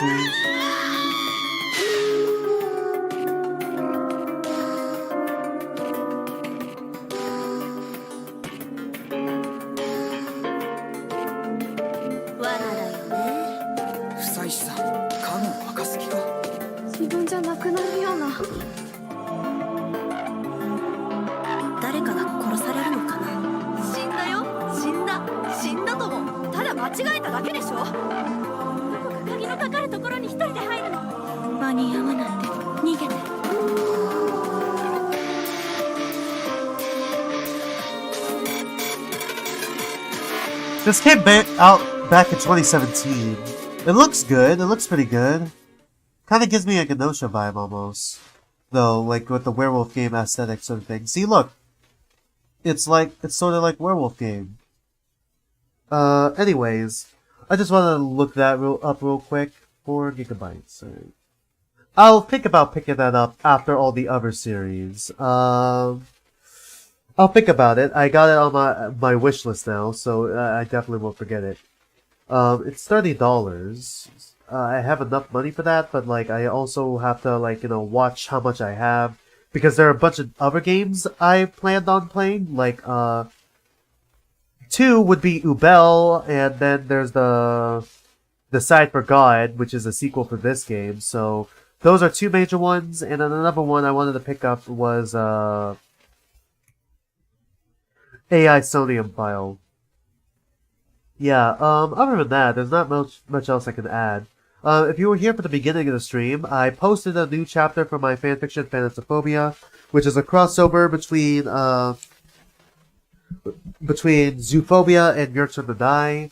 Posted a new chapter. It's in the description below. Tomorrow, if I have the time, I'm hoping I have at least an hour or 2, after like football practice or something. But it's gonna be like, late, so it's probably gonna be like, maybe I start the stream at like 7 or 8, and then it goes on for like 2 hours. I'm just gonna do like a one-shot stream for absurd trolley problems. We'll just joke around with this. Tomorrow, because it's like a Labor Day for me. Hopefully I'll have the time for that, though. What I'm worried about is whether or not I'll have the time for that. Anyways, other than that, there's nothing much else I can add. Thanks for watching, and I'll be seeing you guys tomorrow, hopefully. And if not, next week for some more Fatal 12.